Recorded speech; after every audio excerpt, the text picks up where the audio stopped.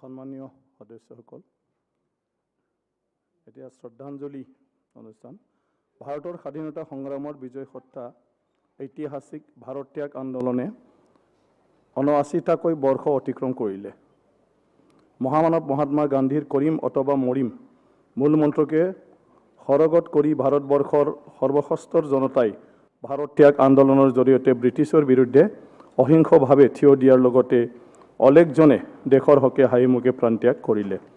অসমতো সম্বোধন পংলো, কুশল কোঁৱৰ, কনলতা বৰুৱা, মুকুন্দ কাকতি, ভোগেশ্বৰী ফুকননীকে প্ৰমুখ কৰি অনেকজনে হাঁহিমুখে নিজকে বলিদান দিলে।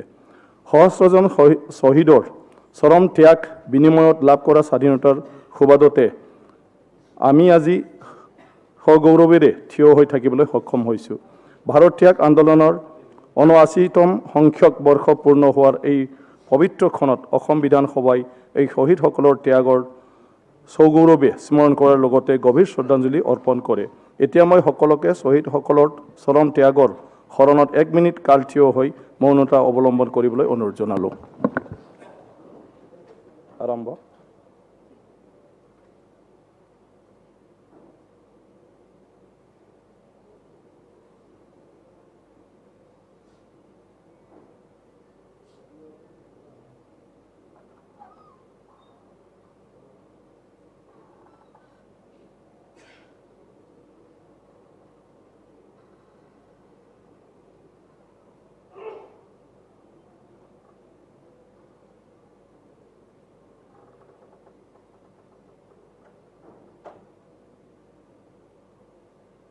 হ'ব। মৃত্যু প্ৰসংগ। চলিত বিধানসভাৰ কালচোৱাত ৰাজ্যখনে প্ৰাক্তন বিধায়ক অলোক কুমাৰ ঘোষ ডাঙৰীয়াক হেৰুৱাবলগীয়া হৈছে। অলোক কুমাৰ ঘোষ মৰিয়নি বিধানসভা সমষ্টিত প্ৰাক্তন বিধায়ক অলোক কুমাৰ ঘোষৰ যোৱা ৭ আগষ্ট ২০২১ তাৰিখে পৰলোকপ্ৰাপ্তি ঘটে। ১৯৫৮ চনৰ ১ মাৰ্চত জন্মগ্ৰহণ কৰা ঘোষ ডাঙৰীয়াই ২০০৪ চনৰ উপ নিৰ্বাচনত মৰিয়নি বিধানসভা সমষ্টিৰ পৰা সৰ্বভাৰতীয় তৃণমূল কংগ্ৰেছ দলে প্ৰাৰ্থীৰূপে অসম বিধানসভালৈ নিৰ্বাচিত হৈ সমষ্টিটোৰ লগতে ৰাজ্যখনলৈ উল্লেখনীয় অৰিহণা আগবঢ়াই থৈ গৈছে। নিজকে এক প্ৰতিষ্ঠিত ব্যৱসায়ী ৰূপে গঢ় দিবলৈ সক্ষম হোৱা ঘোষ ডাঙৰীয়াই পৰৱৰ্তী পৰ্যায়ত অসম প্ৰদেশ ভাষিক সংখ্যালঘু উন্নয়ন বৰ্ডৰ অধ্যক্ষ হিচাপে কাৰ্যনিৰ্বাহ কৰিছিল। তদুপৰি তেখেতে ৰাজ্যখনৰ বিভিন্ন সামাজিক অনুষ্ঠান প্ৰতিষ্ঠানৰ লগত ওতঃপ্ৰোতভাৱে জড়িত থাকি নিষ্ঠাৰে সেৱা আগবঢ়াই আহিছে। এইগৰাকী প্ৰাক্তন বিধায়কৰ মৃত্যু ৰাজ্যখনৰ সমাজ জীৱনৰ লগতে ৰাজনীতিক ক্ষেত্ৰখনৰ বাবেও অপূৰণীয় ক্ষতি। এতিয়া প্ৰয়াত অলোক কুমাৰ ঘোষ ডাঙৰীয়াৰ পবিত্ৰ স্মৃতিত আৰু তেখেতৰ বিদেহ আত্মাৰ সদ্গতি আৰু চিৰশান্তি কামনা কৰি ১ মিনিট সময় থিয় হৈ মৌনতা অৱলম্বন কৰিবৰ বাবে এই সদনৰ মাননীয় সদস্যসকলৰ প্ৰতি মই অনুৰোধ জনালোঁ। আৰম্ভ।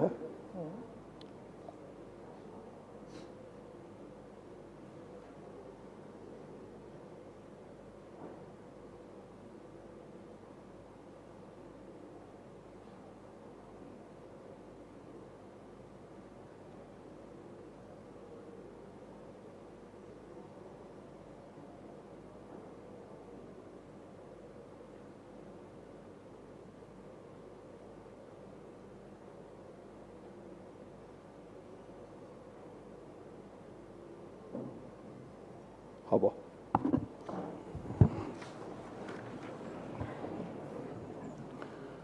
এতিয়া কুৱেশ্যন নম্বৰ ২০১। অধ্যক্ষ মহোদয়, উত্তৰ সদনৰ মজিয়াত দিয়া আছে। মাননীয় অধ্যক্ষ মহোদয়, প্রশ্নে ক খ গ গ উম ঘ যে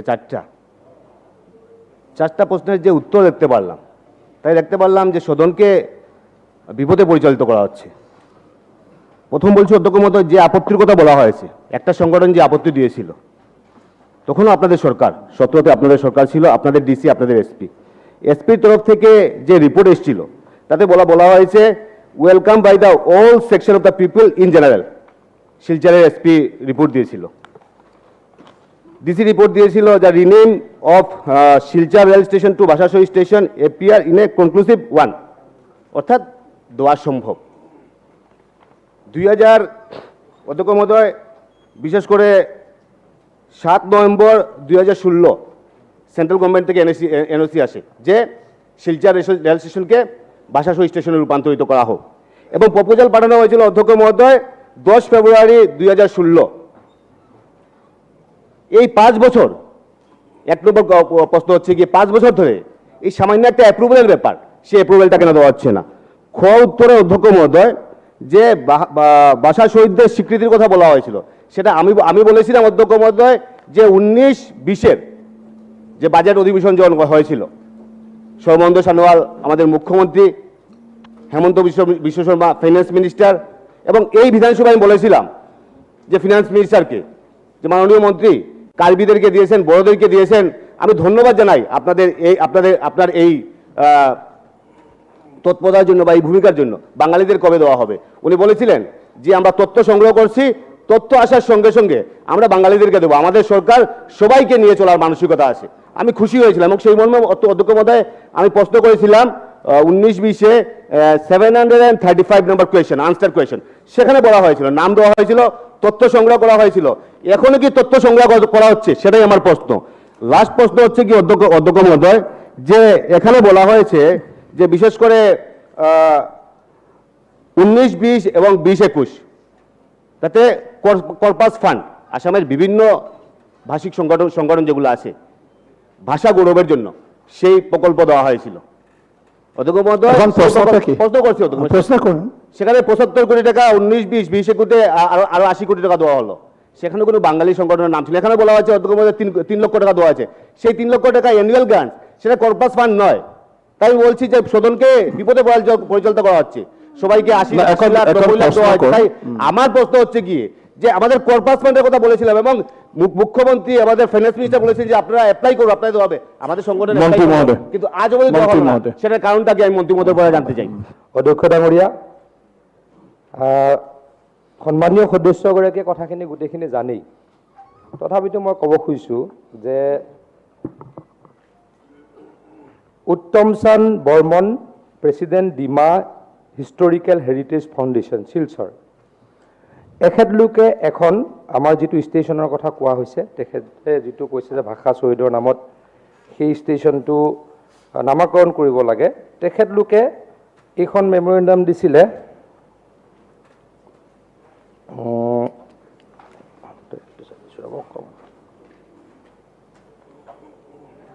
এইটো 4-5-2017। তেখেতলোকে বীৰ শম্ভুৰাম ফংল অলপ ভুলকৈ দেখাইছে, চৰি, এইটো তেখেতৰ নামত বিচাৰিছিলে। আকৌ আৰু এটা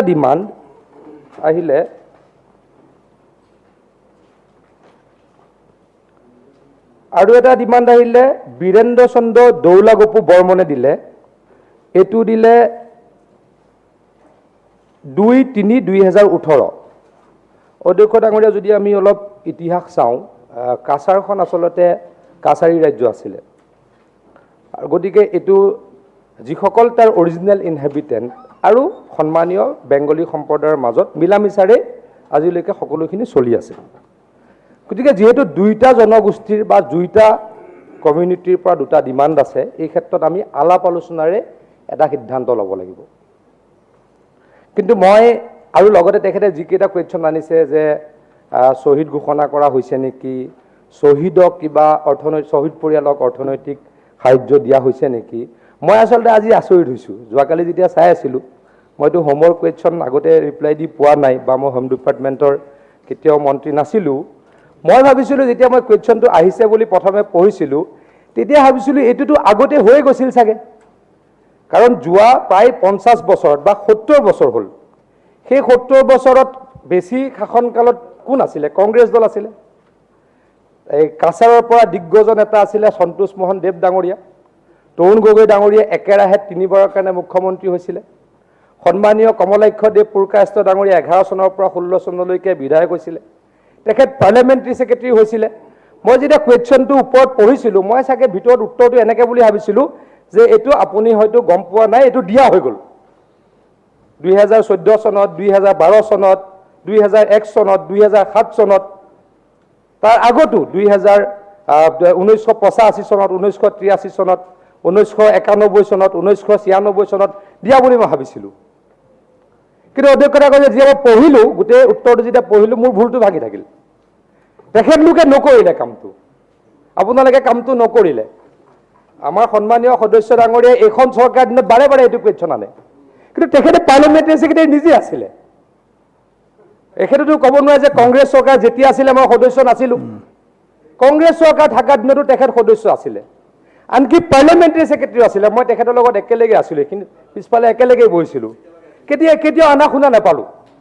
এইটো উদ্দেশ্য প্ৰণোদিত কিবা এটা কথা এতিয়া বাৰে বাৰে আনে।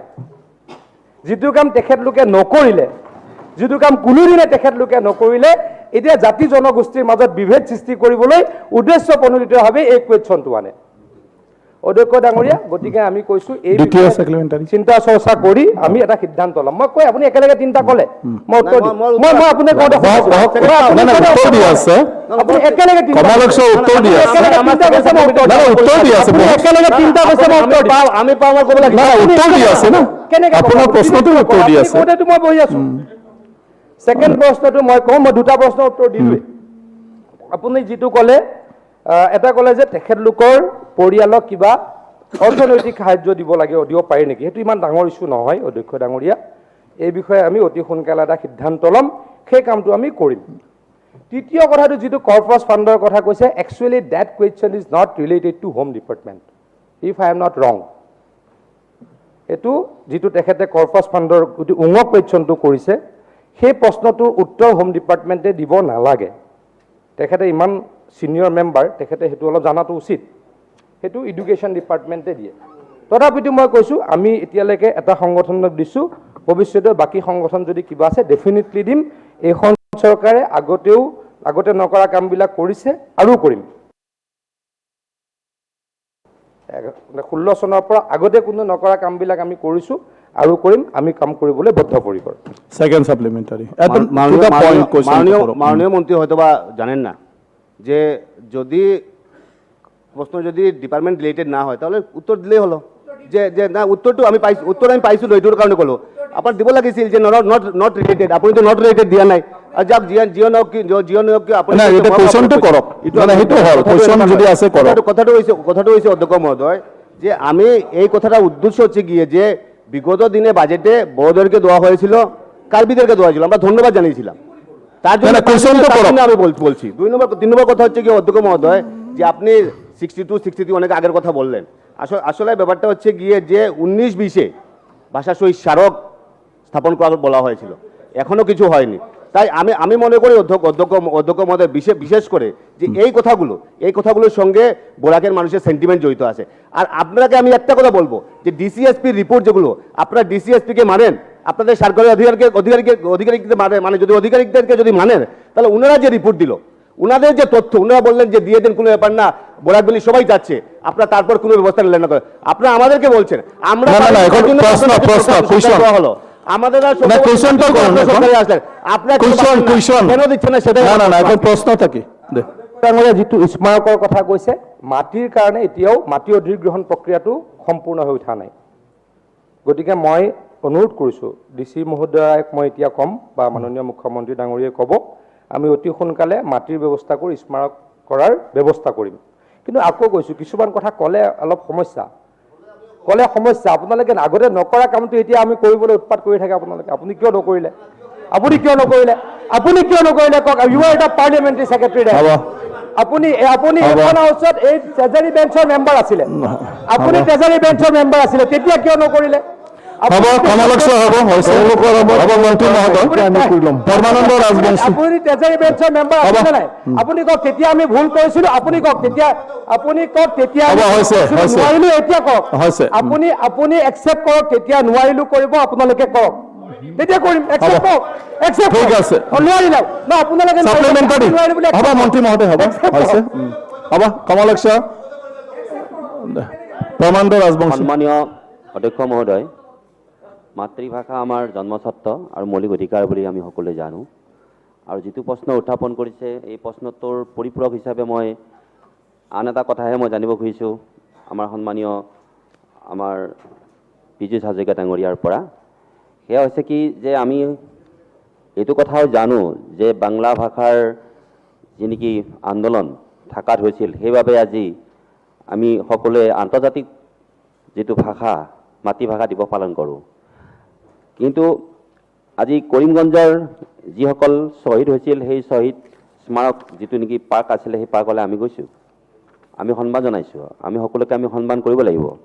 আজি মই এইটো কথাও কৈ ভাল লাগিছে মোৰ যে আমাৰ BTADৰ বিশেষকৈ বড়োলেণ্ড স্বায়ত্তশাসিত পৰিষদেও বড়ো ভাষা যিসকল শ্বহীদৰ বাবে অতি সুন্দৰকৈ স্মাৰক এটা স্থান প্ৰাংগণ নিৰ্মাণ কৰিছে। গতিকে আজি বাংলা ভাষাৰ বা বড়ো ভাষাৰ এই শ্বহীদসকল আমাৰ সকলোৰে নমস্য। আৰু এইখিনিতে এইটো কথাও সকলোৱে আমি জানো যে অসমীয়া ভাষাৰ বাবেও আজিলৈকে কোনো ধৰণৰ স্মাৰক নিৰ্মাণ কৰা নাই।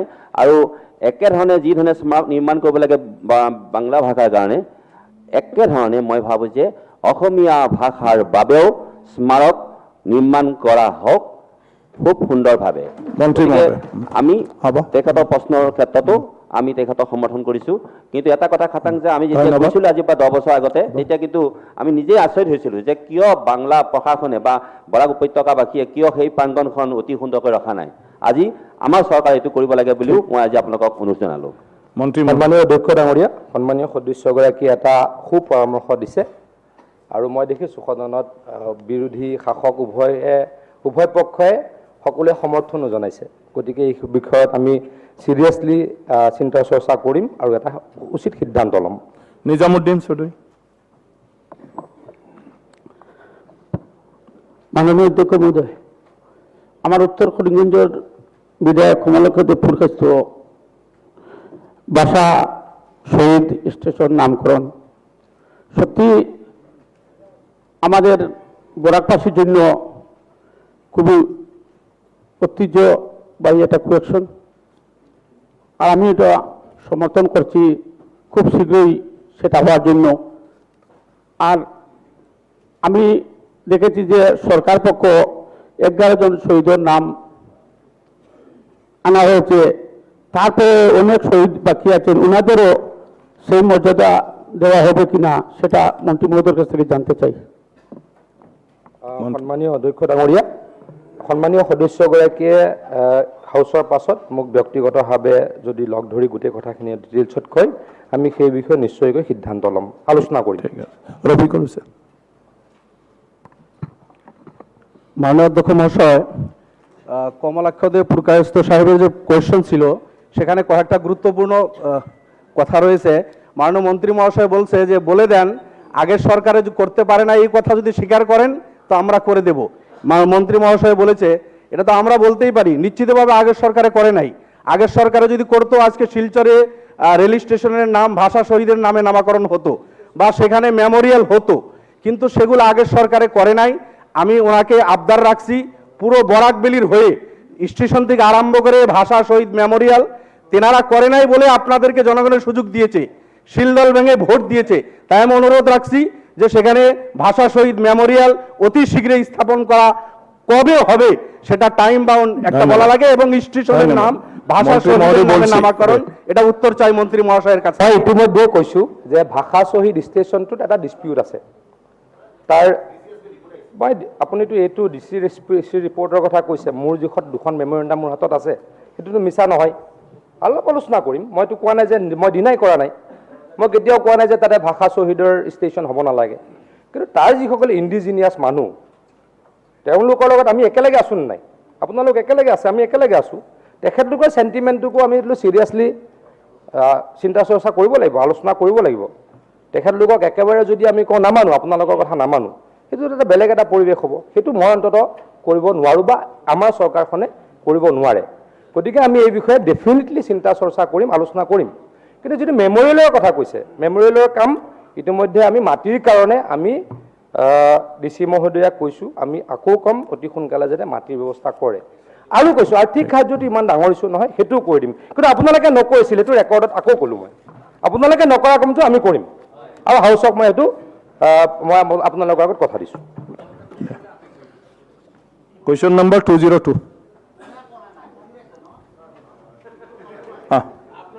মন্ত্ৰী মহোদয়, 202 অধ্যক্ষ ডাঙৰীয়া উত্তৰ সদনৰ মজিয়া দিয়া আছে। নহয়, এইটোতো কুৱেশ্যন পনীৰৰ তালুকদাৰ সেইফালে। অধ্যক্ষ মহোদয়, আমাৰ ভবানীপুৰ সমষ্টিত এটা পুলিচ ষ্টেচন নাই, দুটা আছে আউটপোষ্ট। এই আউটপোষ্ট দুটা কেতিয়ালৈ PSলৈ ৰূপান্তৰিত হ'ব সেইটোৰ বিষয়ে মই প্ৰশ্ন দিছিলোঁ আৰু উত্তৰত আহিছে যে এইটো অফিচিয়েল যোগাযোগ চলি আছে। গতিকে কেতিয়ালৈ হ'ব সেইটো জনাব লাগে। দ্বিতীয়তে, অতি পৰিতাপৰ বিষয় যে ভবানীপুৰ সমষ্টিত অগ্নি আৰু আপতকালীন সেৱাৰ ব্যৱস্থাটো নাই।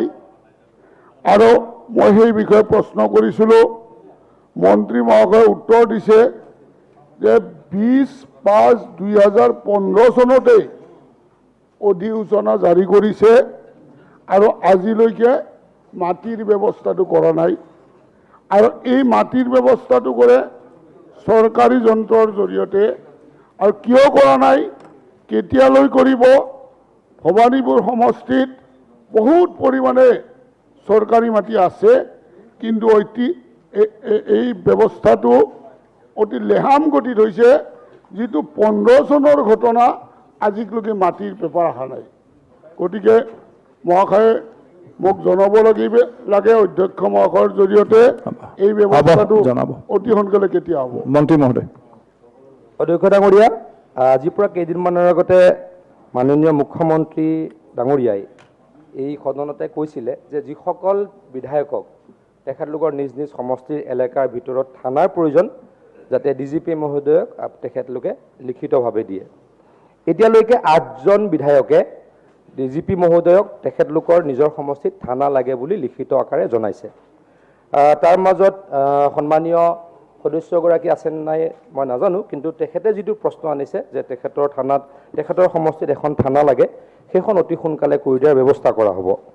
আৰু যিটো তেখেতে এটা কথা কৈছে, যিটো ফায়াৰ ব্ৰিগেড ষ্টেচনৰ কাৰণে মাটি লাগে, মাটিখিনিৰ কামখিনি তেখেতে এইবিলাক ভালকৈ জানি, গতিকে তেখেতে সোনকালে যদি মাটিখিনি আমাক দি দিব পাৰে, আমি যিমান জলদি পাৰোঁ সেই কামটো নিশ্চয়কৈ কৰি দিম।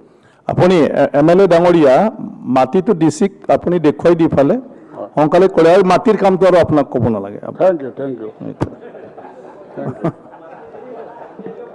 Second supplementary. অধ্যক্ষ মহোদয়, এই জুলাই মাহতে আপোনালোকে পেপাৰে পত্ৰ পাইছিলে, শালবাৰী থানাৰ অন্তৰ্গত আওহাটা গাঁৱত সুমিনাথ নামৰ এজনী ছোৱালীৰ ৰেপ কেছত মৃত্যু হৈছিল। গতিকে এইটো বহুত হাহাকাৰ হৈছিল। ঘৰৰ ভিতৰতেই 15 বছৰীয়া ছোৱালীজনী। কুৱেশ্যনৰ লগত সম্পৰ্কীয় কুৱেশ্যন এইটো হোমৰ কুৱেশ্যন, ৰেপ কেছ হৈছিল। আৰু এই ছোৱালীজনী কোনো প্ৰশাসনৰ পৰা মই SP-ক নিজে ফোন কৰিছিলোঁ, ফোন ধৰা নাই। তাৰপিছত কিবা সূত্ৰেদি হোমগাৰ্ড এটাৰ দ্বাৰাই মই খবৰ দিলোঁ যে SP-য়ে মোৰ ফোন নধৰে, বাক্সাৰ SP-য়ে, গতিকে কওক যেনেকৈ ৰেপ কেছ এটা হৈছে একশ্যন ল'ব লাগে। থানাৰ লগত কি সম্পৰ্ক? থানাৰ লগত ৰেপ কেছ যেতিয়া হয় নহয়, আপোনাৰ কুৱেশ্যনটো হ'ল থানা স্থাপন কৰা। এইটো সেইখন থানা নথকাৰ কাৰণে হৈছে বুলি আপুনি কৈ দিলে হ'ল, সোনকালে কৰিব লাগে। ঠিক আছে, আপুনি সোধক প্ৰশ্নটো। গতিকে এইটো কথাটো হৈছে, সেইকাৰণে মই কৈছিলোঁ তাৰ ওচৰতে আমাৰ মইনামতি বজাৰ আৰু মাজগাঁও, ইয়াত এখন থানাৰ বিশেষ প্ৰয়োজন, কাৰণ এইটো বাক্সা ডিষ্ট্ৰিক্টত পৰে, অলপ দূৰ হয়। গতিকে ইয়াৰ লগত থানা লাগে। আৰু তাৰ লগত এই যি ৰেপ কেছত কিশোৰীগৰাকী মৃত্যু হ'ল, থানা এই চৰকাৰে যেন এই বিষয়ে মন্ত্ৰী মহোদয় ডিপাৰ্টমেণ্টে কিবা ব্যৱস্থা লয়। মাননীয় সদস্যগৰাকীয়ে যি এটা বিশেষ কেছৰ কথা কৈছে, এই বিষয়ে নিশ্চয়কৈ মই আকৌ কৈছোঁ, একে টাইপতে কৈ থকা হৈছে, তথাপিতো কৈছোঁ চিৰিয়াছলি ডিছকাছ কৰিম। তেখেতে মোক এবাৰ লগ কৰিব, ভালকৈ আলোচনা কৰিম। থানাৰ কথাটো ইতিমধ্যে মই ক'লোৱেই। ঠিক। ৰফিকুল, এই কিবা দুৰ্গাদাস বড়ো।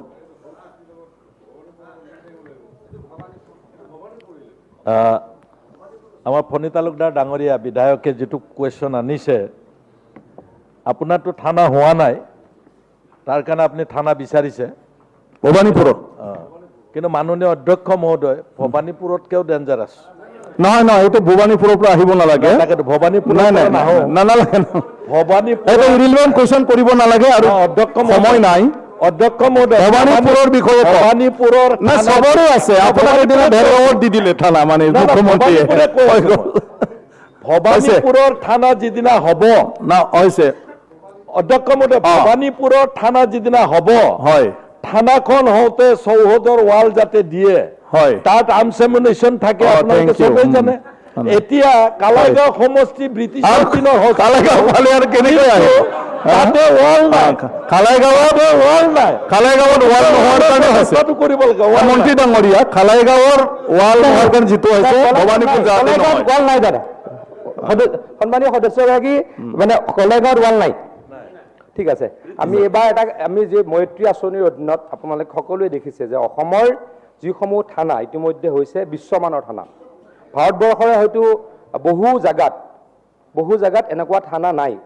গতিকে আমিতো আমাৰ চৰকাৰখনক আমিতো সকলোৱে আপোনালোকে ধন্যবাদ জ্ঞাপন কৰিব পাৰে, বা গৃহ বিভাগক আমি সকলোৱে ধন্যবাদ জ্ঞাপন কৰিব পাৰোঁ যে এনেকুৱা থানা অসমৰ ক'তো নাই, ভাৰতবৰ্ষতো বহু হয়তো জাগাত নাই, আনকি দিল্লীতো নাই। আচ্ছা, চবতে এইটো নিশ্চয় কৰা হ'ব। তাৰ লগতে মাননীয় সদস্যগৰাকীয়ে যিটো কৈছে, মৈত্ৰী থানাখনৰ লগত ৱাল বাউণ্ডেৰী যাতে থাকে, তাৰ কাৰণে আমি ব্যৱস্থা ল'ম। আশৰাফুল। মাননীয় অধ্যক্ষ মহোদয়, ভবানীপুৰ সমষ্টিৰ যি প্ৰশ্ন ইয়াত উত্থাপিত হৈছে, এয়া সঁচাকৈয়ে তাৎপৰ্যপূৰ্ণ। অগ্নি নিৰ্বাপক কেন্দ্ৰ সঁচা অৰ্থতেই প্ৰয়োজন, আৰু একেটা সময়তে অগ্নি নিৰ্বাপক কেন্দ্ৰসমূহত ভবানীপুৰৰ কথাটো ক'বা। ভবানীপুৰৰ কথাই কৈ আছোঁ। চবে ভবানীপুৰ জানে যে, ভবানীপুৰ কাষৰে সমষ্টি, গতিকে ক'বই লাগিব। ঠিক আছে। তো ভবানীপুৰৰ যি দৃশ্য, এই দৃশ্য কিন্তু সামগ্ৰিকভাৱে প্ৰায় ঠাইতে পৰিলক্ষিত হয়। আজি থানাৰ ৰিঅৰ্গেনাইজেশ্যনৰ প্ৰয়োজনীয়তা হৈছে। থানাৰ যি এলেকা, আজি যদি আপুনি বাগবৰ সমষ্টি চাই, ছাৰ মই উদাহৰণটোতো দিব লাগিব, তেনেহ'লে দেখা যায় যে বাগবৰ থানা কিন্তু সমষ্টি গৈ সোমাই আছে বাগবৰ পাহাৰৰ সিপাৰৰ পৰা প্ৰায় 12, 14, 20 কিলোমিটাৰ 25 কিলোমিটাৰ নদী পাৰ হৈ জনীয় সমষ্টিৰ ভিতৰত হ'ব। ছাৰ মোৰ প্ৰশ্নটোহে ক'ব বিচাৰিছোঁ, প্ৰশ্নটো কোৱা। গতিকে ছাৰ আমি ভাবোঁ যে থানাৰ ৰিঅৰ্গেনাইজেশ্যনটো কেতিয়ালৈ হ'ব, এই কথাটো হ'ব লাগে। আৰু একেটা সময়তে অগ্নি নিৰ্বাপক বাহিনীসমূহত যি ডুবালো বা অন্যান্য বানপানী বা এনেকুৱা প্ৰাকৃতিক দুৰ্যোগৰ সৈতে যুঁজিবলৈ যিসকল কৰে, তেওঁলোকে আৰু অধিক কাৰ্যক্ষম আৰু এই বাহিনীটো ভংগত। আৰু অন্তিমটো কথা যিটো হৈছে, চেঙা সমষ্টিৰ দক্ষিণ পাৰত 4খন গাঁও পঞ্চায়ত আছে। ছাৰ দক্ষিণ পাৰত দক্ষিণ 4খন গাঁও পঞ্চায়ত আৰু বৰপেটা জিলাত 4খন এইখন। আৰু পঞ্চায়তত বাকী কুৱেশ্যনাৰ বিলাক লাগে না নালাগে? নহ'লে মই ইয়াতে এৰি দি থাকিম। সমষ্টিৰ দক্ষিণ পাৰত থকা বাকী কুৱেশ্যনাৰ বিলাকক লাগে না নালাগে? নিৰ্বাপক কেন্দ্ৰ সম্পৰ্কে মন্ত্ৰী মহোদয়ে জনাব। হ'ব, আশৰাফুল বহা। অধ্যক্ষ ডাঙৰীয়া, ছাপ্লিমেণ্টাৰী কুৱেশ্যনত এটা পাৰে হয়তো ক'বলৈ, মোৰ যদি ভুল হোৱা নাই। তেখেতে 3টামান ক'লে, গতিকে 3টাৰ উত্তৰ একেলগে দিব। কিন্তু সাৰাংশটো একেটাই, তেখেতে ক'লে যে ডেভেলপ কৰিব লাগে। সেইটো এই বিষয়ে আমি ইতিমধ্যে কৈছোঁ যে মৈত্ৰী আঁচনিৰ অধীনত আমি অসমৰ থানাসমূহক ডেভেলপ কৰি আছোঁ। এইবাৰো নিশ্চয়কৈ কৰিম, ভৱিষ্যতে কৰিম। অসমৰ প্ৰত্যেকখন থানাক বিশ্বমানৰ থানা হিচাপে গঢ় দিম। ঠিক আছে দে। জাকিৰ, ভবানীপুৰৰ বিষয়ে ক'বা, নহ'লে বেকাৰত সদায় একে কথা চবতে হাত দি থাকিলে বেলেগৰ কি হ'ব? অধ্যক্ষ ডাঙৰীয়া, ভবানীপুৰত এখন অগ্নি আৰু আপতকালীন সেৱা কেন্দ্ৰ এটা বিচাৰিছে। তো মোৰ কথা হ'ল, অসমত ইতিমধ্যে অগ্নি আৰু আপতকালীন সেৱা কেন্দ্ৰ বহুত আছে আৰু নতুনকৈ বহুতক লাগে। কাৰণ ইতিমধ্যে উত্তৰ পূৰ্বাঞ্চলৰ লগত অসমত ভূমিকম্পৰ যিটো আহি থকা সংখ্যা বাঢ়ি আছে, ভূমিকম্পৰ প্ৰৱণতা বাঢ়ি গৈছে আৰু হৈ আছে। গতিকে জুয়ে অগ্নিয়ে বিভিন্নজনৰ জীৱন সম্পত্তি বিনষ্ট কৰিছে। গতিকে যে অগ্নি আৰু আপতকালীন সেৱা বাহিনীক সষ্টম কৰিবলৈ, আধুনিকৰণ কৰিবলৈ, তেওঁলোকক অগ্নি নিৰ্বাপক গাড়ীৰ পৰা আৰম্ভ কৰি বিভিন্ন সা সঁজুলি উন্নতমানৰ কৰিবলৈ ইতিমধ্যে বিভাগে কি কি ব্যৱস্থা হাতত লৈছে, পৰৱৰ্তী দিনত কি কি ব্যৱস্থা হাতত ল'ব, তাৰ কাৰণে আপোনাৰ জৰিয়তে মন্ত্ৰী ডাঙৰীয়াৰ পৰা জানিব বিচাৰিছোঁ। আমি অসম আৰক্ষীক আধুনিকীকৰণ কৰিবলৈ যথেষ্ট কাৰ্যসূচী ইতিমধ্যে লৈছোঁ। 1 ছেপ্টেম্বৰৰ পৰা প্ৰায় 15,000 আৰক্ষীৰ জোৱান নিযুক্তি দিয়াৰ প্ৰক্ৰিয়া আৰম্ভ কৰিছোঁ। থানাসমূহ ইতিমধ্যে আমি আধুনিকীকৰণ সবলীকৰণৰ কাৰণে চেষ্টা কৰিছোঁ। আমি কেইবাটাও নতুন বেটেলিয়ন গঠন কৰি আৰক্ষী বিভাগটোক শক্তিশালী কৰিব বিচাৰিছোঁ। গতিকে তাৰে অংশ বিশেষ হৈছে আমাৰ ফায়াৰ ব্ৰিগেড ষ্টেচন বা সেই ডিপাৰ্টমেণ্টটো। এই ক্ষেত্ৰতো আমি যিখিনি ডেফিনেটলি কৰিবলগীয়া আছে কাম কৰিম বুলি সদনক মই আশ্বস্ত কৰিছোঁ। এটা কুৱেশ্যন নাম্বাৰ 203 কৰিমুদ্দিন বৰভূঞা ডাঙৰীয়া নাই, এতিয়া আমিনুল ইছলাম ডাঙৰীয়াক অথৰাইজ কৰি গৈছে মন্ত্ৰী মহোদয়। অধ্যক্ষ ডাঙৰীয়া উত্তৰ সদনৰ মজিয়াত দিয়া আছে। সাপ্লিমেণ্টাৰী। মাননীয় অধ্যক্ষ মহোদয়, আমি দেখিছোঁ যে আমাৰ যি প্ৰশ্নৰ এনচাৰটো দিছে শিলচৰ ফ্লাইঅভাৰৰ কাৰণে NH 37 লগত যিটো ষ্টেচন এপ্ৰ'চ ৰোড তাত দিছে যে সেইটোত কেইবাবাৰো জৰীপ কৰা হৈছে, কিন্তু তাত ফেচিলিটি নাই বুলি কোৱা হৈছে। আমি লক্ষ্য কৰিছোঁ যে শিলচৰ অসমৰ এখন দ্বিতীয় বৃহত্তম চহৰ বুলি ক'লে ভুল নহ'ব, আৰু এই চহৰটো গোটেই বৰাক ভেলীৰ এটা হেডকোৱাৰ্টাৰ, লগতে মিজোৰাম, মণিপুৰ, নাগালেণ্ডৰ লগতো কানেক্টিভিটি আছে। আৰু যিটো আপোনালোকক আমি ক'ব বিচাৰিছোঁ যে প্ৰেমতলা পইণ্টৰ পৰা মেহেৰপুৰলৈকে মাত্ৰ 2.5 কিলোমিটাৰ জেগা। এই 2.5 কিলোমিটাৰ জেগাৰ ভিতৰত আমি দেখিছোঁ যে তাত মেডিকেলৰ লিংক ৰোড, মেডিকেল আমাৰ যিটো শিলচৰ মেডিকেল কলেজ, আমি polytechnical college, Assam university, regional engineering college, veterinary headquarter, ASTC link road, গোটেইখিনি সেই ইম্পৰ্টেণ্ট সেইখিনি জেগাৰ কেইবাটাও মানে এডুকেশ্যনেল ইনষ্টিটিউশ্যন, মানে ইউনিভাৰ্চিটি, মেডিকেল কলেজ, REC এনেকুৱা ইম্পৰ্টেণ্ট আছে। তাত সেই 2.5 কিলোমিটাৰ যাওঁতে প্ৰায় 3 ঘণ্টা 2.5 ঘণ্টামান সময় লাগে। আৰু তাত যদি কোৱা হয় যে ফেচিলিটি নাই, মই ভাবোঁ যে এইটো পুনৰ বিবেচনা কৰিব লাগে। আৰু এট এনি কষ্ট কৰিব পৰা যাব নেকি, আকৌ পুনৰ বিবেচনা কৰা হ'ব নেকি, এই সম্পৰ্কে অধ্যক্ষ মহোদয়, মন্ত্ৰী মহোদয়ক জানিব বিচাৰিছোঁ। ডাঙৰীয়া, আমি উত্তৰত কৈছোঁ যে ফিজিবিলিটি ৰিপৰ্টত কোৱা হৈছে যে তাত উচ্ছেদকৰণৰ সমস্যা আহিব, ভূমি অধিগ্ৰহণৰ সমস্যা আহিব। গতিকে তাতে এই মুহূৰ্তত ফিজিবিলিটি ৰিপৰ্টত কোৱা হৈছে যে এই মুহূৰ্তত কিছু অসুবিধা আছে। কিন্তু মাননীয় সদস্যগৰাকীয়ে যিটো কথা কৈছে আমিও উপলব্ধি কৰোঁ যে উক্ত স্থানত এখন ফ্লাইঅভাৰ দৰকাৰ। অধ্যক্ষ ডাঙৰীয়া, মোৰ যিমান মনত পৰে আজিৰ পৰা প্ৰায় 10 বছৰ আগতে আমি তেতিয়া চৰকাৰে গুৱাহাটী ক্লাবত এখন ফ্লাইঅভাৰ কৰিম বুলি সিদ্ধান্ত লৈছিলে। কিন্তু কি হ'ল, তাতো তাৰ যিখিনি স্থায়ী আৱাসী বা বাসিন্দা বা ব্যৱসায়ীস্থলী, ব্যৱসায় কৰা ব্যক্তিসকল, তেওঁলোকে আপত্তি তুলিছিল যে তাতে উচ্ছেদ হ'ব নোৱাৰিব, তাতে জাগা নাই, তেওঁলোক বেলেগ পিছফাললৈ যোৱাকৈ জাগা নাই। কিন্তু তাৰ কাৰণে আজিও তাত এখন ফ্লাইঅভাৰ নহ'ল, মোৰ যিমান মনত আছে। গতিকে তেনেকুৱা কাৰণতে শিলচৰৰ এই স্থানতো এই উৰণীয়া সেতুখন এতিয়ালৈকে নিৰ্মাণ কৰিব পৰা হোৱা নাই। কিন্তু মই আকৌ কৈছোঁ যে তাত এখন কিন্তু উৰণীয়া সেতুৰ প্ৰয়োজন। গতিকে আমি আকৌ ফিজিবিলিটি ৰিপৰ্ট বিচাৰিম, আকৌ আমি চেষ্টা কৰিম। যদি মানুহক বুজাব লাগিব। শিলচৰ টাউনত আপোনালোক সকলোৱে যায়, আমিও যাওঁ, তাত দেখা পাওঁ যে ৰাস্তাবিলাক ঠেক, আনকি ক'ৰবাত ৰাস্তাৰ ওপৰত চৰকাৰী মাটিতো বিল্ডিং বনাইছে। কিন্তু কিছুমান এনেকুৱা সমস্যা আহে যে মানুহখিনিৰ ঘৰটো যদি ভাঙি দিয়া যায়, তাত অলপ মানৱীয়তাৰ কথাও আহি পৰে। সেই কথাবিলাক চিন্তা কৰি চালি জাৰি চাই আমি কিন্তু এটা সিদ্ধান্ত ল'ব লাগিব যে তাত এখন এদিন ফ্লাইঅভাৰ হ'ব লাগে। মাননীয় সদস্যগৰাকী আচলতে কৰিমুদ্দিন বৰভূঞা ডাঙৰীয়া ইয়াত নাই, তেখেতৰ কুৱেশ্যনটো আমিনুল ইছলাম ডাঙৰীয়া আনিছে। তেখেতৰ লগত মই কথা পাতিম বা আমাৰ ডিপাৰ্টমেণ্টে কথা পাতিব, মাননীয় মুখ্যমন্ত্ৰী ডাঙৰীয়াই কথা পাতিব। তাৰ পাছত আমি তাত কেনেকৈ এখন ফ্লাইঅভাৰ কৰিব পাৰি তাৰ কাৰণে আমি কাম কৰিম। ধন্যবাদ। সেকেন্ড সাপ্লিমেণ্টাৰী আছে। সেকেন্ড সাপ্লিমেণ্টাৰী। অধ্যক্ষ মহোদয়, কথাটো হৈছে যে সঁচা অৰ্থত আমাৰ মণিপুৰ, মিজোৰাম আৰু নাগালেণ্ডত আমাৰ মেডিকেল কলেজ নাই। ইমান বেছি হেফাজত, ইমান বেছি ট্ৰাফিক তাত, এইটো কল্পনা কৰিব নোৱাৰি। আৰু গোটেই শিলচৰ টাউনখন মানে নতুনকৈ কিবা কৰা যায় নেকি, নতুনকৈ কিবা চিন্তা চৰ্চা কৰা যায় নেকি, একদম এনেকুৱা এটা অৱস্থা, কোনো কাৰ পাৰ্কিং কৰিব নোৱাৰি, ৰাস্তাৰ মাজত কাৰ পাৰ্কিং কৰাই থৈ গুচি যায়। আমি যেতিয়াই শিলচৰত যাওঁ এই বস্তুটো ফেচ কৰোঁ। মই ভাবোঁ যে তাৰ কাৰণে এটা প্লানিং কৰি কেনেকৈ শিলচৰখন এখন এটা প্লান চিটি কৰিব পাৰোঁ, আৰু লগতে কাৰ পাৰ্কিংৰ ব্যৱস্থা কৰিব পাৰি নেকি, তাৰ সম্পৰ্কে আপোনালোকে ক্লিয়াৰ কৰিব। অধ্যক্ষ ডাঙৰীয়া, আচলতে এই কুৱেশ্যনটো আৰ্বান ডেভেলপমেণ্ট ৰিলেটেড হ'ব।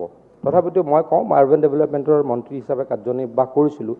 অলপ মই জানো, মই 3 বছৰ যেতিয়া আৰ্বান ডেভেলপমেণ্টৰ মন্ত্ৰী হিচাপে আছিলোঁ, শিলচৰত চাগে অসমৰ অন্যতম টাউন য'ত আমি বেছিকৈ পুঁজি দিয়াৰ ব্যৱস্থা কৰিছিলোঁ। তাত সমস্যা কিছুমান আছে অধ্যক্ষ ডাঙৰীয়া। প্ৰায় 200 কোটি টকাৰ আমি এটা আমৃতৰ অধীনত পানী যোগানৰ আঁচনি কৰিছোঁ। তাতে আমি যিটো অভাৰহেড টেংকি হয়, সেই অভাৰহেড টেংকি বনোৱাৰ জাগা আজিৰ পৰা 6 মাহৰ লাগে, যে এতিয়ালৈকে মই মন্ত্ৰী আছিলোঁ, এইকেইদিনত মই নাজানো, তেতিয়ালৈকে আমি উলিয়াব নোৱাৰিলোঁ। পাইপিঙৰ কাম ষ্টাৰ্ট হৈ গ'ল, সৰু সৰু পাইপো নহয়, প্ৰকাণ্ড ডাঙৰ ডাঙৰ পাইপ। আমাৰ উপাধ্যক্ষ ডাঙৰীয়া সেইখিনি সময়ত সেই ডিপাৰ্টমেণ্টটোৰ চেয়াৰমেন আছিলে, তেখেতেও জানে। তাত সমস্যাবিলাক মাটিৰ অধিগ্ৰহণৰ সমস্যা আছে। হা, যদি কোনোবাই দখল কৰি হেৰি কৰি আছে, ঠিক আছে, সেইটো আলোচনা কৰিম। কিন্তু মই একো কৈছোঁ, মই সেই ডিপাৰ্টমেণ্টৰ এতিয়া মন্ত্ৰী নহয়, মই জানো কাৰণেহে অকণমান কৈছোঁ। কুৱেশ্যনটো একেবাৰে মই কৈ থ'ব পাৰিলোঁ হয়, চিন্তা কৰিম বুলি বহি থাকিব পাৰিলোঁ হয়, মই তেনেকৈ কৰিব খোজা নাই। মই PWDও নাচাওঁ, আপোনালোকে জানে, পাৰ্লিয়ামেণ্টাৰী এফেয়াৰ্ছ মিনিষ্টাৰ হিচাপেহে মই উত্তৰ দিছোঁ। তথাপিতো যিমানখিনি পাৰোঁ দিবলৈকে চেষ্টা কৰিছোঁ, ভুল হ'লে বেয়া নাপাব। গতিকে মই বেলেগৰ ডিপাৰ্টমেণ্টত কৈ আছোঁ। আৰু CIDFৰো যথেষ্ট টকা দিয়া হৈছে, 200 কোটি টকা CIDFৰো দিয়া হৈছে। মই ইতিমধ্যে কৈছোঁ যে যিমানখিনি পুঁজি দিছিলোঁ অসমৰ অন্যান্য চহৰত, প্ৰায় 100খন চহৰৰ ভিতৰত সকলোতকৈ বেছি যদি 4-5খন চহৰত দিছিলোঁ, তাৰ মাজত শিলচৰো অন্যতম। কামবিলাক কৰি আছোঁ, কিন্তু আৰু ডেফিনেটলি কৰিব লাগে। কিন্তু মানুহেও তাত অলপ কিছু এৰা-ধৰা কৰিব লাগিব। এই যে অভাৰহেড টেংকিটোৰ কথা, মই 1 মিনিটতে ক'ম, কলেজ এখনৰ যদি 1 বিঘা মাটি দি দিয়ে, তাত আমি অভাৰহেড টেংকিটো কৰিব পাৰোঁ। তাৰ কাৰণে DC লগত কথা পাতিছোঁ বহুতবাৰ, আগৰ বিধায়কৰ লগত বহুতবাৰ কথা পাতিছোঁ, সাংসদ ডাঙৰীয়াই চেষ্টা কৰি আছে, সেই মানুহখিনি বুজাব নোৱাৰে। গতিকে সকলোৱে যাতে বুজি অলপ এৰা-ধৰা কৰি কামখিনি কৰিব পাৰে, সহায় কৰিলে আমি আৰু উন্নয়ন ত্বৰান্বিত কৰিব পাৰোঁ। ঠিক আছে, মিছবাহুল ইছলাম লগৰ।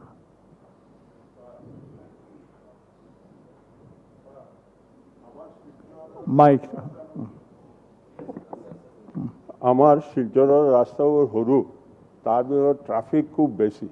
অন্তত আপনার প্রেমতলা পয়েন্ট আর রাঙ্গিরকাড়ি পয়েন্টত 2টা ফ্লাইওভার করে দিলে হ্যাঁ কিছুমান ট্রাফিকের প্রবলেম সলভ হব। আপনি এইটো ব্যবস্থা মন্ত্ৰী মহোদয়।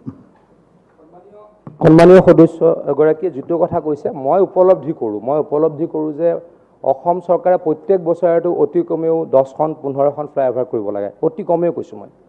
কাৰণ আমি ভৱিষ্যতত আমি যান জঁটৰ পৰা মুক্তি পাবলৈ, কমিউনিকেশ্যনটো আৰু ষ্ট্ৰং কৰিবলৈ ফ্লাইঅভাৰ ইজ মাষ্ট। কিন্তু ফ্লাইঅভাৰৰ কাৰণে অলপ সমস্যা আছে, যিটো সন্মানীয় সদস্য কৰিমুদ্দিন বৰভূঞাৰ প্ৰশ্নত আমিনুল ইছলাম ডাঙৰীয়াই কৈছে। সেই ৰাস্তাটোদি মই বহুতবাৰ গৈছোঁ। সেই ৰাস্তাটো খুব বেছি কিমান 30 ফুটৰ এটা ৰাস্তা। মই সেইদিনাখন আজিৰ পৰা কেইদিনমানৰ আগত যেতিয়া গৈছিলোঁ, যেতিয়া আমাৰ এটা মিজোৰামৰ বৰ্ডাৰত যিটো ঘটনা ঘটিছিল, সেইদিনাখনো মই তাত গৈছিলোঁ। আমি যেতিয়া মেডিকেল কলেজৰ পৰা শিলচৰ IB-লৈকে আহিছোঁ, মাননীয় মুখ্যমন্ত্ৰী ডাঙৰীয়াও তাত গাড়ীতে আমি আছিলোঁ, ময়ো আছিলোঁ, গাৰ্জেন মিনিষ্টাৰ অশোক সিংঘাল ডাঙৰীয়া আছিলে। আমাক এগৰাকীয়ে দেখাই দিছিল এটা পাৰ্টিকুলাৰ বিল্ডিং। সেই ৰাস্তাটোৰ কথাই মই কৈছোঁ। এই পাৰ্টিকুলাৰ বিল্ডিংটোত ৰাস্তাটো অতি কমেও 7 ফুট আগত আহি পেলাই একে ৰাস্তা য'ত পকা কৰিছোঁ, য'ৰ পৰা আমি পিচ কৰিছোঁ, তাত আহি পেলাই ঘৰ বনাইছে। গতিকে মানুহে অলপ যদি এটা ঘৰৰ কথাই কৈছোঁ, তেনেকুৱা 20টা আছে, 20টা নহয়, গোটেই ৰাস্তাটো আছে। ভাঙি দিবলৈ গ'লে আপোনালোকে সেই আন্দোলন কৰিব। হ'ব, গতিকে কিছু এৰা ধৰাৰ মাজেৰে কিন্তু কাম কৰিব লাগিব। মই কৈছোঁ যে ব্যক্তিগতভাৱে মই উপলব্ধি কৰোঁ ফ্লাইঅভাৰটো লাগিবই, যাতে কমিউনিকেশ্যন আমি ষ্ট্ৰং কৰিব পাৰোঁ। Thank you. Dipayan Chakraborty. Sir, এইটো কুৱেশ্যনত মোৰ এটা ছাপ্লিমেণ্টাৰী আছিলে। মাননীয় মন্ত্ৰী মহোদয়ে কৈছে আমাৰ শিলচৰ বহুত পুৰণি ঘৰ, কিন্তু মই দেখিলোঁ যে মানে শিলচৰৰ মেইন প্ৰব্লেমটো হ'ল ৰাস্তাটো সৰু হৈ গ'ল। সেইটো কাৰণে যে তেতিয়া সময়ত যিটো কংগ্ৰেছ চৰকাৰ আছিলে, এই কংগ্ৰেছ চৰকাৰৰ সময়ত বহুত মানুহ ৰাস্তা এনক্ৰ'চ কৰিলে, কিন্তু ৰাস্তাটো এনক্ৰ'চ ৰিমুভ কৰাৰ কাৰণে তেতিয়া চৰকাৰত কোনো ষ্টেপ লোৱা নাই। কিন্তু এইটোৱে ডাঙৰ সমস্যা, আমাৰ ৰাস্তা আৰু ড্ৰেইনবিলাক, নালাবিলাকৰ এনক্ৰ'চমেণ্টৰ কাৰণে বহুত ডেভেলপমেণ্টেল ৱাৰ্কটো মানে স্থগিত হৈছে। সেইটো কাৰণে মই অধ্যক্ষ মহোদয়ক এইটো ক'ব বিচাৰিছোঁ যে যিমান সোনকালে হয় মানে এনক্ৰ'চমেণ্টটো এৰিব লাগিব। আৰু আপোনাৰ মোৰ এটা আনচাৰ্ড কুৱেশ্যন আজি আছিলে এই এনক্ৰ'চমেণ্টৰ কাৰণে, তো এইটো PWDৰ পৰা এটা আনচাৰ আহিছে যে ছেকেণ্ড আৰু ৰেকৰ্ড মতে এইটো PWDৰ ওচৰত কোনো ৰেকৰ্ড নাই। ছেকেণ্ড আৰু কুৱেশ্যনটো সেইটো মই কৈছোঁ, মন্ত্ৰী মহোদয়ক মই এইটো কৈছোঁ যে যিমান সোনকালে হয় এই আমাৰ এনক্ৰোচমেণ্টটো হ'ব লাগিব। এনক্ৰোচমেণ্টটো হ'লে এইটো মানে ডেভেলপমেণ্ট ৱৰ্কবিলাক হ'ব। যাই যাই কথা একেই, সেইখিনি একেটাই। তথাপিতো অধ্যক্ষ ডাঙৰীয়া এনক্ৰোচমেণ্টৰ ক্ষেত্ৰত পলিটিকেল উইল বহুত ইম্পৰ্টেণ্ট। গতিকে সন্মানীয় বিধায়কগৰাকী, তেখেত শিলচৰ সমষ্টিৰ বিধায়ক, তেখেতে কৈছে এনক্ৰোচমেণ্ট এভিকশ্যন হ'ব লাগে, আৰু বাকী সদস্যসকলেও যদি কয় ডেফিনেটলি আমি এই বিষয়ে চিন্তা চৰ্চা কৰিম। আপুনিতো শিলচৰ নহয়, ঠিক আছে কৰিম, তেতিয়াহ'লে আমি কৰিম। কিন্তু আপোনালোকে এতিয়া এটা কথা দিয়ে, বস্তুবিলাক দুতলীয়া হ'ব নাপায়। এটা জেগাত এভিকশ্যন কৰিলে আপোনালোকে হুলস্থুল কৰি দিয়ে, এটা জেগাত হুলস্থুল কৰিলে আপোনালোকে তাল ভাল লগাই দিয়ে, গোটেই অসম হাহাকাৰ কৰি দিয়ে। ইয়াত এডজনমেণ্ট মোচন আনে, ইয়াতে আপোনালোকে সভাস্থগিত প্ৰস্তাৱ মানে, ইয়াতে আপোনালোকে সদন ত্যাগ কৰে, মানে খেন্দুক দেখি ৰহা, খেন্দুক দেখি বন্ধা, এইটো হয়নে নহয় কওক? মানে ক'ৰবাত কৰিব কয়, ক'ৰবাত কৰিব নকয়, হয় এতিয়া হয়নে? এতিয়া হয়নে নহয়? এতিয়া আপোনালোকে শিলচৰ টাউনৰ কথা কৈছে, জাকিৰ হুছেইন কৰক কৰক কৰক, কমলাক্ষ ডাঙৰীয়া কৈছে কৰক কৰক কৰক, কিন্তু যেতিয়া বৰ্ণাঞ্চলত গৈ পেলাই দখল কৰে, তাক যেতিয়া আমি উচ্ছেদ কৰিম, কৰিব নোৱাৰে হুলস্থুল কৰে আপোনালোকে। কোনটো কৰিম কওক? নহয়, এটা হ'ব লাগিব। বিধায়কসকলে নিজে আমি এখন বিধানসভাত এটা আজি কথা বিধায়কসকলেও স্পটত থাকিব লাগিব, বুজাব লাগিব। আমি আজি এটা কথা কিন্তু বিৰোধীসকলে কৈছে, আজি বিৰোধীসকলে কৈছে যে এভিকশ্যন হ'ব লাগে। এইটো প্ৰিন্সিপলতে থাকিব নেকি কওক? সদায় থাকিবনে আপোনালোকে? এই প্ৰিন্সিপলতে থাকিব লাগিব। আজি আপোনালোকে গতিকে প্ৰিন্সিপল এটা হ'ব লাগে, আপোনালোকক তেনেকে থাকিবলৈ অনুৰোধ কৰিছোঁ। হ'ব। এতিয়া যেতিয়াই এভেকশ্যন হ'ব, লোকেলখিনিও ৰাইজক বুজাবলৈ বিধায়কখিনিও কপাৰেট কৰিলেই হ'ল বিভাগক, তেতিয়া আমাৰ সেই আঁচনিবিলাক ৰূপায়ণ হ'ব। হ'ব হ'ব জাকিৰ ছাৰ আছে আৰু নালাগে মোৰ মতে। হা কোনটো দৰং হৈয়ে গ'ল আৰু অধ্যক্ষ মহোদয়, যে আমাৰ কৰিমুদ্দিন বৰবৰীয়াৰ নাই কথা একে, অভাৰমেজ হ'ব লাগে। শিলচৰৰ যিটো মানে নাই ছাৰ, বেলেগ কথাটো বেলেগ। এই শিলচৰ যিটো এতিয়া কথা হৈছে, শিলচৰৰ যে ৰাস্তালৈকে কথা হৈছে, এই ৰাস্তালৈকে আমাৰ সম্পৰ্ক আছে। আমাৰ অভিভাবক মিনিস্টাৰ আৰু আপোনাৰ কি আছে প্ৰশ্নটো কৰক, সিধা কয়। কৈ আছো স্যার, আজকে আমরা হাইলাকান্দি থেকে এয়ারপোর্ট যাইতে প্রায় 7 ঘন্টা লাগে। 7 ঘন্টা লাগে ও কারণে 2 থেকে 2.5 ঘন্টার রাস্তা, কিন্তু এই জঞ্জাটের কারণে আমরা 7 ঘন্টা সময় লাগে, যে 7 ঘন্টায় আমরা হাইলাকান্দি থেকে গুয়াহাটি আইতে পারি। এখন কি করতে লাগে সরকার? আজকে আমার অভিভাবক মিনিস্টার সাহেব আসুন, সেম সমস্যা এটা ওই যে হাইলাকান্দির একটা সমস্যা সেম, যে এখন আমার প্রশ্নটা কি স্যার কই আছে সমস্যাটা বুঝছে স্যার কই আছে স্যার এইটো এটা মেইন স্টেশনটা হাইলাকান্দি টাউনের ভিতৰত, সেইটোৰ কাৰণে এটা ইউ টাৰ্ণ কৰিছে, সাইন্টিফিক্যাল ওয়ে নাই, এই কাৰণে জঞ্জাট সমস্যা হৈ থাকে। এইটোৰ কাৰণে হাইলাকান্দি এটা ওভারব্রিজের একান্ত প্রয়োজন। হাইলাকান্দি স্যার অন্য দিনে হবে, স্যার সেম রোড আজকে হচ্ছে, sir same road, question number 204 same road sir, question number 204 same road sir, এক minute sir, sir same road sir, আপনি মন্ত্রীকে লিখে দেন। ঠিক আছে, হবে, ঠিক আছে। অধ্যক্ষ মহোদয় নমস্কাৰ, মই আমাৰ শিক্ষা মানে আমাৰ শক্তি বিভাগৰ মন্ত্ৰীক 3টা প্ৰশ্ন কৰিছিলোঁ। লে কৰাই নাই,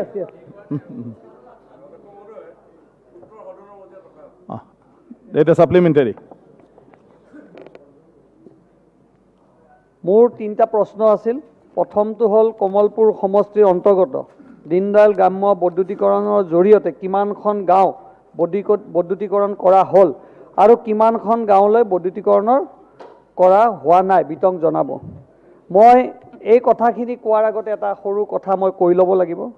আজি যোৱা মাহত গুঞ্জন ডেকা বুলি এজন ল'ৰা বিধিয়া জাজিকোনা অঞ্চলৰ আমাৰ মাননীয় সভাপতিৰ ওচৰতে, ভৱেশ কলিতা ডাঙৰীয়াৰ ওচৰতে সন্ধিয়া 5মান বজাত মোৰলৈ অচিৰ ফোন আহিলে যে এজন 9 বছৰীয়া ল'ৰা আকস্মিকভাৱে ঢুকাইছে ঘৰৰ আগত।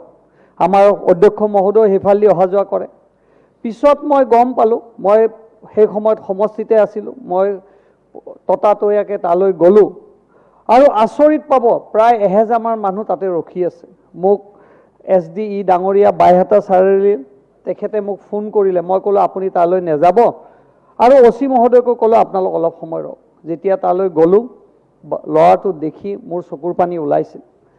মই মাক বাপেকক সুধিলোঁ, মাক বাপেকে ক'লে যে এটা শব্দ হৈছে ঘৰৰ আগত, কণমানি ল'ৰাটো ওলাই গৈছে আৰু এখন টিঙৰ ওপৰত এডাল ইলেক্ট্ৰিক তাৰ এডাল ছিঙি পৰিছে, আৰু সি ওচৰত তাতে থিয় দিওঁতে সেই তাতে শ্বক হৈ ল'ৰাটো মৃত্যু হৈছে।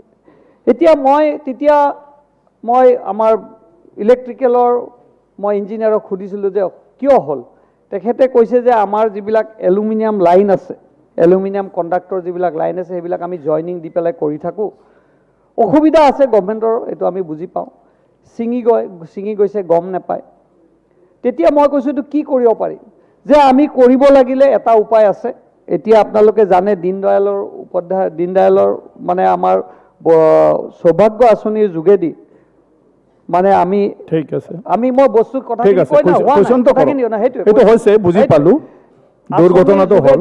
আমি আজিকালি মানে এতিয়া মন্ত্ৰী মহোদয়ে এয়াৰবাৰ্নছ কেবল ABC বুলি এটা কেবল আমাৰ ব্যৱস্থা কৰিছে, কিন্তু খুব কম সংখ্যক হৈছে, খুব কম সংখ্যক। কি লাগে দিব পাৰি না নোৱাৰে আপুনি কৈ দিয়ক। এইটো দিয়াৰ কাৰণে আমি ব্যৱস্থা কৰিছোঁ, আৰু এনেকুৱা ইছ্যু বহুত অসমত হৈ আছে। মই মন্ত্ৰী মহোদয়ক এইটোৰ কাৰণে বিহিত ব্যৱস্থা ল'বলৈ অনুৰোধ কৰিছোঁ।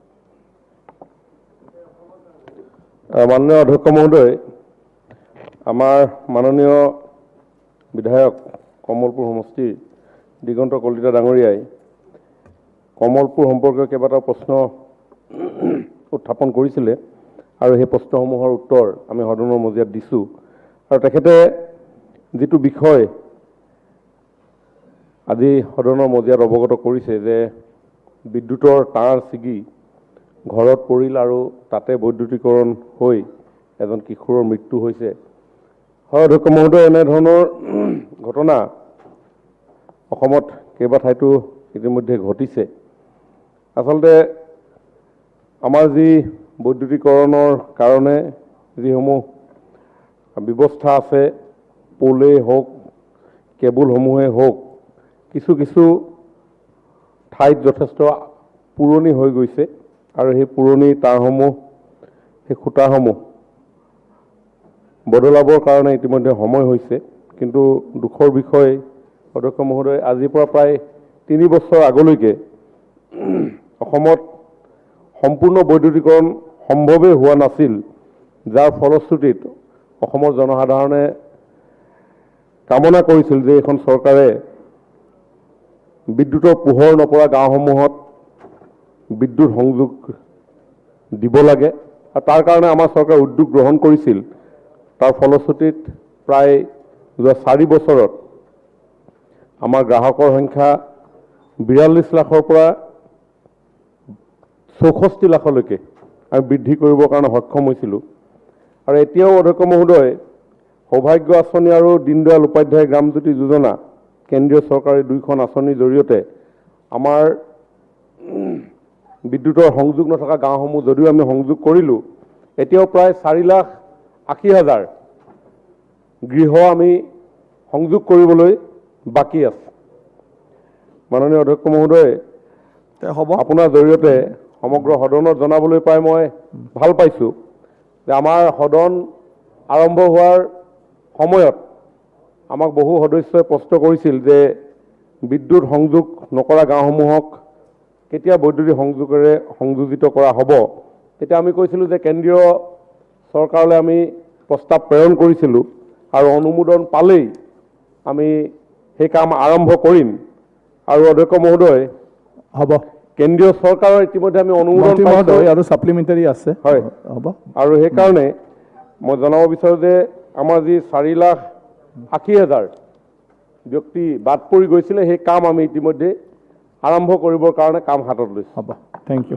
আৰু আছে জানো ইমান উত্তৰ দিলে, আৰু কিবা আছে জানিব? বিশেষকৈ ট্ৰেন্সফৰ্মাৰ, একদম টু দ্য পইণ্ট। ট্ৰেন্সফৰ্মাৰৰ কথাটো কৈ দিয়ক। 63 kV পাওঁ, 100 kV পাওঁ, 250 kV পাওঁ, কিন্তু দেখিবলৈ পাইছোঁ আমাক 63 আৰু 100 kV আমাক বেছিকৈ লাগে গাঁও অঞ্চলত। আৰু 250 কেবিও আমাৰ তাত আছে, বহুততো এইটো একে অৱস্থা। সেই 250 কেবিটো আমাক দৰকাৰ নহয়। সেইকাৰণে মই মন্ত্ৰী মহোদয়ক কৈছোঁ যে আমাক 63 আৰু 100 কেবি গাঁওবিলাকত দিয়াৰ অতিৰিক্ত ব্যৱস্থা। লগতে আৰু এটা কথা আছে, আৰু কি আছে? ট্ৰেন্সফৰ্মাৰ যেতিয়া তাত স্থাপন কৰা হয়, ফাইবাৰ ৰেইনফৰ্চ পলিমাৰৰ বুলি এটা বেৰ দিয়া হয়, সেইটো ব্যৱস্থা আমাৰ সমষ্টিত বিশেষকৈ কৰা নাই। মই মন্ত্ৰী মহোদয়ক ব্যৱস্থা কৰিব লাগে। ধন্যবাদ। মাননীয় অধ্যক্ষ মহোদয়, ট্ৰেন্সফৰ্মাৰ কথা কৈছে, হয় ট্ৰেন্সফৰ্মাৰৰ যথেষ্ট প্ৰয়োজন আছে আৰু ইতিমধ্যে আমি কেইবাটাও শিতানৰ জৰিয়তে ট্ৰেন্সফৰ্মাৰসমূহ আমি দিবৰ কাৰণে আমাৰ প্ৰচেষ্টা চলি আছে। ট্ৰেন্সফৰ্মাৰ আচলতে আপুনি 250 কিলোৱাটৰ ট্ৰেন্সফৰ্মাৰৰ কথা কৈছে, যাতে ভল্টেজ ভাল ধৰণে পাই থাকে, সেই কথাও আমাৰ চিন্তাত আছে। নিশ্চয় 250টো নেলাগে, 100 আৰু 65টো লাগে আমাক। সৰু লাগে, কম পাৱাৰৰ লাগে। তাতকে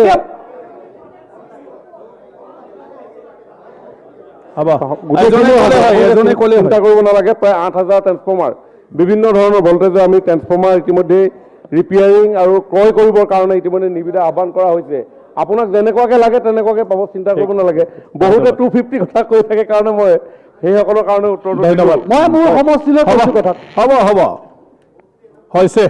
তো মন্ত্ৰী ডাঙৰীয়া যিখিনি তেওঁলোকৰ নালাগে চব মোৰ সমষ্টিত পঠাই দিয়ক। এটা Nandita Das, to the point. মাননীয় অধ্যক্ষ মহোদয়, কমলপুৰৰ মই মাননীয় অধ্যক্ষ এটা ডাঙৰ সমস্যা বহু দিনৰ পৰা ভুগি আছোঁ। এইটো সকলো কাৰণে এপ্লিকেবল কুৱেশ্যন এটা। কৈ দিয়ক, চিধাকৈ কৈ দিয়ক। মাননীয় অধ্যক্ষ মহোদয়, অসমত বহুতবোৰ গাঁও আছে যিবোৰ এতিয়াও ছাৰ্ভে হোৱা নাই। প্ৰায় 30-40 বছৰ মানুহবোৰ তাতে বসবাস কৰি আছে। গভৰ্ণমেণ্টে তেওঁলোকক মাটিও প্ৰদান কৰিছে, কিন্তু নন কেডেষ্ট্ৰেল হোৱাৰ কাৰণে ইলেক্ট্ৰিফিকেশ্যন হোৱা নাই। কিন্তু এনেকুৱা গাঁওবোৰত বহুত PMGSY ৰাস্তা হৈছে, PMMR ঘৰ হৈছে, অংগনবাদী চেণ্টাৰ হৈছে, স্কুল হৈছে। আমি MLA ফাণ্ডৰো কাম কৰিছোঁ। তো মন্ত্ৰী মহোদয়ক মই চিঠি দিছোঁ সম্পৰ্কে। ভোট লৈ না নলয় আপোনালোকে? ভোটো আছে, তেওঁলোকে ভোটো আছে। অধ্যক্ষ মহোদয়, মই মন্ত্ৰী মহোদয় অনুৰোধ কৰিছোঁ যাতে এই যিটো নন কেডেষ্ট্ৰেল যিবোৰ ভিলেজ আছে, এই যে আপুনি 4,80,000 কথা ক'লে যে বেনিফিচিয়াৰী ইলেক্ট্ৰিফিকেশ্যন কৰিব আছে, তাতে সেই নন কেডেষ্ট্ৰেল ভিলেজৰ মানুহবোৰ সোমাইছে নে নাই, আৰু যদি সোমোৱা নাই ইয়াক সোমোৱাৰ ব্যৱস্থা কৰিব লাগে। মন্ত্ৰী মহোদয়, কেন্দ্ৰীয় চৰকাৰৰ যি গাইডলাইন আছে, সেই গাইডলাইন অনুসৰিয়ে গোটেই সৌভাগ্য আৰু দীনদয়াল আঁচনিসমূহৰ কাম কাজসমূহ হয়। গতিকে আপুনি যি প্ৰশ্ন উত্থাপন কৰিছে এইখিনি আমি নিশ্চয় চালি যাই চাম। শিৱামণি বৰা, চিধাকৈ প্ৰশ্নটো। মাননীয় অধ্যক্ষ মহোদয়, যিকোনো শুভ কাম কৰাৰ আগতে সদায় আজিকালি দেখা গৈছে যে প্ৰতিজন আমাৰ মাননীয় সদস্যসকলৰ পৰা আৰম্ভ কৰি MLA মিনিষ্টাৰ সকলোৱে গৈ বটদ্ৰৱা থানত গৈ আশীৰ্বাদ লয় শুভ কামটো কৰাৰ আগতে। কিন্তু বটদ্ৰৱা থানখনৰ, বটদ্ৰৱা সমষ্টিটোৰ আধা অংশ এতিয়াও মই মাননীয় শক্তি বিভাগৰ মন্ত্ৰী মহোদয়ক জনাব খুজিছোঁ, আধা অংশ অন্ধকাৰত ডুব গৈ আছে। কিয়নো প্ৰায় 2 বছৰে দুখনকৈ হস্পিটেলত, 2খন হস্পিটেল মই জনাত আৰু বহুত হস্পিটেল আছে, এতিয়ালৈকে কোনো বিদ্যুতৰ কানেকশ্যন নাই, ট্ৰেন্সফৰ্মাৰ নাই। এই সময়ত ক'ভিডৰ সময়ত যিহেতু মানুহৰ এনেকুৱা এটা পেণ্ডেমিক সময়ত তাত কোনো ট্ৰিটমেণ্ট কৰিব পৰা নাই, প্ৰসূতিবিলাক আহি পেলাই তাত প্ৰসূতিৰ কোনো কাম কৰিব পৰা নাই। আৰু মই কেইবাবাৰো বিধায়িকা হোৱাৰ পিছত ডিপাৰ্টমেণ্টৰ লগত যোগাযোগ কৰিছিলোঁ, তেতিয়া তেওঁলোকে কৈছিলে, কিন্তু তেওঁলোকে নিদিলে। মই অতি সোনকালে সেই অন্ততঃ হস্পিটেলসমূহত ট্ৰেন্সফৰ্মাৰৰ ব্যৱস্থাটো কৰি দিয়ে। আৰু এটা কথা মই ইয়াৰ লগতে সংগতি ৰাখি কওঁ যে এটা ট্ৰেন্সফৰ্মাৰৰ লগত 400জন কনজিউমাৰ থাকে।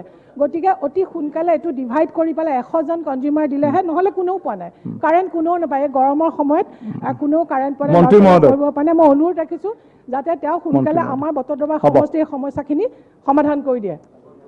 এইটো স্বাস্থ্য বিভাগৰ তৰফৰ পৰা শক্তি বিভাগক আবেদন কৰিলে নিশ্চয় সেই সংযোগ দিব, কিন্তু কিয় দিয়া হোৱা নাই এই মুহূৰ্তত মই গম নাপাওঁ। গতিকে আপোনাক মই অনুৰোধ জনাইছোঁ, আপোনাৰ যি সংশ্লিষ্ট বিভাগ আছে সেই বিভাগৰ তৰফৰ পৰা শক্তি বিভাগৰ লগত যাতে যোগাযোগ কৰে।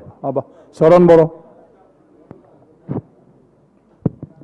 অধ্যক্ষ মহোদয়, মই আপোনাৰ জৰিয়তে এটা কথা মন্ত্ৰীৰ পৰা জানিব বিচাৰিছোঁ, মন্ত্ৰী মহোদয়ৰ পৰা। আমাৰ এই বাজেট সেশন চলি থকা সময়তে যেতিয়া আমাৰ DRC এই সময়ত এটা ঘটনা হৈছিলে মোৰ সমষ্টিৰ মাজবাট চাব ডিভিজনৰ আণ্ডাৰত মানে হঠাতে এটা পুৰণা পোষ্ট আছিল চাগে, খেলি থকা সময়তে কাৰেণ্ট পোষ্টটো ভাঙি পেলাই চাৰি বছৰীয়া এজনী ছোৱালী জাগাতে মানে স্পট ডেড হ'ল। তো এজনী ছোৱালী আছিলে, আমি বহুত কথা চিন্তা কৰিলোঁ, মানে আমাৰ ইলেক্ট্ৰিকেল চাব ডিভিজন তাতেও কথা পাতিলোঁ, DC মহোদয়ৰ লগতো কথা পাতিলোঁ, কিবা এটা ক্ষতিপূৰণ দিয়াৰ কিবা ব্যৱস্থা কৰা যায় নেকি, কিন্তু একো ৰাস্তা আমি ওলাব পৰা নাই।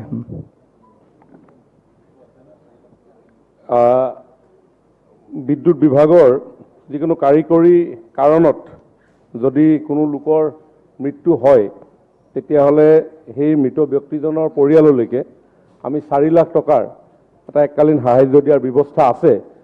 কিন্তু যদিহে সেই মৃত্যু বিদ্যুৎ বিভাগৰ তৰফৰ পৰা বিদ্যুৎ বিভাগৰ কিবা গাফিলতিৰ কাৰণে হয়, আৰু আপোনাৰ যি কিশোৰগৰাকীৰ মৃত্যু হৈছে, ইতিমধ্যে 4 লাখ টকা অৰ্পণ কৰা হৈছে। আপুনি খবৰ কৰিলে গম পাব 4 লাখ টকা ধন্যবাদ প্ৰদান কৰা হৈছে। কুৱেশ্যন নম্বৰ 205 অধ্যক্ষ ডাঙৰীয়া উত্তৰ সদনৰ মজিয়াত দিয়া আছে। সাপ্লিমেণ্টাৰী। মাননীয় অধ্যক্ষ মহোদয়, মোৰ প্ৰশ্নটো আছিলে হোমগাৰ্ডৰ ওপৰত। আমাৰ দীৰ্ঘদিনীয়া এটা সমস্যা, হোমগাৰ্ডবিলাকৰ যিটো মাননি দিয়া হয়, মাননি ভাত্তা বুলিয়ে যিয়ে নকওক, এই সময় নাই চিধাকৈ আপুনি প্ৰশ্নটো কৰক। এইখিনি বৃদ্ধি কৰিব লাগে। লগতে পোষ্টিঙৰ ক্ষেত্ৰত যিখিনি আঁচোৱা আছে, ডিষ্ট্ৰিক্টবিলাকত ল'ৰা বেছি পোষ্ট কম, কিন্তু এইখিনি ইকুৱেলি ডিষ্ট্ৰিবিউশ্যন হৈ থকা নাই। একেখিনি মানুহ বাৰে বাৰে পোষ্টিং পাই থাকে, আৰু যিখিনি ডিপ্ৰেভ হয় এইখিনি ডিপ্ৰেভ হৈয়ে থাকে। এইখিনিৰ ক্ষেত্ৰত অলপ যিখিনি আঁচোৱা আছে এইখিনি দূৰ কৰিব লাগে। আৰু লগতে এই ল'ৰাখিনিক প্ৰায়ৰিটি বেছ যিখিনি বেটেলিয়ন নতুনকৈ গঠন হ'ব বা এপিত মকৰল কৰিব পৰা যাব নেকি, সিহঁতৰ যিখিনি ফিটনেছ আৰু এডুকেশ্যনেল কোৱালিফিকেশ্যন আছে। 3টা ছাপ্লিমেণ্টাৰী একেলগে কৰিলোঁ, যিহেতু টাইম নাই, উত্তৰখিনি একেলগে পাব বিচাৰিছোঁ। অধ্যক্ষ ডাঙৰীয়া, সন্মানীয় সদস্যগৰাকীয়ে হোমগাৰ্ডৰ পাৰিতোষিক বঢ়োৱাৰ কথা যিটো কৈছে সেইটো বিবেচনাধীন হৈ আছে। আপুনি ইতিমধ্যে উত্তৰত পাইছে, যিসকল সশস্ত্ৰ তেখেতলোকে দৈনিক 315 টকা পায়, যিসকল সশস্ত্ৰ তেখেতলোকে 300 টকা পায়। আৰু এই মুহূৰ্তত আমি আকৌ কৈছোঁ বিবেচনাধীন হৈ আছে, কিন্তু সোনকালে কৰি দিয়ক, বৰ কষ্টকে চলিছে মানুহখিনি। মই কৈ আছোঁ, যিহেতু আমি ইতিমধ্যে আমাৰ বেটেলিয়ান বা আৰক্ষীৰ যি চাকৰি নিয়মীয়াকৰণ বা নতুনকৈ নিয়মীয়াকৰণ নহয়, নতুনকৈ মকৰলৰ কাৰণে ব্যৱস্থা কৰিছোঁ, তেতিয়া এই হোমগাৰ্ডৰ সংখ্যাটো কমি যাব।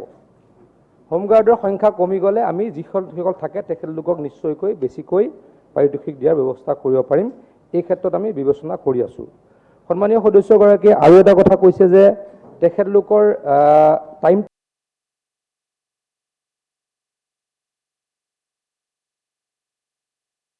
টু টাইম চেঞ্জ হৈ থাকে, মানে 6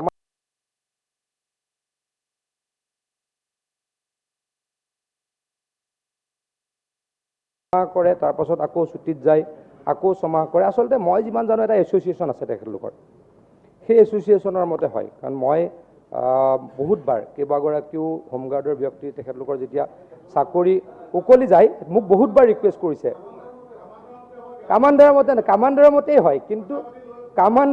হয়, কিন্তু এটা এছ'চিয়েশ্যন আছে। মই আপোনালোকক কৈছোঁ, এছ'চিয়েশ্যনে ৰেকমেণ্ড কৰে। ঠিক আছে, সেইটো বাৰু নিশ্চয়কৈ চাম। মই জানো নহয়, আপোনালোকে সন্মানীয় হয়, মই আপোনালোকক কৈ আছোঁ, মই জানো বস্তুটো, মই আপোনালোকক মই যিমানখিনি জানো, মইতো জানো, একেবাৰে নজনা নহয়। কামাণ্ডাৰে পইচা লৈ দিয়ে, এছ'চিয়েশ্যন আছে, কামাণ্ডাৰে ঘোচ লৈহে দিয়ে। তেনেকৈ কথা ক'লে দিগদাৰ। স্পেচিফিক যদি প্ৰমাণ আছে দিয়ক, আমি কি কৰিম, এনকুৱাৰী কৰিম।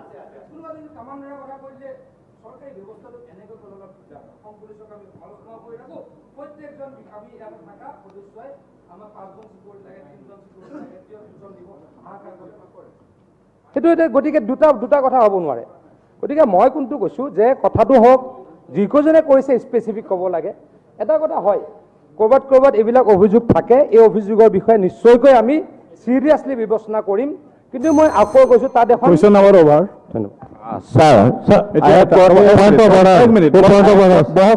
বহকচোন, মই এটা কিবা কৈ আছোঁ। আচ্ছা, আমাৰ কাৰ্য উপদেষ্টা সমিতিৰ প্ৰতিবেদন আছে, মই সেইটো কৰি লওঁ। অসম বিধানসভাৰ প্ৰক্ৰিয়া আৰু কাৰ্য পৰিচালনাৰ নিয়মাৱলীৰ নিয়ম 230ৰ অধীনত অসম বিধানসভাৰ কাৰ্য উপদেষ্টা সমিতিৰ এখন সভা অধ্যক্ষৰ কাৰ্যালয়ৰ সভাকক্ষত যোৱা 6 আগষ্ট 2021 তাৰিখে বিয়লি 5:40 চৰকাৰৰ 2021-22 চনৰ মঞ্জুৰিৰ বাবে পৰিপূৰক দাবী আৰু পৰিপূৰক বিনিয়োজনসমূহৰ তালিকা তথা চৰকাৰী বিধেয়কসমূহ পাৰিতকৰণৰ ওপৰত আলোচনা কৰিবলৈ অনুষ্ঠিত কৰা হয় আৰু সভাই 2021-22 চনৰ মঞ্জুৰিৰ বাবে পৰিপূৰক দাবী আৰু পৰিপূৰক বিনিয়োজনসমূহৰ তালিকা আজি 9 আগষ্ট 2021 তাৰিখে সদনত উপস্থাপন কৰি অহা 11 আগষ্ট 2021 তাৰিখে প্ৰশ্নোত্তৰৰ অন্তত পৰিপূৰক দাবীসমূহৰ মঞ্জুৰিৰ ওপৰত ভোটদান আৰু 2021 চনৰ অসম বিনিয়োজন নং 2 বিধেয়কখন উপস্থাপন বিবেচনা আৰু পাৰিত কৰিবলৈ সভাই সিদ্ধান্ত গ্ৰহণ কৰে। লগতে 11 আগষ্ট 2021 তাৰিখে সদন দুয়োবেলা অনুষ্ঠিত কৰি বিয়লি চৰকাৰী বিধেয়কসমূহ বিবেচনা আৰু পাৰিত কৰিবলৈ সিদ্ধান্ত লয়। সভাই 13 আগষ্ট 2021 তাৰিখে সদনৰ কাৰ্যসূচী দুয়োবেলা অনুষ্ঠিত কৰিবলৈ সিদ্ধান্ত লয়। পৰিপূৰক দাবীসমূহৰ মঞ্জুৰিৰ ওপৰত ভোটদানৰ বাবে সময় আৰু মঞ্জুৰি নং আদি ঠিক কৰিবলৈ আজি 9/8/2021 সদনৰ কাৰ্যসূচী সামৰণিৰ অন্তত এখন কাৰ্য উপদেষ্টা সমিতিৰ সভা অধ্যক্ষৰ কাৰ্যালয় সভাকক্ষত অনুষ্ঠিত কৰাৰ কাৰণেও সিদ্ধান্ত লয়। আশা কৰোঁ এই প্ৰতিবেদনৰ ওপৰত মাননীয় সদনৰ অনুমোদন আছে। Sir, এতিয়া হয় I have got a question of breach of privilege. Sir, এই সদনখন অতি পবিত্ৰ। এই সদনৰ আপুনি মুৰব্বী সদনখনৰ কোনোবাই মৰ্যাদা লাঘৱ কৰিলে we should not tolerate, you should not tolerate, sir, because it relates to your dignity of the house. Sir, মই কেইটামান কথা ক'ব আপুনি খুজিছোঁ। কোনটোৰ ওপৰত ক'ব খুজিছে ৰুলটো কওক। আপনি ৰুলটো কওক। I am talking about breach of privilege, sir. I will go to the breach of privilege. This is the পঢ়ি দিয়ক। ইয়াতে আছে prevaricating, giving false evidence or willfully suppressing truth or persistently misleading a committee. It is এতিয়া কওক আপুনি এতিয়া কোনটো বিষয়ত ক'ব খুজিছে ৰুলটো। মোৰ স্যাৰ আপনি আনস্টার্ট কোয়েশ্চন 503, 516, 518, 541, 543, 546 রেজ বাই ডিফারেন্ট মেম্বার্স। মই প্রথমে এটা কোয়েশ্চন ক'ব খুজিছো না কোয়েশ্চন কি কৈছে গণ্ডগোলটো ক'ব কোয়েশ্চনটো আছিলে subject matter is relating CSR intervention. Department কৈছো T&D, তেওঁলোকে ক'লে not related to the department. এতিয়া sir this is one question. There are hundreds of questions regarding CSR. It is our question number 59 dated 29/12/2020. This question was related to CSR and the T&D minister has given reply. Okay, number এইটো আমি বিবেচনা কৰিম। Sir, আপুনি না দিছে হৈছে না আপুনি উত্থাপন কৰিলে না পয়েন্ট অফ অৰ্ডাৰ বিষয়টো উত্থাপন কৰিলে। how the না না সেইকাৰণে মই বুজি পালো। এতিয়া আমি এইটো চাওঁ কি হৈছে ঠিক আছে কি হয় ডেফিনেটলি ইয়াৰ ওপৰত আমি বিহেত ব্যৱস্থা ল'ম হৈছে এইটো আৰু ডিবেট নহয় নহয় পয়েন্ট অফ অৰ্ডাৰ আপুনি জনাই দি দিলে নহয় ৰেজ না না আপুনি ৰেজ কৰিলে অৱগত কৰিলে এটা কোয়েশ্চন ৰেজ কৰিছে আৰু চাৰিটা না না লাগে এনেকুৱা কিয় লাগে একে কথাটোকে এনেকুৱা ডিসকাশন নহয় স্যাৰ আৰু এটা সৈন্যকালীন স্যাৰ সৈন্যকালীন হেমাংগ কাটৰিয়া স্যাৰ 516 আছে কৰ্মচাৰী বিভাগৰ হৈছে কৰ্মচাৰী বিভাগৰ তেওঁলোকে কৈছে নট ৰিলেটেড ধৰ্মেশ্বৰ কোৱেশ্চন 516 ইয়াৰ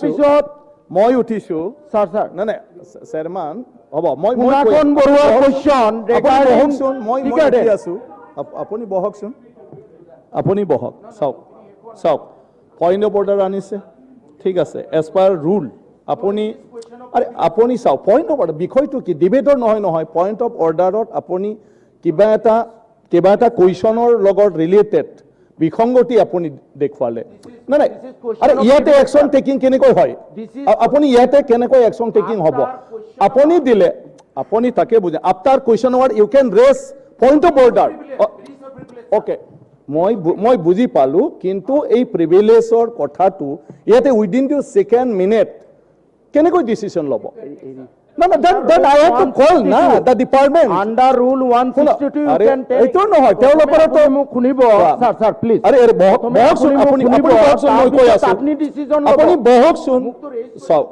চাওক ৰেচৰ কি কথাটো আছে, আপুনি কৈ আছে যে যিবিলাক কুৱেশ্যন ৰিপ্লাইৰ ক্ষেত্ৰত বিভিন্ন বিভাগে তেওঁলোকৰ ৰিলেভেণ্ট নহয় বুলি এনচাৰ দিছে। মোৰ দায়িত্ব ইয়াত কি, মোৰ দায়িত্বটো হ'ল আপোনালোকে আৰু চৰকাৰৰ মাজত ইয়াত যি হৈ আছে সেইটো বিচাৰ কৰি দিয়া, ঠিক আছে। গতিকে যেনেকৈ আছে উত্তৰ প্ৰশ্ন উকিল, আপুনিতো আচল উকিলো হয়, দি আছে, ঠিক নাই এডভকেটো হয়। এতিয়া চাওক কথাটো মই কি কৈ আছো, এটা তথ্য দিলে বিভাগে, ঠিক আছে, আপুনি ইয়াত অবজেকশ্যন আনিলে, মই কৈ আছো যে সেইটো বিষয়ত আমি বিভাগীয় কৰ্তৃপক্ষৰ পৰা তেওঁ তেনেকুৱা কোনটোত ক'লে, আপোনাৰটো সঁচা না ডিপাৰ্টমেণ্টটো সঁচা, ইয়াৰ ওপৰত আমাৰ চলিব। আপুনি ইন ৰিটেনটো দি দিয়ক এটা, ঠিক আছে, সেইটো লয়। মই কৈছো এতিয়া আজি বিভিন্ন বিষয় আছে, আপুনি ৰেজ কৰিলে আমি গম পালো, আৰু এতিয়া আমি ইয়াৰ ওপৰত তদন্ত নালাগে হয়, মই accordingly CSR is replied by TND. মই স্যার ইয়াতে আন্ডার রুল মোক স্যার এটা সেন্টেন্স কব দিয়ক স্যার। আন্ডার রুল 162 মই অলপ পঢ়ি দিছি। If the speaker holds the matter propose to be discussed in order, she shall refer it to the committee of privileges for reports within a period to be specified unless he is of the opinion that the matter is such as may be disposed of by the house without reference to the committee, in which case the member making the complaint shall make a motion that the matter be taken into consideration forthwith or at some future time. এতিয়া কথা হল sir, মই breach of privilege আনিব লাগে after question hour, মই আনিছো আপনার sir গোটেইখিনি বস্তু আপনি মোক রেজ কৰিব নিদিলে যদিও এতিয়া আপোনাৰ description sir whether you will take it for discussion immediately or you will refer to the committee. That is the thing. হ'ব চাওক, ইয়াতে আকৌ চোৱা এতিয়া ৰুল 159 তাত কৈছে যে কমপ্লেইন বাই এ মেম্বাৰ, এইটো আপুনি যিটো আনিলে, এ মেম্বাৰ ৱাইচিং to make a complaint for মানে of a breach of privilege shall give notice in writing to the principal secretary at least an hour before the commencement of the sitting on the day on which it is proposed to be made. If the complaint is founded upon a document, the original thereof shall accompany the notice. তাৰমানে সেইকাৰণে মই কৈছোঁ within the second minute ইয়াত কি decision হ'ব। গতিকে ইয়াতো কৈছে ৰুলত আপুনি যদি 1 ঘণ্টা আগত ৰিটেন দি দিলে হয়, তেতিয়া অলৰেডি মই অলপ কিছুমান সেইকাৰণে কৈছোঁ পিছত নতুন বস্তু হঠাৎ কৈছে মই ইয়াত হাউচতে আমি সিদ্ধান্ত ল'ব নোৱাৰোঁ। মই কৈছোঁ এইটো আপোনাৰ পৰা পোৱাৰ পিছত আমি কমিউনিকেট আমাৰ মানে এছেম্বলিয়ে কৰিব, ঠিক আছে। সেইটো I will give today.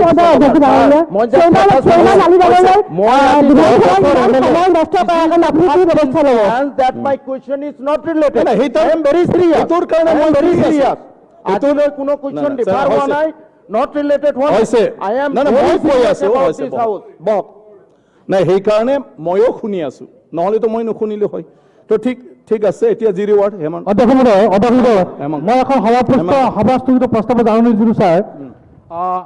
মুখ্যমন্ত্ৰী পৰ্যায়ৰ বৈঠকৰ 24 ঘণ্টাৰ পাছতে ওলোটা খুদ দিছপুৰৰ কাষতে মেঘালয় ভূমি দখল, এইটো ৰাজহুৱা স্বাৰ্থজড়িত আৰু অতি পক্ষপাতৰ অতি গুৰুত্বপূৰ্ণ ৰাজ্যখনৰ অখণ্ডতাৰ প্ৰতি ভাবুকি। গতিকে এই বিষয়টো সদনৰ বাকী কাম কাজখিনি কাটি কৰি থৈ আজি আলোচনাৰ কাৰণে ছাৰ আনিব লাগে। তাৰ কাৰণে আমি এখন সভাস্থগিত প্ৰস্তাৱ আপোনালৈ দাখিল কৰিছোঁ। দয়া কৰি এইটো উত্থাপন কৰা এইটো বৰ গুৰুত্বপূৰ্ণ কথা। পৰহি পেপাৰত পাইছে, একদম মোৰ ঘৰৰ সন্মুখত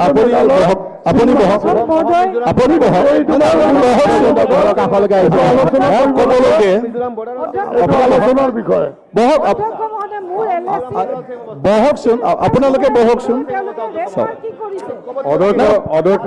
মই যদি ক'বই নাপাওঁ অধ্যক্ষ ডাঙৰীয়া, মানে মই বিষয়টো অকল বিৰোধী পক্ষ যে চিৰিয়াছ হৈছে সেইটো নহয়, আমি শাসকীয় বিধায়কসকলো এই কথাত চিৰিয়াছ।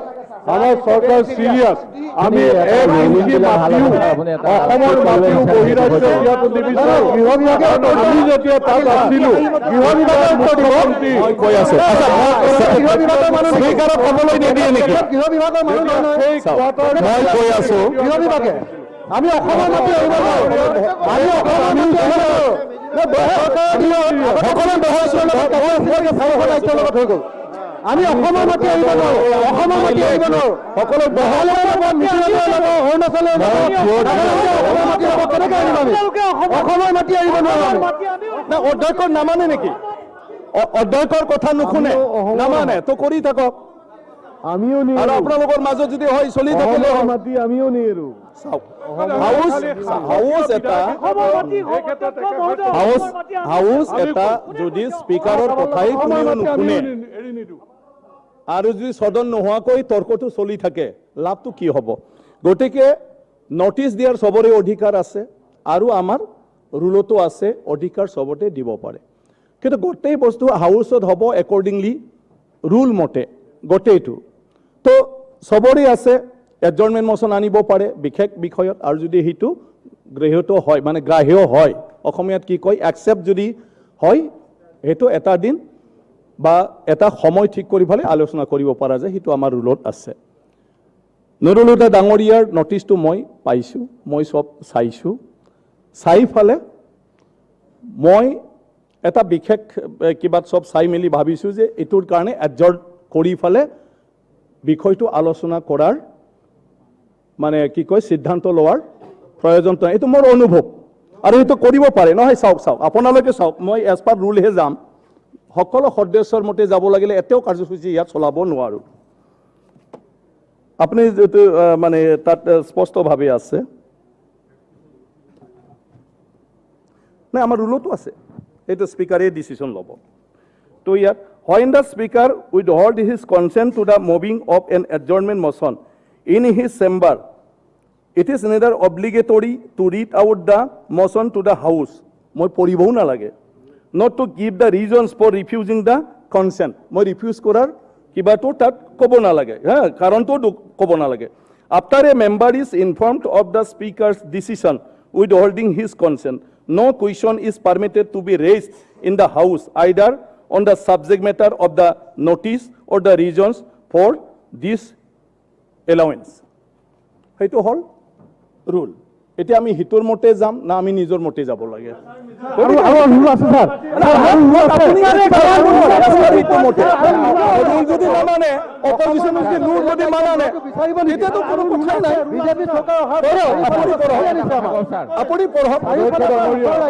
আপোনালোকে পঢ়ক আৰু যদি ৰুল নামানে মইতো কি ক'ব পাৰোঁ? অসমৰ সীমা ঠেলি আনিছে, ৰুল যদি নামানে অসমৰ সীমা ঠেলি আনিছে, আমি কেনেকৈ মানিম? চাৰিওফালৰ পৰা অসমৰ সীমা ঠেলি আনিছে, মিজোৰামে ঠেলিছে, অৰুণাচলত ঠেলিছে, মেঘালয়ত ঠেলিছে, নাগালেণ্ডে ঠেলিছে, অসমৰ সীমা ঠেলি আনিছে। বিধানসভাত এইটো আলোচনা হ'ব লাগে, সমাজস্থগিত হ'ব লাগে। এলপি কৈ আছে, আমি তাৰ পূৰ্বে যদি যাওঁ ৰুল 55 আছে ছাৰ। Rule 55 আছে statement may be made by minister on a matter of public importance with the consent of the speaker, but no question shall be asked at the time of the statement is made. এইটো মিনিষ্টাৰৰ কিবা আহি যাব। যদি এই প্ৰসংগটো আহিলে হয় তেতিয়াহ'লে আজি 56 নাহিলে হয়।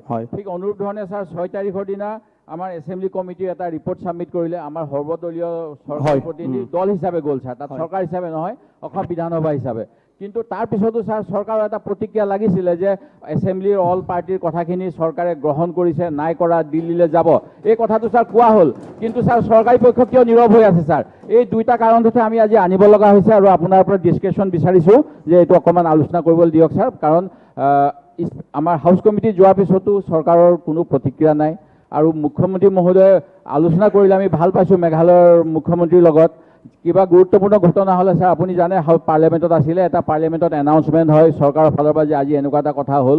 আমাৰ অসমৰ মুখ্যমন্ত্ৰীয়ে ঘোষণা কৰি আহিলে, তাৰপিছত ইয়াত ছাৰ তেখেতে 6 তাৰিখৰ দিনা পিছৰ বেলা আছেহি, কিন্তু আমাৰ লগত মেঘালয়ৰ কি কথা পাতিলে সেই কথাখিনি ছাৰ কোৱা হ'লে ভাল আছিল। আমি বাতৰি কাকতত পাইছোঁ, বাতৰি কাকত কথাখিনি নাজানো, নিয়মকেইটা ভংগ কৰাৰ কাৰণে আমি 56 ষ্টেটমেণ্টৰ বিষয়ে তেখেতসকলে কৈছে। আজি এটা তেখেতে যিটো কথা কৈছে ডেফিনেটলি গুৰুত্বপূৰ্ণ, কিন্তু আজি এটা কুৱেশ্যন আহিছিলে আজি এটা কুৱেশ্যন আহিছিলে সন্মানীয় নজৰুল হক ডাঙৰীয়া এটা আনিছিলে আমি গোটেই ষ্টেটমেণ্টটো দিছোঁৱেই মেঘালয়ৰ ওপৰত আছে তেওঁতো মেঘালয়ৰ ওপৰত দিয়া নাই যে নিশা মিজোৰামৰ ওপৰত মনে মনে আছিলোঁ আপোনালোকে ক'ব কিয় নিদিয়ে আপোনালোকে ক'লে মই বহি আছোঁ আপোনালোকে ক'লে দিয়ক আপুনি ছাৰ আসাম মিজোৰামৰ এনেকুৱা এটা ঘটনা আসাম মিজোৰামত ছাৰ এনেকুৱা এটা ঘটনা ঘটি গ'ল ইমান চিনিয়ৰ মেম্বাৰ আমি আপোনালোকক সন্মান কৰোঁ আপোনালোকে ক'লে আমাক ক'ব নিদিয়ে আমাৰ এজন আৰু আপোনালোকে ক'লে এটা বড়ো আপোনালোকে হাহাকাৰ কৰি দিয়ে ক'বলৈ দিয়ক মোক ক'বলৈ দিয়ক ঠিক আছে মই কৈ দিওঁ আসাম মিজোৰামৰ উত্তৰটো আপোনালোকে পাই গৈছে সেইটোত একো কোনো কোৱা নাই আপোনালোকৰ দিনত বেদখল আমি বেদখল মুক্ত ক'বলৈ দি আছো অধ্যক্ষ ডাঙৰীয়া আমি আজি উত্তৰ এটাত দিছে যে অসম মিজোৰামত বেদখল হৈছিলে আৰু আমি এতিয়ালৈকে 200 হেক্টৰ হাইলাকান্দি জিলাত মিজো আগ্ৰাসীকাৰীয়ে নতুনকৈ ভূমি দখল কৰাৰ চেষ্টা মুখিমুখ কৰা হৈছে অলপতে মিজো দখলকাৰীৰ কবলত থকা 1000 হেক্টৰ ভূমিৰ পৰা 200 হেক্টৰ ভূমি বন বিভাগ আৰু আৰক্ষীয়ে মুক্ত কৰিছে দিছ ৰিপৰ্ট দে হেভ গিভেন আমি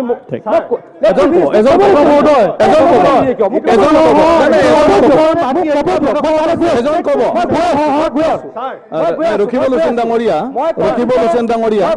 ক'বলৈ দিয়ক এজন ক'বলৈ মিজোৰামে 42,000 হেক্টৰ মাটি দখল কৰিছে আৰু আপুনি 600 হেক্টৰ অখিল বহকচোন বিৰোধী ফালৰ পৰা এজন কৈ দিওঁ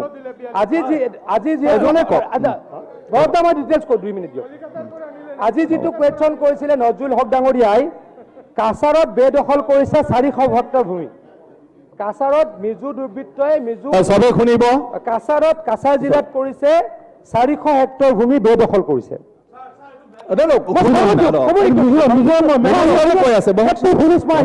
অলপ ডিটেইলছত কওঁ অকণমান ডিটেইলছত ক'ব কিয় নিদিয়ে অলপ শুনক অকণমান কাছাৰত দখল কৰিছিলে 400 হেক্টৰ ভূমি কৰিমগঞ্জত কৰিছিলে 377.58 হেক্টৰ ভূমি আৰু হাইলাকান্দি জিলাত 800 হেক্টৰ এলেকা ভূমি এতিয়া মই কাৰ দিনত কেতিয়াও ক'বলৈ গ'লে ডিটেইলছত ক'ব লাগিব নকওঁ মই ইতিহাসৰ পাত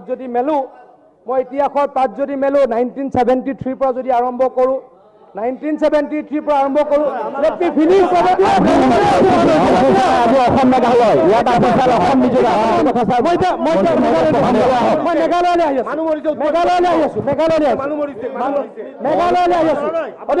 মেঘালয় কি কৰিলোঁ মই আপোনালোকক মই এজন ক'বলৈ দি আছো আপোনালোকক মই এজন ক'বলৈ দি আছো তেখেতে কওক এজন ক'বলৈ দি আছো মই এইটো দুৰ্ভাগ্য অসমৰ মাটি দখল কৰিছে তাক লৈ পলিটিচাইজ কৰি আছে ৰাজনীতিটো বাদ দিব লাগে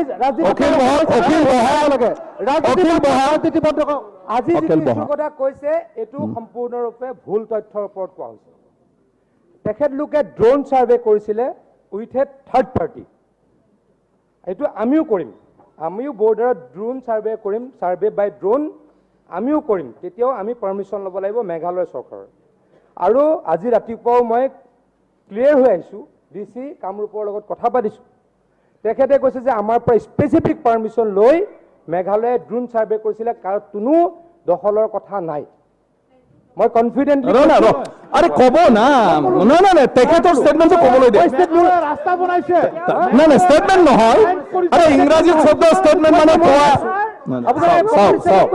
কোনো ধৰণৰ বেদখল হোৱা নাই অধ্যক্ষ মহোদয় কোনো ধৰণৰ বেদখল হোৱা নাই খবৰ দিম তেখেতে বহিছে এজন কওক আপোনালোকৰ পৰা এজন কওক বহক না লিডাৰে কৈছে কোনে কল আৰে অপজিশ্যনৰ চবেই কয় নেকি কোনোবাতো এজনক ৰেচপেক্ট কৰ নিজৰ লিডাৰৰ ৰেচপেক্ট নকৰিলে মই কেনেকৈ আৰু কণ্ট্ৰল কৰিব পাৰোঁ আজি অতি হতাভম্ব হৈছোঁ আচৰিত হৈছোঁ অধ্যক্ষ মহোদয় কথা পাতি লওক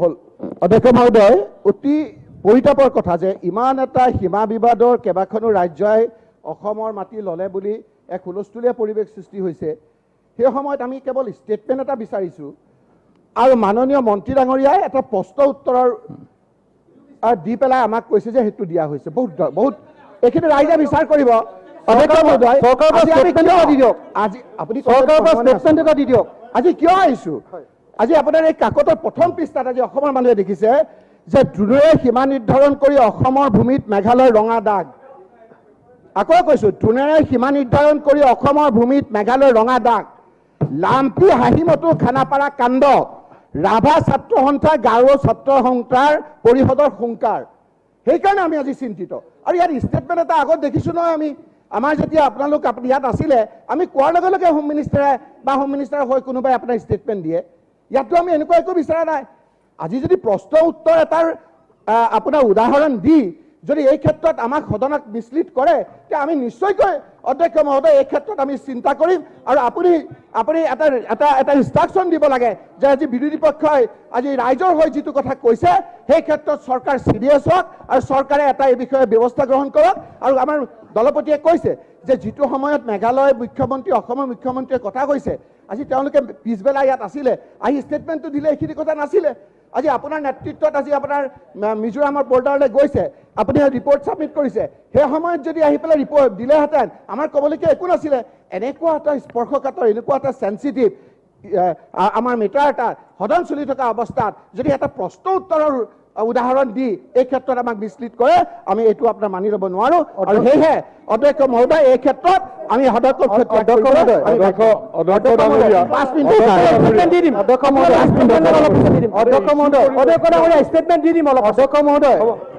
অধ্যক্ষ মহোদয় ষ্টেটমেণ্ট দিয়া হ'ব এটা বিবৃতি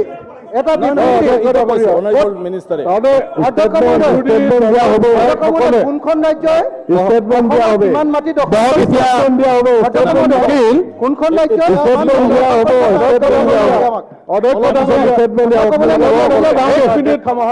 কথা ক'ব লাগিব নহ'লে ভুল মেছেজ হ'ব এইটো ৰাজনৈতিক মুনাফা আদায় কৰিবৰ কাৰণে এইখন সদনত এই কথা উত্থাপন কৰি কথা ক'বলৈ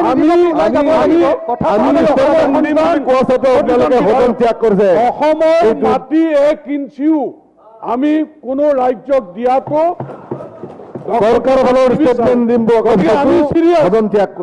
আমি চিৰিয়াছ তেওঁলোকে যিটো ৰাজনৈতিক মাইলেজ ল'বৰ কাৰণে এই কাম কৰিছে আমি গৰিহণা দিছো এই কথা কি আমাৰ কি দায়িত্ব নাই আমি যেতিয়া অপজিশ্যনত আছিলো তেতিয়া উল্লেখ কৰিছিলো তেতিয়াৰ মুখ্যমন্ত্ৰী তৰুণ গগৈ ডাঙৰীয়াই সেই কোৱাৰ্টাৰ দখল কৰিবলৈ আহিছিল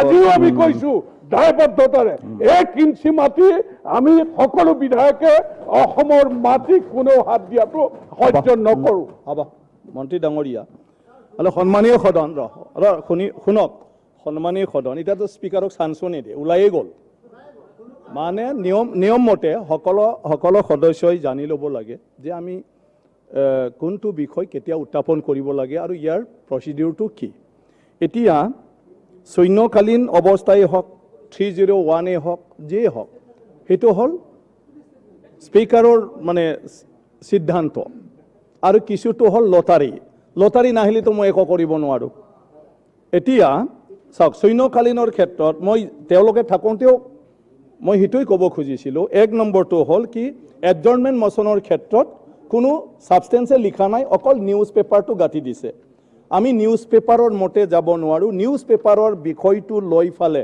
সন্মানীয় সদস্যজনে কি অনুভৱ কৰিছে সেইটো বিষয়ত আলোচনা কৰাটো প্ৰয়োজন আছে বুলি সেইটো কথা লিখিব লাগে গতিকে তেওঁৰ এপ্লিকেশ্যনটোৱে এছপাৰ হোৱা নাই সেইটো এপ্লিকেশ্যনটোৱে লৈ গ'লে কিন্তু আইনত কোৱা আছে যে সেইটোৰ কাৰণে মই এক্সপ্লেইন দিব নালাগে স্পীকাৰে গতিকে সেইটোৰ কাৰণে ইয়াত উত্তৰ প্ৰশ্নৰ কোনো কথা নাহে তথাপিও প্ৰসংগটো উত্থাপন কৰিছে কাৰণে পাৰ্লিমেণ্টাৰী এফেয়াৰ্ছ মিনিষ্টাৰে কিবা এটা ক'ব চৰকাৰ হিচাপে তেখেতসকলৰ মনৰ কথাটো ক'ব কিন্তু এডজৰ্ণমেণ্টৰ কিবাটো মই একচেপ্ট কৰা নাই আৰু তেনেকুৱাকৈ একচেপ্ট কৰিব পৰা ৰুলত নাই যিটো দিছে গতিকে সেই হিচাপে সেইটো একচেপ্ট হোৱা নাই যদিও তেওঁলোকে ৱাক আউট কৰিছে মই হাউচত আজি সেইটো কথা অৱগত কৰিছোঁ যিটো মই নকলেও হয় কিন্তু যেহেতু পৰিৱেশে আজি কৈছে মানে কম্পেল কৰিছে তো সেইকাৰণে মই কৈছোঁ যে একচুৱেলি নটিফিকেশ্যন দে ৰিজেক্ট হৈছে মানে তো এতিয়া সেইকাৰণে আমি আগবাঢ়ি যাওঁ এতিয়া হ'ল সৈন্যকালীন ঘণ্টা এতিয়া শ্ৰী হেমাংগ ঠাকুৰীয়া। অধ্যক্ষ মহোদয়, যদিও মোৰ বিষয়টো যোৱা 8 আগষ্টত দৈনিক অসমৰ পেজ নম্বৰ 9ত ওলাইছে মই ক'ব লগা বিষয়টো, কিন্তু মই নিজে পাৰ্চনেলিটো অনুভৱ কৰোঁ আৰু সেইকাৰণে সদনৰ মজিয়াত আজি উপস্থাপন কৰিব ওলাইছোঁ। পেপাৰত ওলাইছিলে এসময়ৰ ৰাজ্যৰ সৰ্বাধিক এৰী কাপোৰ উৎপাদন কেন্দ্ৰ সমস্যাৰে জৰ্জৰিত দক্ষিণ কামৰূপৰ শিপিনী। যিহেতু মই নিজে দক্ষিণ কামৰূপৰ বাসিন্দা আৰু মই দক্ষিণ কামৰূপৰে পলাশবাৰী সমষ্টিৰ প্ৰতিনিধিত্ব কৰোঁ, চ' এইটো এটা অতি গুৰুত্বপূৰ্ণ বিষয়। চ' মই মন্ত্ৰী মহোদয়ক, আমাৰ সন্মানীয় হেণ্ডলুম এণ্ড টেক্সটাইল বিভাগৰ মন্ত্ৰী মহোদয়ক দৃষ্টিগোচৰ কৰিব বিচাৰিছোঁ। আমি সকলোৱে জানো যে আমাৰ অসম তথা উত্তৰ পূৰ্বাঞ্চল এৰী প্ৰডাকশ্যনৰ ক্ষেত্ৰত আগবাঢ়ি থকা এটা অঞ্চল, আৰু বিশেষকৈ আমাৰ ইয়াতে যথেষ্ট সংখ্যক এৰী প্ৰডাকশ্যনৰ এটা ৱেডাৰ কণ্ডিশ্যনটো তেনেকুৱা যাতে এৰী প্ৰডাকশ্যন কৰিব পাৰি। আৰু আমাৰ ইয়াতে ইতিমধ্যে বহু বছৰৰ পৰা বিশেষকৈ ট্ৰাইবেল মহিলাসকল আৰু বহু শিল্পী ইয়াতে এৰী সূতা উৎপাদন আৰু এৰী কাপোৰ বনোৱাত ইয়াতে নিয়োজিত হৈ আছে। আৰু বিশেষকৈ আমাৰ মই দক্ষিণ কামৰূপ অঞ্চলৰ কথাই কৈছোঁ। এই দক্ষিণ কামৰূপত বিশেষকৈ মোৰ সমষ্টিত সৰু বংশৰ বুলি এখন ঠাই আছে, আৰু লগতে বৃহত্তৰ দক্ষিণ কামৰূপত প্ৰায় 25,000ৰো অধিক শিল্পী এই এৰী কাপোৰ উৎপাদন আৰু সূতা উৎপাদন আৰু এৰী কাপোৰ উৎপাদনৰ লগত জড়িত। আৰু আমাৰ দক্ষিণ কামৰূপৰ প্ৰাণকেন্দ্ৰ বিজয়নগৰ এখন ঠাই আছে, আপোনালোকে জানে।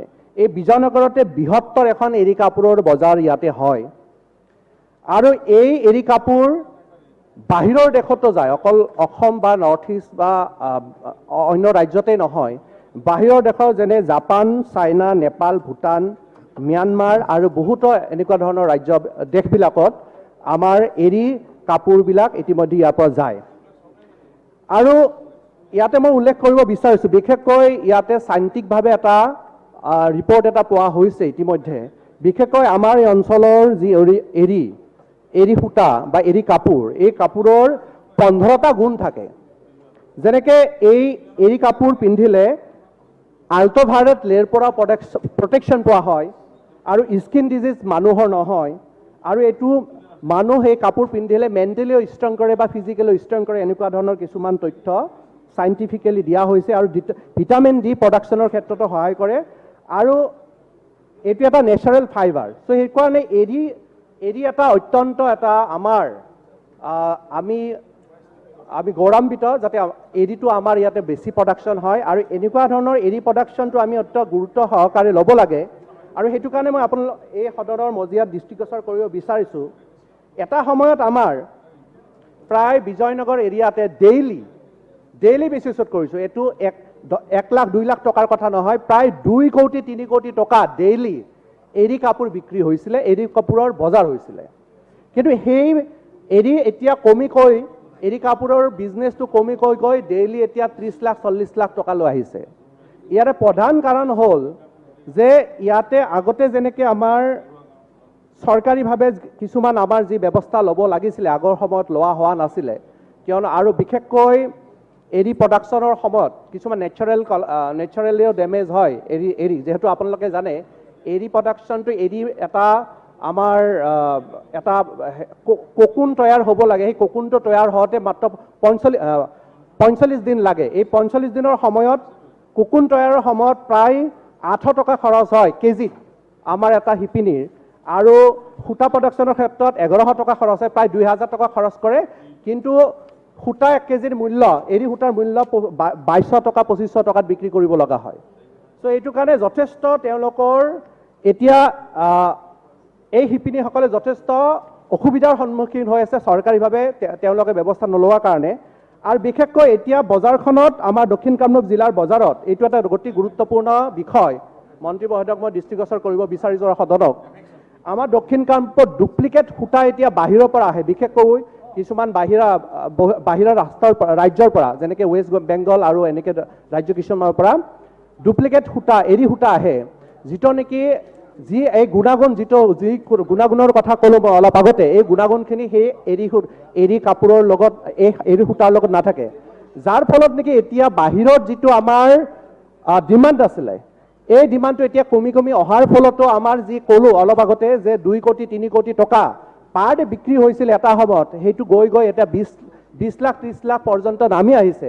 আৰু সেইটো কাৰণে যি হাজাৰ যি মই ক'লোঁ যে 25,000ৰ অধিক, মোৰ সমষ্টিতে প্ৰায় 5,000 প্ৰফেশ্যনেলি এই এৰী সূতাৰ লগত জড়িত ব্যক্তি আছে আৰু প্ৰায় 15,000 তেওঁলোকে অন্য কামৰ লগতে এইটো বিজনেছৰ লগত জড়িত।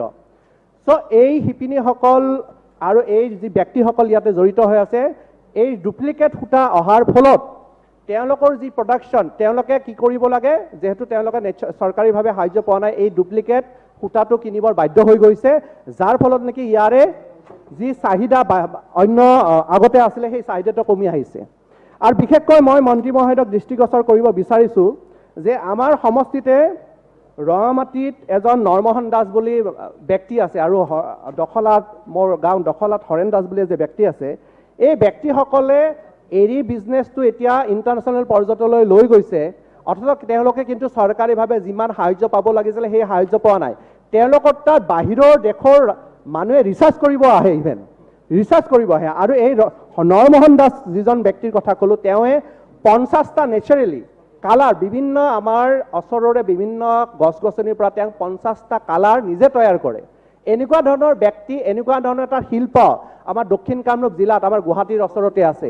এই শিল্পীসকলক যদি আমি চৰকাৰীভাৱে ব্যৱস্থা কৰি দিওঁ, নিশ্চয়কৈ অনাগত দিনবিলাকত এই এৰী যিটো এটা বাহিৰৰ ৰাজ্যবিলাকত যিটো এটা বৃহৎ এটা প্ৰসাৰ আছে, যিটো একচেপ্টেঞ্চ আছে, কিয়নো যি গুণাগুণৰ কথা হ'ল এই বেলেগ ৰাজ্যবিলাক বেলেগ দেশেও জানে, তেওঁলোকক এটা এই ব্যৱস্থা কৰি দিলে নিশ্চয়কৈ তেওঁলোক উপকৃত হ'ব। আৰু মই ইয়াৰ দ্বাৰা মন্ত্ৰী মহোদয়ক অনুৰোধ জনাম, যিটো আপোনালোকে জানে, মন্ত্ৰী মহোদয় জানে যে ইতিমধ্যে এক্সপৰ্ট অফ হেণ্ডলুম যিটো প্ৰডাকশ্যন হয় ইণ্ডিয়াৰ পৰা প্ৰায় 360 মিলিয়ন USD আমাৰ ইয়াৰলি তাতকৈ বেছি পোৱা যায়। কিন্তু আমি যদি আমাৰ নিজৰ যি প্ৰডাকশ্যন আছে এৰী প্ৰডাকশ্যন যদি আমি হেণ্ডলুম এক্সপৰ্ট প্ৰমোশ্যন কাউন্সিলৰ লগত যোগাযোগ কৰি আমাৰ এৰীটো যিটো এৰী কাপোৰ আৰু এৰী সূতাৰ যিটো আমি চাহিদাটো এক্সপৰ্ট যদি আমি কেন্দ্ৰীয়ভাৱে কৰিব পাৰোঁ, তেতিয়াহ'লে আমাৰ শিপিনীসকলে যি মাজত যি মধ্যভোগী যি দালাল সোমাইছে, এই বিজনেছৰ লগত মধ্যভোগী দালাল সোমাইছে, যাৰ ফলত নেকি আমাৰ শিপিনীসকলে প্ৰকৃত তেওঁলোকে যি মজুৰি পাব লাগে সেই মজুৰিখিনি নাপায় তেওঁলোকে। সেইটো কাৰণে আমাৰ যদি চৰকাৰীভাৱে ব্যৱস্থা কৰা হয়, বিশেষকৈ আমাৰ যি Assam government market corporation limited আছে, AGMC আছে, এই AGMCয়ে আগতে এটা তেওঁলোকে ব্যৱস্থা কৰিছিলে যে এই শিপিনীসকলৰ পৰা কালেকশ্যন কৰা এটা ব্যৱস্থা আগতে আছিলে, কিন্তু দেখা গৈছে যে বহু সময়ত তেওঁলোকে শিপিনীসকলৰ পৰা ডাইৰেক্টলি ল'বলৈ অসুবিধা হয় বা তেওঁলোকে থাৰ্ড পাৰ্চন নিয়োগ কৰা নাই সেই শিপিনী কালেকশ্যন কৰাৰ কাৰণে, তাৰ ফলত নেকি তেওঁলোকে কিছু মিডিয়েটৰৰ পৰা সেই কালেকশ্যনটো কৰি আছে, যাৰ ফলত নেকি শিপিনীসকলে যিমান টকাত পাব লাগিছিলে সেই টকাটো নাপায়। এটা দুখজনক বাৰ্তা মই আপোনালোকক দিম, মন্ত্ৰী মহোদয়ক জনাওঁ ইয়াৰে যে প্ৰায় 10 বছৰ আগতে এই কাপোৰৰ মূল্য 4,000 টকা আছিলে, প্ৰায় 10 বছৰ আগতে, আৰু বৰ্তমানো প্ৰায় 4,000 5,000 টকা হৈ আছে এতিয়াও। কিন্তু এই এখন এনেকুৱা ধৰণৰ গুণাগুণ থকা এনেকুৱা এখন কাপোৰ যিখনৰ নেকি এটা চাইণ্টিফিকেলি এটা প্ৰমাণ হৈছে যে এনেকুৱা ধৰণৰ গুণবিলাক আছে, সেই কাপোৰখনৰ এটা চাহিদা যদি আমি ইণ্টাৰনেশ্যনেল মাৰ্কেটত আমি এই শিপিনীসকলক যদি আমি উচিত তেওঁলোকক যদি ব্যৱস্থা কৰি দিওঁ, নিশ্চয়কৈ অনাগত দিনবিলাকত আমাৰ শিপিনীসকলৰ এই এৰীৰ বিজনেছটো শিপিনীসকলৰ জীয়াই থাকিব পাৰে। এই 25,000 অসম দক্ষিণ কামৰূপ জিলাৰে নহয়, বৃহত্তৰ আমাৰ অসমতো যিবিলাক ট্ৰাইবেল এৰিয়া আছে সেই ট্ৰাইবেল এৰিয়াবিলাকত এই এৰী আৰু বিশেষকৈ মুগাৰো এই শিল্পৰ লগত জড়িত, যিহেতু ইয়াতে আমাৰ প্ৰডাকশ্যন হয়, যিহেতু এৰী গছ আমাৰ অসমত বিভিন্ন অঞ্চলত এৰী গছ পোৱা যায়, এই শিল্পৰ জৰিয়তে আমাৰ বিশেষকৈ আমাৰ শিপিনীসকলক স্বাৱলম্বী কৰি তুলিব পাৰি। আৰু এই মৃতপ্ৰায় যিটো শিল্প আছে, এই মৃতপ্ৰায় শিল্পটো বিশেষকৈ দক্ষিণ কামৰূপ জিলাৰ কাৰণে নহয়, গোটেই অসমৰ কাৰণে যাতে এটা ব্যৱস্থা মন্ত্ৰী মহোদয় লয়। আৰু ইয়াৰ মাজতে মই মন্ত্ৰী মহোদয়ক এটা অনুৰোধ জনাম, যিহেতু গোটেই বৃহত্তৰ দক্ষিণ কামৰূপত বিজয়নগৰ আমাৰ পলাশবাৰী এৰিয়াটোতে যিহেতু আটাইতকৈ বেছি এৰী মুগা তাত উৎপাদন হয়, আৰু তাত যিহেতু এৰী মুগাৰ আটাইতকৈ ডাঙৰ বজাৰখন আছে, বিজনেছটো হয়, মই মন্ত্ৰী মহোদয়ক এই সদনৰ জৰিয়তে মই অনুৰোধ জনাম তেওঁ যাতে এটা ব্যৱস্থা লয় যাতে বিজয়নগৰখন এৰী বস্ত্ৰ নগৰী হিচাপে ঘোষণা কৰে। তাৰে মই এটা আপোনাক অনুৰোধ জনালোঁ যাতে বিজয়নগৰখন এৰী বস্ত্ৰ নগৰ হিচাপে ঘোষণা কৰি তাত এটা চৰকাৰীভাৱে ভাল এটা ব্যৱস্থা কৰি এই যিবিলাক শিল্পীসকল বহু শ বছৰৰ পৰা তেওঁলোকে এই শিল্পৰ লগত জড়িত আছে তেওঁলোককো এটা সংস্থাপনৰ ব্যৱস্থা কৰি দিয়া হ'ব। আৰু ইয়াৰ লগে লগে আমাৰ যি এৰীৰ কাপোৰৰ প্ৰসাৰ, এই প্ৰসাৰটো আমি যথেষ্টভাৱে অকল নেশ্যনেল পৰ্যায়তো নহয় ইণ্টাৰনেশ্যনেল পৰ্যায়তো আমি সংস্থাপিত কৰিব পাৰিম। আৰু ইয়াৰ লগে লগে আমাৰ অৰ্থনৈতিক ব্যৱস্থাটোতো তাত এটা আমাৰ যথেষ্ট আমি লাভান্বিত হ'ম। ইয়াৰ লগে লগে মন্ত্ৰী মহোদয়ক আমি জনাব বিচাৰোঁ যে আমাৰ ইণ্টাৰনেশ্যনেল লেভেলত যি আমাৰ কিছুমান ফেয়াৰ পতা যায় যে আন্তঃৰাষ্ট্ৰীয় যিবিলাক আমাৰ শ্ব'ৰুম হিচাপত যিবিলাক আমাৰ ডিছপ্লে কৰা যায় তাত যথেষ্ট পৰিমাণে দেখা গৈছে যে আমাৰ এৰী কাপোৰটো বাহিৰৰ মানুহো একচেপ্ট কৰিছে আৰু এতিয়া বিদেশত প্ৰায়বিলাক কাণ্ট্ৰিতে আমাৰ এই এৰী কাপোৰ এতিয়া ব্যৱহাৰ হয়। আৰু সেইটো কাৰণে মন্ত্ৰী মহোদয় মই গুৰুত্ব সহকাৰে এই বিষয়টো ল'বলৈ মই আহ্বান জনাইছোঁ।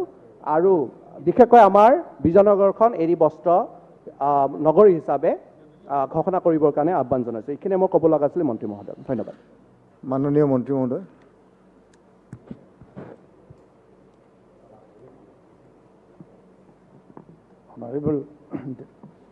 অনাৰেবল ডেপুটি স্পীকাৰ, আজি যিটো বিষয় ইয়াত উত্থাপন কৰিছে দৈনিক অসম বাতৰি কাকতৰ যিটো ৰিপৰ্ট তাৰ আধাৰত আমাৰ পলাশবাৰীৰ বিধায়ক ডাঙৰীয়া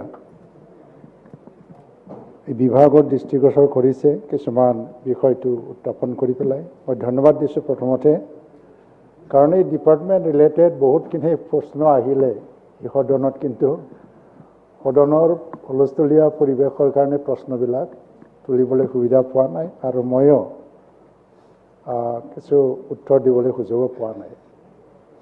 যিটো আমাৰ চেৰিকালচাৰ ৰিলেটেড সমস্যাবোৰ গোটেই অসমত হয়, এইটো ভাল হৈ থকা নাই, মই স্বীকাৰ কৰোঁ। তাৰ বহুত কাৰণ আছে। এটা হ'ল আমাৰ যিবিলাক এৰী ফাৰ্মছ আছে এইটো বহুত পুৰণা, মেইনটেনেন্সৰ প্ৰব্লেম আহি গৈছে, মেন পাৱাৰৰ প্ৰব্লেম আহি গৈছে আৰু আমি ভালকৈ মেইনটেইন কৰিব পৰা নাই। প্ৰায় 336টা চেৰিকালচাৰ ফাৰ্মছ আছে আমাৰ আৰু তাৰে খুব ভালকৈ যদি চলি থকা ফাৰ্মছ আছে তেতিয়া 30-40% ভালকৈ চলি আছে, বাকীবিলাকত বহুত সমস্যা আছে। এই চেৰিকালচাৰৰ লগত কটেজ ইণ্ডাষ্ট্ৰীৰ লগত প্ৰায় 3.10 লাখ ফেমিলি মানে নিৰ্ভৰশীল হৈ আছে, কাৰণ এগ্ৰিকালচাৰৰ পিছত গ্ৰাম্য অৰ্থনীতি যদি আজি কোনোবা ছেক্টৰে সহায় কৰিছে বা সবল কৰি তুলিছে এইটো হ'ল হেণ্ডলুম টেক্সটাইল আৰু চেৰিকালচাৰটো অন্যতম। আজি যিটো দক্ষিণ কামৰূপৰ কথা কৈছে পলাশবাৰী আৰু চাউথ কামৰূপৰ, যোৱা বছৰ 2019-20 চনত আমাৰ টাৰ্গেট আছিলে এৰী ককুন মানে এৰী কাঠ ককুন 190 মেট্ৰিক টন, কিন্তু আমি অকল 42.53 মাত্ৰ মানে 22% আমি কৰিব পাৰিছিলোঁ। কিন্তু আজি ভাল খবৰ, মাননীয় বিধায়কে শুনি পেলাই ভাল পাব যে এই বছৰ আকৌ বাঢ়ি গ'ল, 22.4%ৰ পৰা 78.13%লৈকে উঠি গৈছে। সেইকাৰণে আকৌ আমাৰ যিটো চেৰিকালচাৰ বা এৰী প্ৰডাকশ্যন সেইটো বাঢ়ি গৈছে, সেইটো আমি ক'ব পাৰোঁ। কিছুমান সমস্যা আছে মেইনটেনেন্সৰ ক্ষেত্ৰত, সেইবিলাক দূৰ কৰিব লাগে। আৰু সেইকাৰণে আজি যিটো বাজেট, এই বাজেটত কিছুমান স্কিমবিলাক আমি লৈছোঁ, যেনেকৈ পুৰণা ফাৰ্মবিলাক যেনে এৰী মুগা মালবেৰী চব ফাৰ্মবিলাকক আকৌ ভাল কণ্ডিশ্যনত আনিবৰ কাৰণে আৰু উন্নত কৰিবৰ কাৰণে কিছু টকা ধাৰ্য কৰা হ'ল সেইটো হ'ল মানে প্ৰায় 28 crore 9,15,043 কোটি টকা ধাৰ্য কৰা হৈছে সকলো ফাৰ্মবিলাকক আমি আকৌ উন্নত মানত আনিবৰ কাৰণে কাম কৰি যাব ইয়াৰ লগতে যিটো চেৰিকালচাৰ বা বুলি ক'লে যিটো গল্ডেন মানে চিল্কৰ লগত জড়িত আছে আমাৰ বাজেটত এইটো ধৰা হ'ল যে মানে গল্ডেন চিল্ক পাৰ্ক স্থাপন কৰিবৰ কাৰণে তো ইয়াৰ মাজতে মই আকৌ আপোনাক জনাব বিচাৰিছোঁ যিটো মৌজাৰ কথা আপুনি উল্লেখ কৰিছে সৰু বাঞ্চাৰ মৌজা ইয়াত প্ৰায় মানে 1100 ৱেভাৰ্ছ আছে যিবিলাকে এৰী প্ৰডাক্টৰ কাৰণে কাম কৰে আৰু সেই ৱেভাৰ্ছবিলাকে আজি জেনেৰেল OBC বা শিডিউল কাষ্টৰে বেছি জনজাতিসকলেও আছে 97টা যিটো সেলফ হেল্প গ্ৰুপ ৱেভাৰ্ছ আছে আৰু কোঅপাৰেটিভ ছ'চাইটি আছে যেনেকৈ প্ৰাইমাৰী ৱেভাৰ্ছ কোঅপাৰেটিভ ছ'চাইটিজ অৰ্গেনাইজ আৰু ৰেজিষ্টাৰ্ড ছ'চাইটিজ এই ছ'চাইটিবিলাক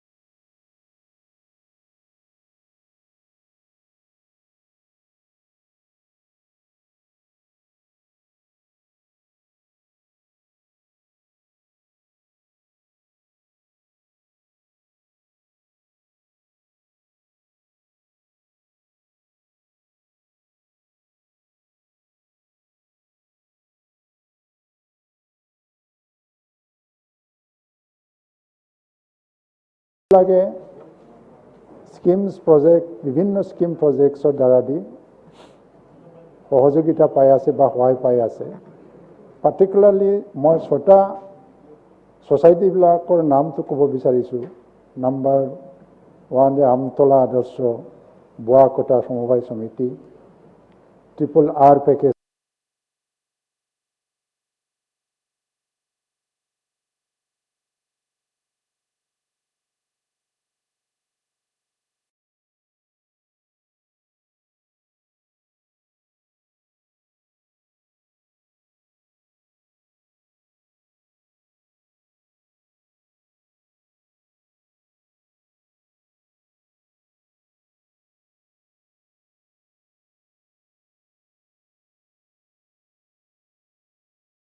আছে নাবাৰ্ডৰ 2014-2015 চনত প্ৰায় 77,323 টকা তেওঁলোকে পাইছিলে শিপিনী বিকাশ বোৱাকটা সমবায় সমিতি আছে তেওঁলোকে একেই স্কিমৰ পৰা 1,03,762 টকা পাইছিলে কলৈপাৰীয়া মহিলা BKSS তেওঁলোকেও পাইছিল নোয়াভাটিয়া BKSS তেওঁলোকেও পাইছিল জিয়াকৰ মহিলা ৰেশম BKSS তেওঁলোকে পাইছিল আমতলা কৈবাতৰা পাৰা তেওঁলোকেও পাইছিল এটা দক্ষিণ কামৰূপ এৰিয়াত ৱেভাৰ্ছবিলাকে বিভিন্ন আঁচনিৰ অধীনত লাভ পাই আছে যেনেকৈ ৱেভাৰ্ছ এক্সটেনশ্যন ছাৰ্ভিচ আৰু বিভিন্ন যিবিলাক সেলফ হেল্প গ্ৰুপ তেওঁলোকক অনুদান দিয়া হৈছে তাৰ ডিটেইলছবিলাক আমাৰ ৰেকৰ্ডত আছে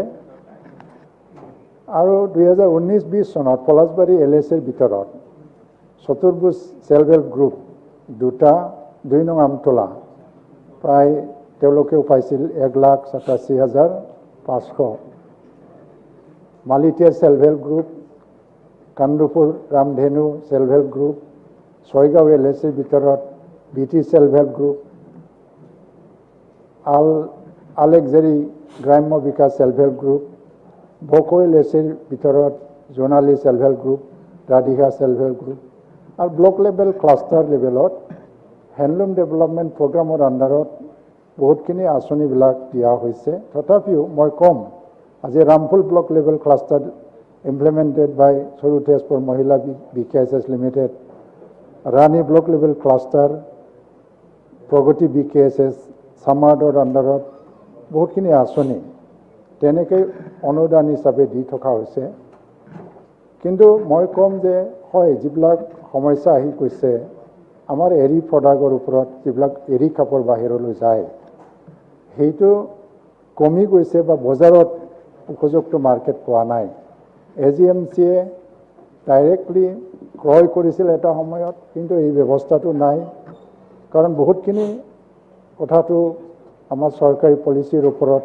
নিৰ্ভৰ কৰে আঁচনিৰ ওপৰত যেনেকৈ সঘনে এটা কথা উঠি থাকে যে আমি মালবেৰীৰ ক্ষেত্ৰত ছাবচিডি দিছোঁ যেনেকৈ 20% আমি ছাবচিডি দিছোঁ কটন ইয়ান বেংগৰ কটনৰ ছাবচিডি আমি 30% দিছোঁ কিন্তু আজিলৈকে চৰকাৰী পৰ্যায়ত এৰীৰ ওপৰত ছাবচিডি দিয়াৰ কোনো আঁচনি নাই বা পলিচি নাই এইটো ক্ষেত্ৰত অৱশ্যে মুখ্যমন্ত্ৰী ডাঙৰীয়াই হেণ্ডলুম টেক্সটাইল ডিপাৰ্টমেণ্টৰ লগত যেতিয়া ৰিভিউ মিটিং লৈছিলে এটা ইন'ভেটিভ আইডিয়া ৰিভলিউচনাৰী এটা চেঞ্জ আনিব পৰা যায় নেকি বহুত দিশটো আলোচনা কৰিছিল আৰু সেইকাৰণে এটা এই ধৰণৰ এটা ছিষ্টেমেটিক মাৰ্কেট ডেভেলপ কৰিব লাগে য'ত আমাৰ হেণ্ডলুম টেক্সটাইলৰ প্ৰডাক্টছবিলাক আমি গুৱাহাটীৰ পৰাই বা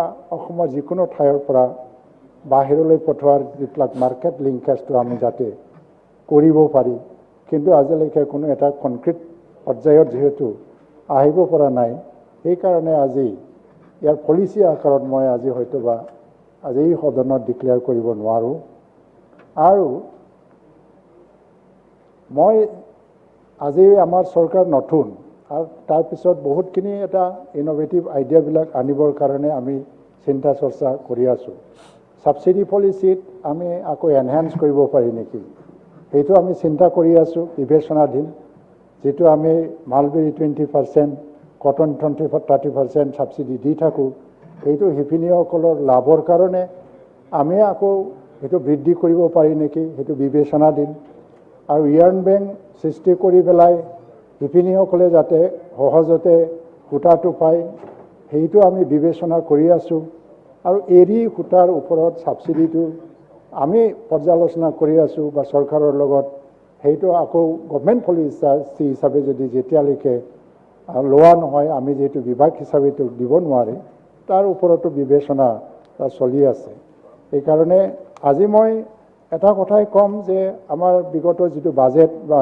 এতিয়া বৰ্তমান যিটো বাজেট দিয়া হ'ল সেই বাজেটত কিন্তু এটা মানে আমি যুগান্তকাৰী বুলিও ক'ব লাগিব হেণ্ডলুম টেক্সটাইল ছেক্টৰত ইমান ডাঙৰ এটা ইনিচিয়েটিভ হয়তো বা হোৱা নাছিল কিন্তু আমাৰ বাজেটত বিত্তমন্ত্ৰী ডাঙৰীয়ানী অজন্তা নেওগ বাইদেৱে ঘোষণা কৰিছে যে আৰ্টফেড আৰু AGMC ট্ৰেডি আমাৰ যিবোৰ গামোচা আৰণাই পাজৰ একক বা ৰাভাসকলৰ আৰু ৰাজবংশীসকলৰ আজি যিটো গামোচা আমি মানে লৈছোঁ সেইবিলাকক কিনিবৰ কাৰণে প্ৰায় মানে 80 কোটি টকা ধাৰ্য কৰা হৈছে এইটো AGMC আৰু আৰ্টফেডে ডাইৰেক্টলি মানে এই ব্যৱস্থাটো কৰিব কিনাৰ কাৰণে আৰু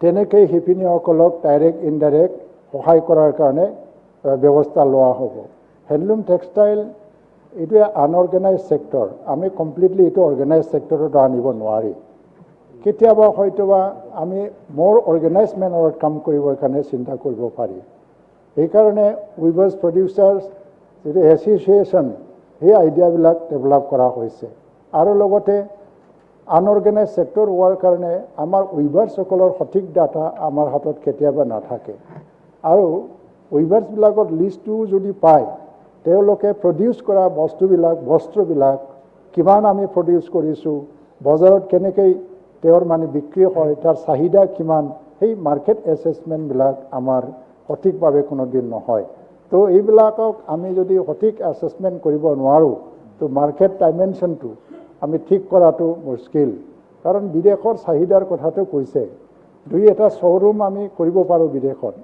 আৰু কিছুমানে হয়তোবা এইটো দেখিছে বাহিৰৰ নতুন বস্তু আৰু এটা আউট অফ ফেশ্বন দুই এটা কিনি পেলাই ঘৰত থ'ব পাৰে কিন্তু এটা মাৰ্কেট ডিমাণ্ডত এইটো গুচি নাযায় এটা মাৰ্কেট ডিমাণ্ড কৰিব লাগিলে বহুতখিনি আঁচনি লাগে এইকাৰণে ভাৰতত আকৌ শ্ব'ৰুম খোলা হ'ব অসম চৰকাৰৰ এটা সিদ্ধান্ত হৈছে অসম ভৱন য'ত আছে তাত শ্ব'ৰুম কৰা হ'ব লগতে এয়াৰপৰ্টছবিলাকত আমাৰ মাৰ্কেট প্ৰমোশ্যনৰ কাৰণে ডিছপ্লে চেণ্টাৰ বনোৱা হ'ব এইবিলাক আঁচনি আমি লৈছোঁ লগতে গাঁও অঞ্চলৰ যিখিনি শিপিনীসকলৰ ৱেলফেয়াৰৰ কাৰণে আমি যে কাম কৰিব লাগে তাত নতুনকৈ হেণ্ডলুম মডেল ভিলেজ গঠন কৰাৰ কাৰণেও ডিচিশ্যন লোৱা হ'ল আৰু এম্পৰিয়ামবিলাকক মানে আমি বৃদ্ধি কৰিম গোটেই অসমত ৰেলৱে ষ্টেচনৰ পৰা এয়াৰপৰ্টলৈকে আৰু বিদেশৰ যিটো মাৰ্কেট সেইটো এটা ডাঙৰ এটা বিষয় এইকাৰণে ইয়াত বিদেশত এক্সপৰ্ট কৰিবৰ কাৰণে যিবিলাক পলিচিৰ প্ৰয়োজন সেইটো গভৰ্ণমেণ্ট পৰ্যায়ত আমি কৰিব লাগিব পলিচি আকাৰত আজি আপুনি যিটো এটা ব্যক্তিগতভাৱে কিছুমান দাবী দিছে আপুনি এই যে অলপ চমু কৰিব চমুকৈ মই শেষ কৰিব গৈ আছোঁ যে মানে যিটো কৰোণাটো এটা কাৰণ আছিলে আৰু আজি দাবী যিটো দিছে এই দাবী অনুযায়ী যিটো বস্ত্ৰ নগৰী ঘোষণা কৰা যিটো দাবী অৱশ্যে এইটো এটা গোটেইবিলাক কণ্ডিশ্যনবিলাক নিজৰ এই এৰিয়াতে ফুলফিল হ'ব লাগিব বস্ত্ৰ নগৰীটো এনেই মানে ঘোষণা কৰা মানে আজি এটা সিদ্ধান্ত আকাৰত দিব পৰা এটা বিষয় নহয় কিন্তু যদি গোটেইবোৰ কণ্ডিশ্যন ফুলফিল হৈ যায় তাৰ বজাৰ উচিত এটা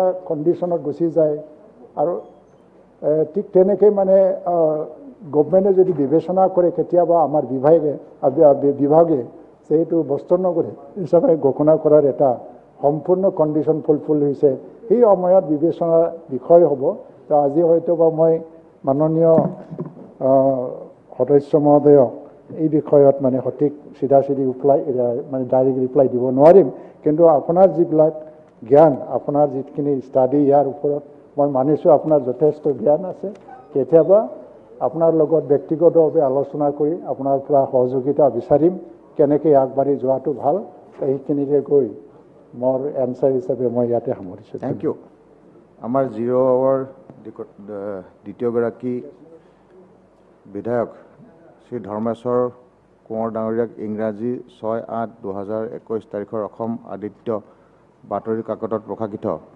বহিঃৰাজ্যৰ যুৱকক বাগিচাত মকৰল স্থানীয় নিবনুৱাক চাহ পুঁজিপতিৰ প্ৰতাৰণা শীৰ্ষক বিষয়টো উত্থাপন কৰিবলৈ অনুৰোধ জনালোঁ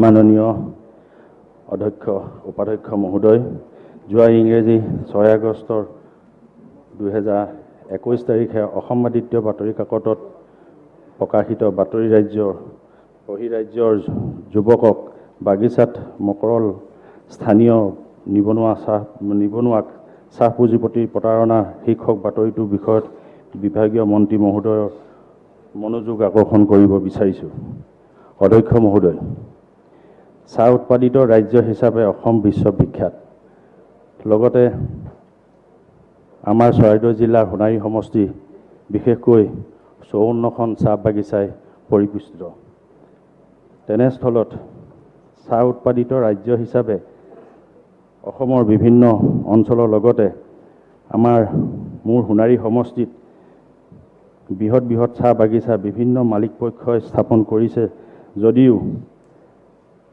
মালিক পক্ষই আমাৰ স্থানীয় নিবনুৱা যুৱকসকলক প্ৰতাৰণা কৰি অহা আমাৰ পৰিলক্ষিত হৈছে এই বাগিচাসমূহৰ শ্ৰমিকসকলৰ বিভিন্ন শিতানৰ আঁচনিৰ যোগেদি উপকৃত কৰিবৰ বাবে যোৱা চৰকাৰখনে বৰ্তমান আমাৰ মাননীয় মুখ্যমন্ত্ৰী মহোদয়ে যথোচিত ব্যৱস্থা লৈছে বুলি আমি দৃঢ়তাৰে ক'ব পাৰোঁ। যিখিনি জনমুখী আঁচনি তেখেতে ঘোষণা কৰিছে বা ব্যৱস্থা লৈছে, তাৰ ফলশ্ৰুতিত আমাৰ চৰকাৰৰ তৰফৰ পৰা এই নিবনুৱাসকলক বিশেষ সুবিধা দিবলৈ যত্ন কৰিছে যদিও আমাৰ বাগিচা কৰ্তৃপক্ষই বা মালিক গোষ্ঠীয়ে এইখিনি সুবিধাৰ পৰা আমাৰ স্থানীয় নিবনুৱা যুৱকসকলক বঞ্চিত কৰি ৰখা আমাৰ পৰিলক্ষিত হৈছে। গতিকে আমি ভাবোঁ যে যোৰহাটৰ টুকলাইত প্ৰশিক্ষণ সমাপ্ত কৰি উত্তীৰ্ণ হোৱা বাগিচাৰ বহু যুৱক যুৱতী থকাৰ পিছতো বা অন্যান্য আমাৰ স্থানীয় যিসকল নিবনুৱা যুৱক আছে টুকলাই পাছ কৰি অহা, সেইসকলক অযোগ্য ঘোষণা কৰি বাগিচা মালিক কৰ্তৃপক্ষই বা বাগিচা কৰ্তৃপক্ষই প্ৰতাৰণা কৰি আহিছে আৰু তাৰ ফলশ্ৰুতিত নিবনুৱা সমস্যাই বেছি গা কৰি উঠাত বাগিচা কৰ্তৃপক্ষই তাৰ কোনো মনোযোগ নিদিয়াত আমাৰ নিবনুৱা সমস্যা বেছি দ্ৰুতগতিত বাঢ়িছে বুলি আমি ধাৰণা কৰিব পাৰিছোঁ। গতিকে বিশেষ গুৰুত্ব প্ৰদান নকৰিলে বাগিচা কৰ্তৃপক্ষই অন্ততঃ ভৱিষ্যত ভয়াৱহ পৰিস্থিতি এটা সন্মুখীন হোৱাৰ সম্ভাৱনা আছে। তাৰ বাবে যদি বাগিচা কৰ্তৃপক্ষৰ দুখত বা মালিক পক্ষ কোম্পানীৰ দুখত যদি আমাৰ স্থানীয় যি সমস্যাৰ সন্মুখীন হ'ব, তাৰ বাবে হয়তো জগৰীয়াই আমাৰ চৰকাৰে জগৰীয়া হোৱাৰ সম্ভাৱনা প্ৰকট। তেনেস্থলত এই প্ৰাৰ্থী অধ্যক্ষ মহোদয় যোগ্য প্ৰাৰ্থী থকাৰ পিছতো বহিৰাজ্য প্ৰাৰ্থী মুকল কৰাৰ বিষয়টো আমাৰ বিভাগীয় মন্ত্ৰী মহোদয়ৰ দৃষ্টিগোচৰ মই কৰিলোঁ। তেখেতে কি ধৰণে পদক্ষেপ লৈছে মন্ত্ৰী মহোদয়ে তাৰ প্ৰতি লক্ষ্য ৰাখি আমাৰ আগত কিছু তথ্য দিব বুলি আমি আশা কৰিছোঁ। যিহেতু আমাৰ চৰকাৰে বাগিচাসমূহত বিভিন্ন শিতানত বিভিন্ন ধৰণৰ আঁচনিৰ জৰিয়তে উপকৃত হোৱাকৈ নিবনুৱাসমূহ সমস্যা দূৰ কৰাত যিখিনি পদক্ষেপ লৈছে, সেই পদক্ষেপখিনিৰ উপৰিও যদি বাগিচা কৰ্তৃপক্ষই বা মালিক গোষ্ঠীয়ে যদি পদক্ষেপ লয়, সামাজিক কিছুমান আঁচনি তেওঁলোকে যদি যুগুতাই বা সামাজিক আঁচনিৰ জৰিয়তে যদি নিবনুৱাসকলক সংস্থাপিত কৰা কিছু যদি তেখেতসকলে গুৰুত্ব দিয়ে, মালিক পক্ষই গুৰুত্ব দিয়ে, নিশ্চয় আমাৰ সমস্যা বহুতো সমাধান হ'ব বুলি আমি ভাবিছোঁ। তেনেস্থলত আমি বৰ্তমানেও তেওঁলোকৰ যিবিলাক এতিয়া বৰ্তমান বাগিচাসমূহৰ যিসকল শ্ৰমিক আছে, সেই শ্ৰমিকসকলৰ এটা পুঁজি মাহিলী যিটো দৰমহা, সেই দৰমহাৰ পৰা এটা খুচুৰা এটা পইচা মালিক পক্ষই বা বাগান কৰ্তৃপক্ষই কাটি ৰাখে, যিটো খুচুৰা পইচা যিহেতু ধৰি লওক 2504 টকা 40 পইচা হ'ল, সেই 40 পইচাটো তেওঁলোকে সেই পইচাটো কাটি ৰাখে এটা ভৱিষ্যত নিধি হিচাপে। সেই পইচাটো এই বাগিচাৰ ভিতৰত থকা যিসকল ছাত্ৰ ছাত্ৰী বা যিসকল স্কুলীয়া ল'ৰা, সেই স্কুলীয়া ল'ৰাবিলাকক এই কিতাপ পত্ৰ হওক বা অন্যান্য শৈক্ষিক দিশত তাৰমানে উন্নীতকৰণৰ ক্ষেত্ৰত তেওঁলোকে সেইটো ব্যৱহাৰ কৰিব লাগে, কিন্তু সেই বস্তুটো তেওঁলোকে অলৰেডি বন্ধ কৰি দিছে। তাৰোপৰি যিটো প্ৰভিডেণ্ট ফাণ্ড আছিল বাগিচা শ্ৰমিকসকলে পাবলগীয়া, সেই প্ৰভিডেণ্ট ফাণ্ডটো এতিয়া বৰ্তমান প্ৰায়ভাগ বাগানতেই এইটো বন্ধ কৰা আমি দেখিছোঁ আৰু আমাৰ ওচৰত সেই আপত্তি আমাক আহি পেলাই জনসাধাৰণে দিছে, বাগিচা শ্ৰমিকসকলে আমাক দিছে। গতিকে সেই প্ৰভিডেণ্ট ফাণ্ডটো বৰ্তমানো কাটি ৰাখিছে, কিন্তু পইচাটো এতিয়ালৈকে এই শ্ৰমিকসকলক দিয়াৰ পৰা বঞ্চিত কৰি ৰাখিছে। আৰু যিটো পইচা খুচুৰা পইচা ধৰি ৰাখিছে, সেই খুচুৰা পইচাটো আজি বহুদিনৰ পৰাই বন্ধ কৰি ৰাখিছে আৰু কোনো বিদ্যালয়সমূহত আজিলৈকে দিয়া ছাত্ৰ ছাত্ৰীসকলক শৈক্ষিক দিশত দিয়া আজিলৈকে খৰচ কৰা দেখা পোৱা নাযায় বা দেখা পোৱা নাই। গতিকে তেনেস্থলত আজি আমি সেই সকলো সমস্যা আমি দূৰ কৰিবৰ কাৰণে বাগিচা কৰ্তৃপক্ষক বা মালিক গোষ্ঠীক আমি যদি বাধ্য কৰাব পাৰোঁ, চৰকাৰৰ তৰফৰ পৰা যদি বাধ্য কৰাব পাৰোঁ, অন্ততঃ সেইখিনি চৰকাৰৰ তৰফৰ পৰা বাধ্য কৰাবলৈ হ'লে আমাৰ বিভাগীয় মন্ত্ৰী মহোদয়ে এইখিনি পদক্ষেপ ল'ব লাগিব। আৰু যিহেতু মালিক গোষ্ঠীয়ে আমাৰ বিভিন্ন ৰাজনৈতিক দলসমূহক নিজৰ হাতোৱাত ৰাখিছোঁ বুলি ভাবিয়েই নিজৰ ইচ্ছামতে কিছুমান কাম কৰিব ধৰিছে, কিন্তু সাধাৰণ শ্ৰমিকসকলক বঞ্চিত কৰি ৰাখি নিবনুৱা সমস্যা দিনক দিনে বঢ়াই নিয়াত কিছুমান সিহঁতি বেছি অন্ততঃ নিবনুৱা সমস্যাসমূহ দূৰ কৰাত কোনো গুৰুত্ব দিয়া পৰিলক্ষিত হোৱা নাই। গতিকে আৰু তেওঁলোকে তেনেকুৱা এটা মনোভাৱনাই আজি বিদেশত আজি অসমত উৎপাদিত চাহপাতৰ ধনেৰে আজি বিদেশত বিলাসী জীৱন কটোৱা আমি দেখিবলৈ পাইছোঁ। গতিকে আজি সেই মালিক গোষ্ঠীক যদি অন্ততঃ বাধ্য কৰোৱা হয়, চাহ বাগানৰ কৰ্তৃপক্ষক যদি বাধ্য কৰোৱা হয়, তেতিয়াহ'লে অন্ততঃ আমাৰ চাহ বাগানৰ যিসকল বৰ্তমান শিক্ষিত নিবনুৱা যুৱক আছে সেইসকল আমি অন্ততঃ সমস্যাসমূহ দূৰ কৰিব পাৰিম। তাৰোপৰি বাগানৰ ভিতৰত বহুতো কৃষি কাৰ্যত নিয়োজিত কৰি ৰাখিব পৰা কিছুমান জেগা আছে, কিছুমান জলাশয় আছে। সেই জলাশয়সমূহত মাছৰ পোনা মেলি তেওঁলোকে অন্ততঃ তেওঁলোকৰ সঁজুলীয়ে পুখুৰী নিৰ্মাণ কৰি সেই নিবনুৱাসমূহক অন্ততঃ সংস্থাপিত কৰিব পৰা স্বাৱলম্বী হোৱা কিছুমান পথ দিব পাৰিব। সেইখিনি যদি কৰে অন্ততঃ আমাৰ বাগানৰ নিবনুৱা সমস্যাটো দূৰ হ'ব। নহ'লে আৰু এই নিবনুৱা সমস্যাই বাগানৰ কৰ্তৃপক্ষৰ অৱহেলিত হোৱা এই নিবনুৱাসকলে এদিন আমাৰ বিস্ফোৰণ যে ঘটাব বা এদিন যে সংগ্ৰামৰ বিস্ফোৰণ ঘটাব সেইটো কোনো নুই কৰিব নোৱাৰি। গতিকে আমি আশা কৰিছোঁ আৰু বাগানৰ কৰ্তৃপক্ষক বা কোম্পানী গোষ্ঠীক আমাৰ চৰকাৰৰ তৰফৰ পৰা বিভাগীয় মন্ত্ৰীয়ে হওক বা চৰকাৰে হওক যথোচিত ব্যৱস্থা লৈ তেওঁলোকক বাধ্য কৰাব লাগে সকলো সমস্যা দূৰ কৰিবৰ কাৰণে। গতিকে মই আমাৰ উপাধ্যক্ষ মহোদয়ৰ যোগেদি আমাৰ বিভাগীয় মন্ত্ৰী মহোদয়ক মই এইখিনি অৱগত কৰিলোঁ। গতিকে ভৱিষ্যত এই সমস্যা দূৰ কৰিব পাৰে তাৰ প্ৰতি পদক্ষেপ ল'ব। ধন্যবাদ। মাননীয় মন্ত্ৰী।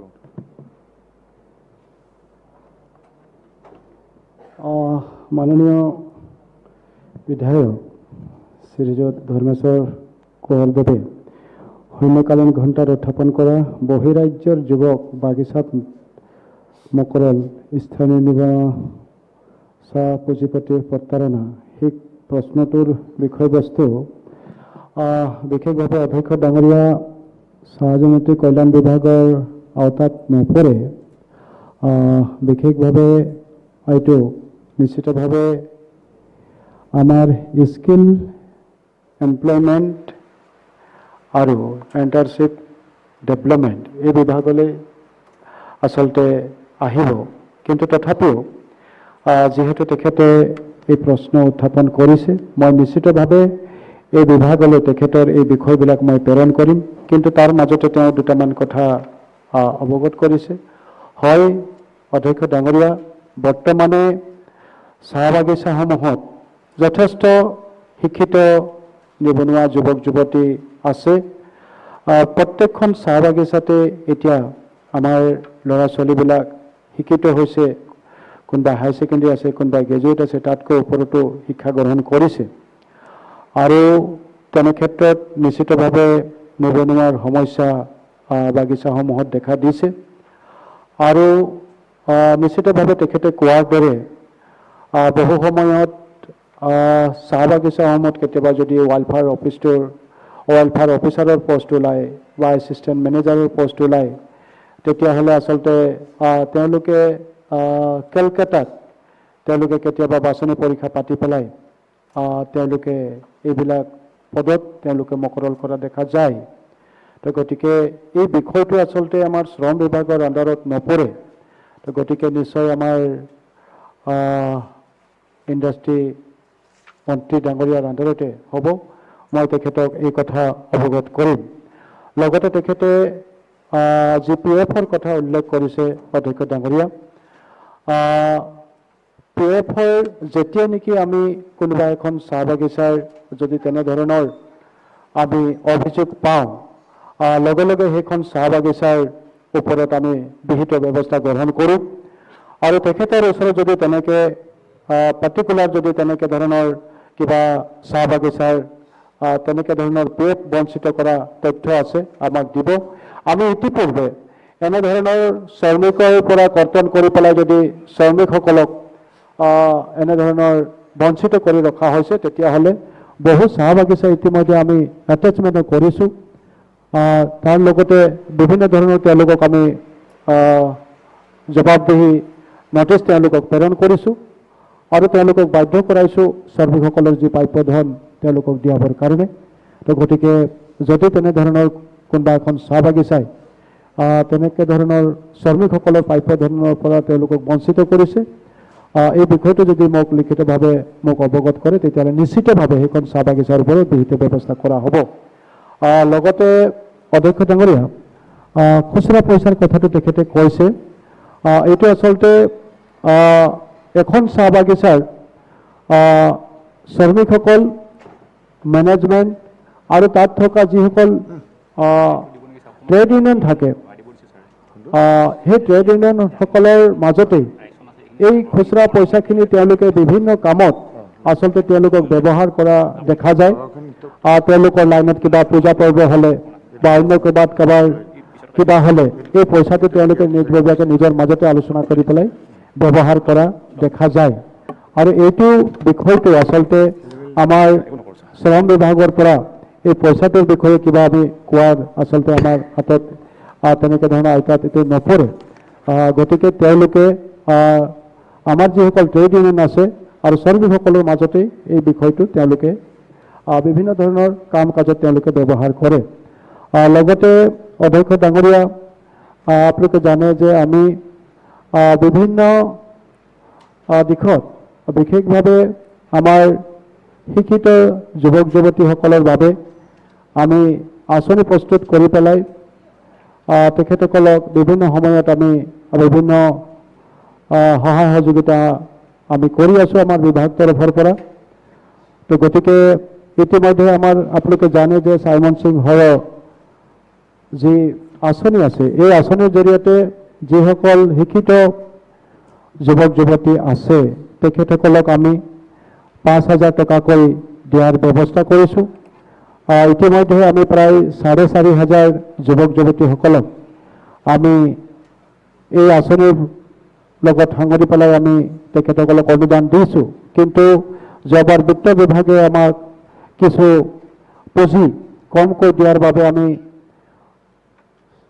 25,000ৰ পৰিৱৰ্তে তেওঁলোকক আমি 12,000 টকাকৈ দিবৰ কাৰণে সক্ষম হৈছোঁ।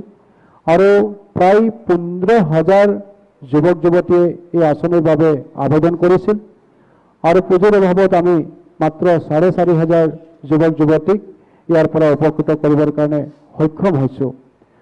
আৰু ইয়াৰ উদ্দেশ্য আছিলে যে চাহ বাগিচাৰ যিসকল যুৱক যুৱতী আছে, এই যুৱক যুৱতীসকলে যদি কোনোবাই এখন সৰু গেলামালৰ দোকান কৰি আছে, কোনোবাই যদি এখন চাইকেলৰে দোকান কৰি আছে, বা কোনোবা ছোৱালী এজনীয়ে বিউটি পাৰ্লাৰে খুলিছে, বা কোনোবা মেচিন লৈ পেলাই তেওঁ কাপোৰ কানি চিলাই কৰি পেলাই তেওঁৰ জীৱনটো আগুৱাই লৈ যাবৰ কাৰণে চেষ্টা কৰিছে, আৰু সেইসকলক আমি কিছু আৰ্থিক সাহায্য অনুদান আগবঢ়াই তেওঁ যাতে নিজৰ ব্যৱসায়টো আৰু অধিক শক্তিশালী কৰিব পাৰে, এই উদ্দেশ্যেৰে আচলতে আমি তেখেতসকলক এই অনুদানৰ কথা চিন্তা কৰি পেলাই আমি আমাৰ ডিপাৰ্টমেণ্টৰ ফালৰ পৰা আমি ব্যৱস্থা কৰিছোঁ।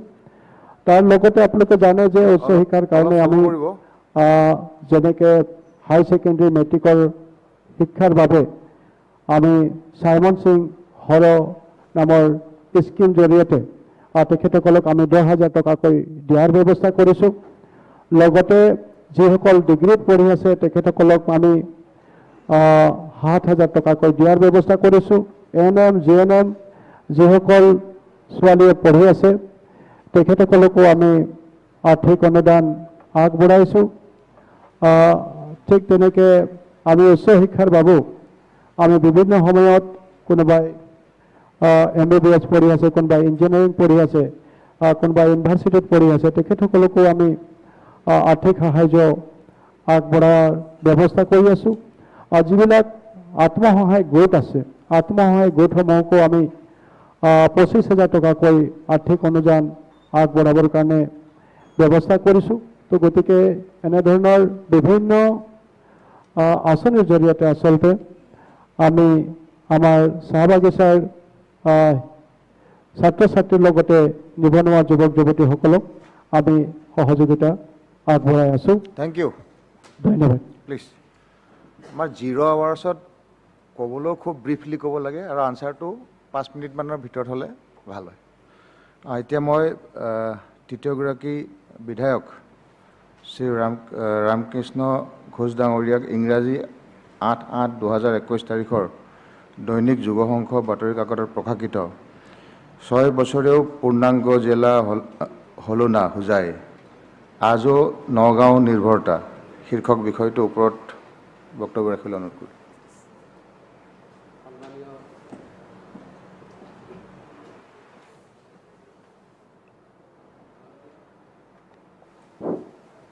মাননীয় উপাধ্যক্ষ ডাঙৰীয়া,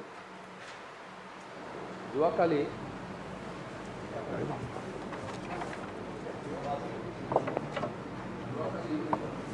বাংলা পেপাৰত অসমৰ জনপ্ৰিয় বাংলা পেপাৰ দৈনিক যুৱ সংকট এটা নিউজ আহিছে আণ্ডাৰ দ্য কেপশ্যন 6 বছৰীয় পূৰ্ণাংগ জিলা খুলনা হোজাই আজো নগাঁও নিৰ্ভৰতা। সঁচাকৈ উপাধ্যক্ষ ডাঙৰীয়া, হোজাই এটা এনেধৰণৰ গুৰুত্বপূৰ্ণ স্থান আৰু জিলা যাৰ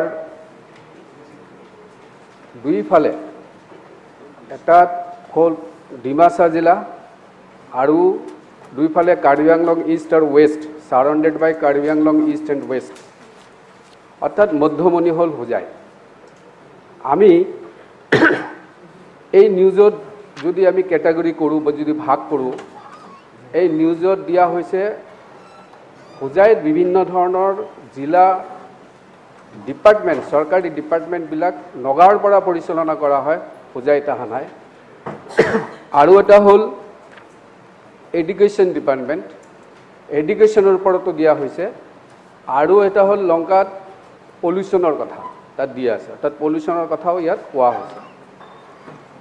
এতিয়া কথা হ'ল, যদি হোজাই জিলাটো ইমান গুৰুত্বপূৰ্ণ, এই জিলাত এতিয়ালৈকে আমাৰ তাত যিটো লিষ্ট আছে, মই লিষ্ট অলপ গাই দিওঁ। তাৰ ভিতৰত ধৰক district social welfare office, soil conservation department, inspector of school, district sports office, district jail, district industry and commerce office, district fishery office, কলেজৰ কথাটো মই পিছত ক'ম, district library, district auditorium, integrated office complex, eco park, district development commission, PWD building, agriculture market hub, labour department, tourism department, water resource department, handloom and textile department, horticulture, মোটামুটি ইমানবোৰ department ৰৈ গ'ল। আৰু আটাইতকৈ ডাঙৰ কথা হ'ল কি যে কম্পিউটাৰ মনিটৰিং ছিষ্টেম যে সেইটো নগাঁৱৰ পৰা পৰিচালনা কৰা, অৰ্থাৎ ইয়াৰ পৰা যদি কিবা ফাণ্ড এল'কেশ্যন হয় তাত দেখা যায় যে নগাঁৱৰ পৰা অফিচাৰবিলাকে কাটি দিয়ে, হোজাই বঞ্চিত হয়। কিন্তু হোজাই এনে এটা ঠাই, এনে এটা ডিষ্ট্ৰিক্ট, আমি এইটো কথা মনত ৰাখিব লাগিব, হোজাই খালি হোজাই ৰাইজৰ কাৰণে নহয়, হোজাইটো ডিমা হাছাও ডিষ্ট্ৰিক্ট কাৰণে, ডিমা হাছাও ডিষ্ট্ৰিক্টৰো, হোজাইটো west and east Karbi Anglong ডিষ্ট্ৰিক্টৰো হয়। কাৰণ আমি দেখিছোঁ তাতে হোজাই কলেজত এতিয়া ইউনিভাৰ্চিটি হ'ল ৰবীন্দ্ৰনাথ টেগৰ ইউনিভাৰ্চিটি, তাত বহুতো কাৰ্বি ষ্টুডেণ্ট, বহুতো ডিমাচা ষ্টুডেণ্ট তাত হোষ্টেলত থাকি তাত পঢ়া শুনা কৰে। কিন্তু তাত দেখা যায় কি ইনস্পেক্টৰৰ যিটো অফিচ, সেই অফিচটোৱে আপোনাৰ হেৰিত আছে, নগাঁৱত আছে। তো এনেধৰণৰ যদি হেৰি হয়, তাৰপিছতো আপোনালোকে লক্ষ্য কৰিব ইমানবোৰ ষ্টুডেণ্ট হয়, কিন্তু তাৰ হায়াৰ ছেকেণ্ডেৰী আৰু কলেজৰ সংখ্যা বৰ কম। শংকৰদেৱ নগৰ শ্ৰীমন্ত শংকৰদেৱ জুনিয়ৰ কলেজ এটা আছে, তাত ডিগ্ৰী ক্লাছ হয়, কিন্তু লংকা কলেজৰ পৰা পাৰ্মিশ্যন লৈহে তেখেতসকলে কৰে, ক্লাছটো চলায়। এতিয়া বহুত ষ্টুডেণ্ট, এইবাৰ আমি জানো বহুত ষ্টুডেণ্ট পাছ কৰি ওলাই আহিল, এই ষ্টুডেণ্টবিলাক ক'ত এডমিশ্যন ল'ব? যদি শ্ৰীমন্ত শংকৰদেৱ জুনিয়ৰ কলেজক যদি ডিগ্ৰীৰ পাৰ্মিশ্যন দি দিয়া হয়, আমি যদি ইয়াৰ পৰা অলপ ইনিচিয়েটিভ লওঁ, তেতিয়াহ'লে সোনকালে তাৰ এডুকেশ্যনেল এটমছফিয়াৰটো ভাল হৈ যাব। কিন্তু সেইটোৱে মই চৰকাৰ মাননীয় মন্ত্ৰী মহোদয়ৰ ওচৰত প্ৰাৰ্থনা জনাইছোঁ যে যদি সোনকালে এই ক্ষেত্ৰত ধ্যান দিয়ে। আৰু এটা ডাঙৰ কথা হ'ল কি যে এই চৰকাৰে বহুতো ৰাস্তা বনাইছে, বহুতো ইণ্ডাষ্ট্ৰিয়েল ছেক্টৰবিলাকক প্ৰমোট কৰাৰ কাৰণে কাম কৰি আছে। সেই হিচাপে আমি দেখিছোঁ লংকা অঞ্চলত ডালমিয়া চিমেণ্ট ফেক্টৰী আছে, আমি তেখেতসকলক প্ৰমোট কৰিব লাগিব। তেখেতসকলক যদি আমি দিগদাৰি দিওঁ তেতিয়াহ'লে ইণ্ডাষ্ট্ৰীবিলাক নাথাকে।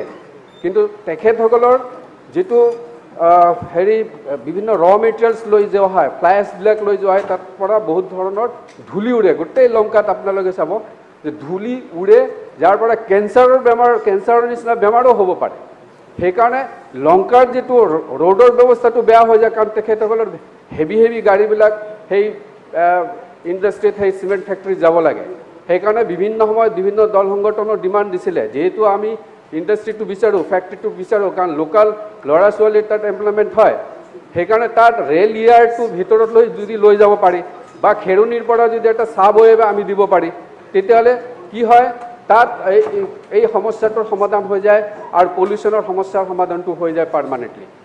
সেইকাৰণে মহোদয়ৰ ওচৰত মোৰ নিবেদন, আজি এই পেপাৰত যিখিনি ওলাই আহিছে সেইটো সঁচাকৈ ময়ো চিন্তা কৰি আছিলোঁ যে এই ক্ষেত্ৰত যদি আমি যদি কিবা ষ্টেপ নলওঁ, বা আমাৰ এই চৰকাৰে যদি ষ্টেপ নলয়, এই চৰকাৰেতো ষ্টেপ লৈছে, কাৰণ ইতিমধ্যে বিভিন্ন ধৰণৰ কোঅপাৰেশ্যনমূলক তেখেতসকলে তাতে কাম কৰি আছে, ৰাস্তাৰ পৰা আৰম্ভ কৰি। কিন্তু মোৰ এটা অনুৰোধ, যদি খেৰুনিৰ পৰা এটা চাব ৱেৰ ব্যৱস্থা কৰি দিয়ে, তেতিয়াহ'লে এই চিমেণ্ট ফেক্টৰীটো তাত থাকি যায়, তেতিয়াহ'লে তেখেতসকলৰ আৰু কোনো ডিষ্টাৰ্ব নহয়, তেতিয়াহ'লে লংকাৰ ৰাইজৰো কোনো ডিষ্টাৰ্ব নহয়, লংকাৰ যিটো মেইন ৰাস্তা সেই ৰাস্তাটো ইনটেক্ট থাকি যায়। তাত যিটো নতুন ৰাস্তা হৈ আছে সেই নতুন ৰাস্তাটো ইনটেক্ট থাকি যাব, তাত আৰু কোনো প্ৰব্লেম নহয়। সেইকাৰণে মন্ত্ৰী মহোদয়ৰ ওচৰত মোৰ নিবেদন যে হোজাইৰ যদি এইকেইটা এডুকেশ্যনৰ বিভাগৰ পৰা আৰম্ভ কৰি কলেজ এষ্টাব্লিছ কৰাৰ পৰা আৰম্ভ কৰি গোটেইখিনি ক্ষেত্ৰত যদি অলপ ধ্যান দিয়ে, তেতিয়াহ'লে এই হোজাই ডিষ্ট্ৰিক্টটোৰ পৰা আমাৰ ডিমা হাছাও জিলাও আৰু কাৰ্বি আংলং জিলাও উপকৃত হ'ব বুলি মই ভাবোঁ। তো মহোদয়ৰ ওচৰত মোৰ নিবেদন এইখিনি যে আপুনি এইখিনিৰ ওপৰত কিবা যদি ভাবিছে আপুনি উত্তৰ দিব। থেংক ইউ মন্ত্ৰী মহোদয়।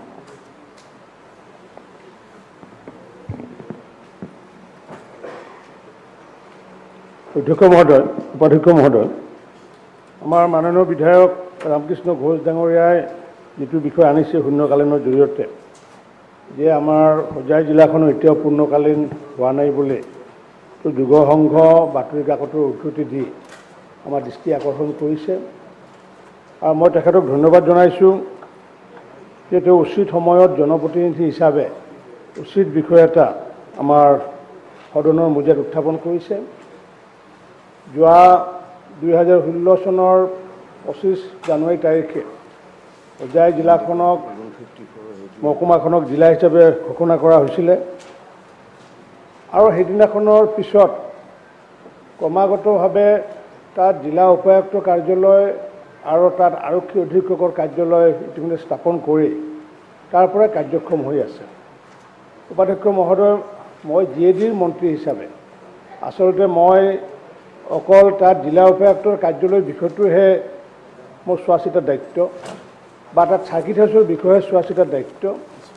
বাকী যিবোৰ বিষয় তেখেতে আজি আনিছে কাৰ্যালয়, সেই কাৰ্যালয়ৰ সম্পূৰ্ণ বিষয়বোৰ আচলতে আমাৰ বিভাগৰ অন্তৰ্গত নহয়। তথাপি মই মাননীয় বিধায়ক ডাঙৰীয়াক মই পৰামৰ্শ আগবঢ়াইছোঁ যে এই বিষয়টো আচলতে জিলা উপায়ুক্ত এখন জিলা হোৱাৰ পিছত প্ৰতিটো বিভাগলৈ আচলতে পত্ৰ প্ৰেৰণ কৰি পেলাই যোগাযোগ কৰি পেলাই সেই এগ্ৰিকালচাৰে হওক বা ফুড এণ্ড চিভিল ছাপ্লাই হওক বা ট্ৰেন্সপৰ্টে হওক বা PWD হওক, তেওঁলোকলৈ জিলাৰ উপায়ুক্তগৰাকীয়ে পত্ৰ প্ৰেৰণ কৰাৰ পিছত আৰু সেই সময়ত যদি তাত বিধায়কসকলে যদি একেলগে বিধায়কসকলেও যদি মন্ত্ৰীসকলক যদি এই বিষয়ে যদি অনুৰোধ জনায় যে যিসমূহ বিভাগত এতিয়া কাৰ্যালয় হোৱা নাই, নিশ্চিতভাৱে আমাৰ অসম চৰকাৰৰ মন্ত্ৰীসকলে বিহিত ব্যৱস্থা ল'ব। যেনেকুৱাকৈ উপাধ্যক্ষ মহোদয়, বজালী জিলাখন জিলা হোৱাৰ পিছত বা মই তাত জনপ্ৰতিনিধি হোৱাৰ পিছত সমান্তৰালভাৱে তাত বজালী জিলাৰ উপায়ুক্তগৰাকীয়েও প্ৰতিটো বিভাগলৈ পত্ৰ প্ৰেৰণ কৰিছে, আৰু সমান্তৰালভাৱে ময়ো প্ৰতিগৰাকী মন্ত্ৰীক সেই বিভাগীয় কাৰ্যালয়সমূহ স্থাপন কৰাৰ কাৰণে পত্ৰ প্ৰেৰণ কৰাই অকল নহয়, তেওঁলোকৰ ওচৰত গৈ পেলাই অনুৰোধ জনাইছোঁ। গতিকে আমাৰ ৰামকৃষ্ণ ঘোষ ডাঙৰীয়াই আমি ইতিমধ্যে আমাৰ উপায়ুক্তগৰাকীক যোৱাকালি আমি এটা পৰামৰ্শ আগবঢ়াইছোঁ এনেকুৱাকৈ যাতে তেওঁ পত্ৰ প্ৰেৰণ কৰে, আৰু বিধায়কগৰাকীয়েও যদি তেওঁ বিভাগীয় মন্ত্ৰীসকলৰ লগত যদি সম্পৰ্ক স্থাপন কৰে, নিশ্চিতভাৱে আগন্তুক দিনত তেখেতৰ নেতৃত্বত বা তেওঁৰ সহযোগত হোজাই জিলাখন আমি সৰ্বাংগ সুন্দৰ হিচাপে আমি স্থাপন কৰিব পাৰিম। এইখিনি আমাৰ বিভাগৰ উত্তৰ।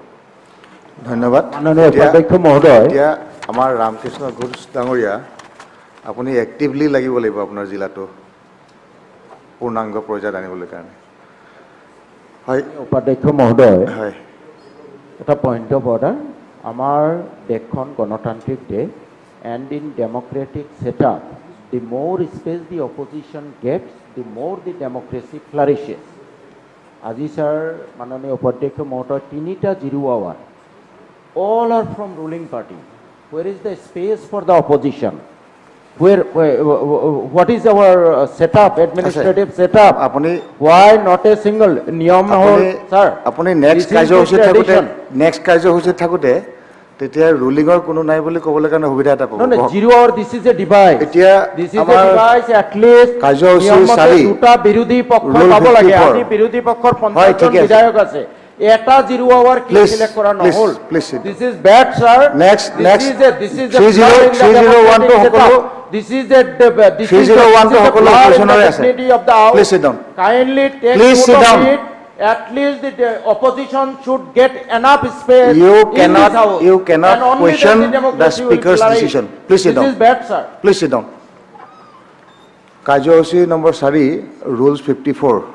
এতিয়া মাননীয় সদস্য ৰূপক শৰ্মা ডাঙৰীয়া অসম বিধানসভাৰ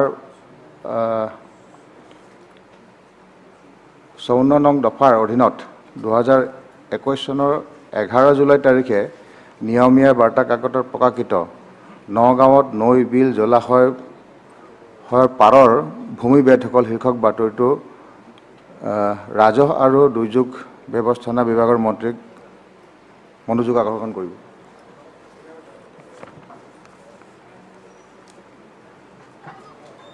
উপাধ্যক্ষ মহোদয়, অসম বিধানসভাৰ প্ৰক্ৰিয়াৰ কাৰ্য পৰিচালনাৰ নিয়মাৱলী 54 নং নিয়মৰ অধীনত 2021 চনৰ 11 জুলাই তাৰিখৰ নিয়মীয়া বাৰ্তা কাকতৰ প্ৰকাশিত নগাঁৱৰ নৈ বিল জলাশয়ৰ পাৰৰ ভূমি বেদখল শীৰ্ষক এটি অতি গুৰুত্বপূৰ্ণ বিষয় সদনত উপস্থাপন কৰিব দিয়াৰ বাবে মই ধন্যবাদ জনাইছোঁ।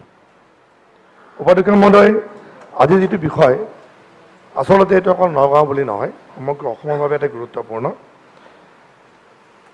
আমি জানো যে ঈশ্বৰ প্ৰদত্ত প্ৰাকৃতিক সৌন্দৰ্যৰে ভৰপূৰ অসম, য'ত মাজেৰে বৈ গৈছে মহাভাৰত ব্ৰহ্মপুত্ৰ। ইয়াৰ পৰা যিখিনি নদী, উপনদী, জান জুৰি, বিল জলাশয়, লুইতৰ পৰা বৰাকলৈ, দিশৰ পৰা সোৱণশিৰিলৈ, এই নদ নদীবোৰ অসমৰ মানুহৰ সভ্যতা সংস্কৃতি গঢ় লৈ উঠিছিল।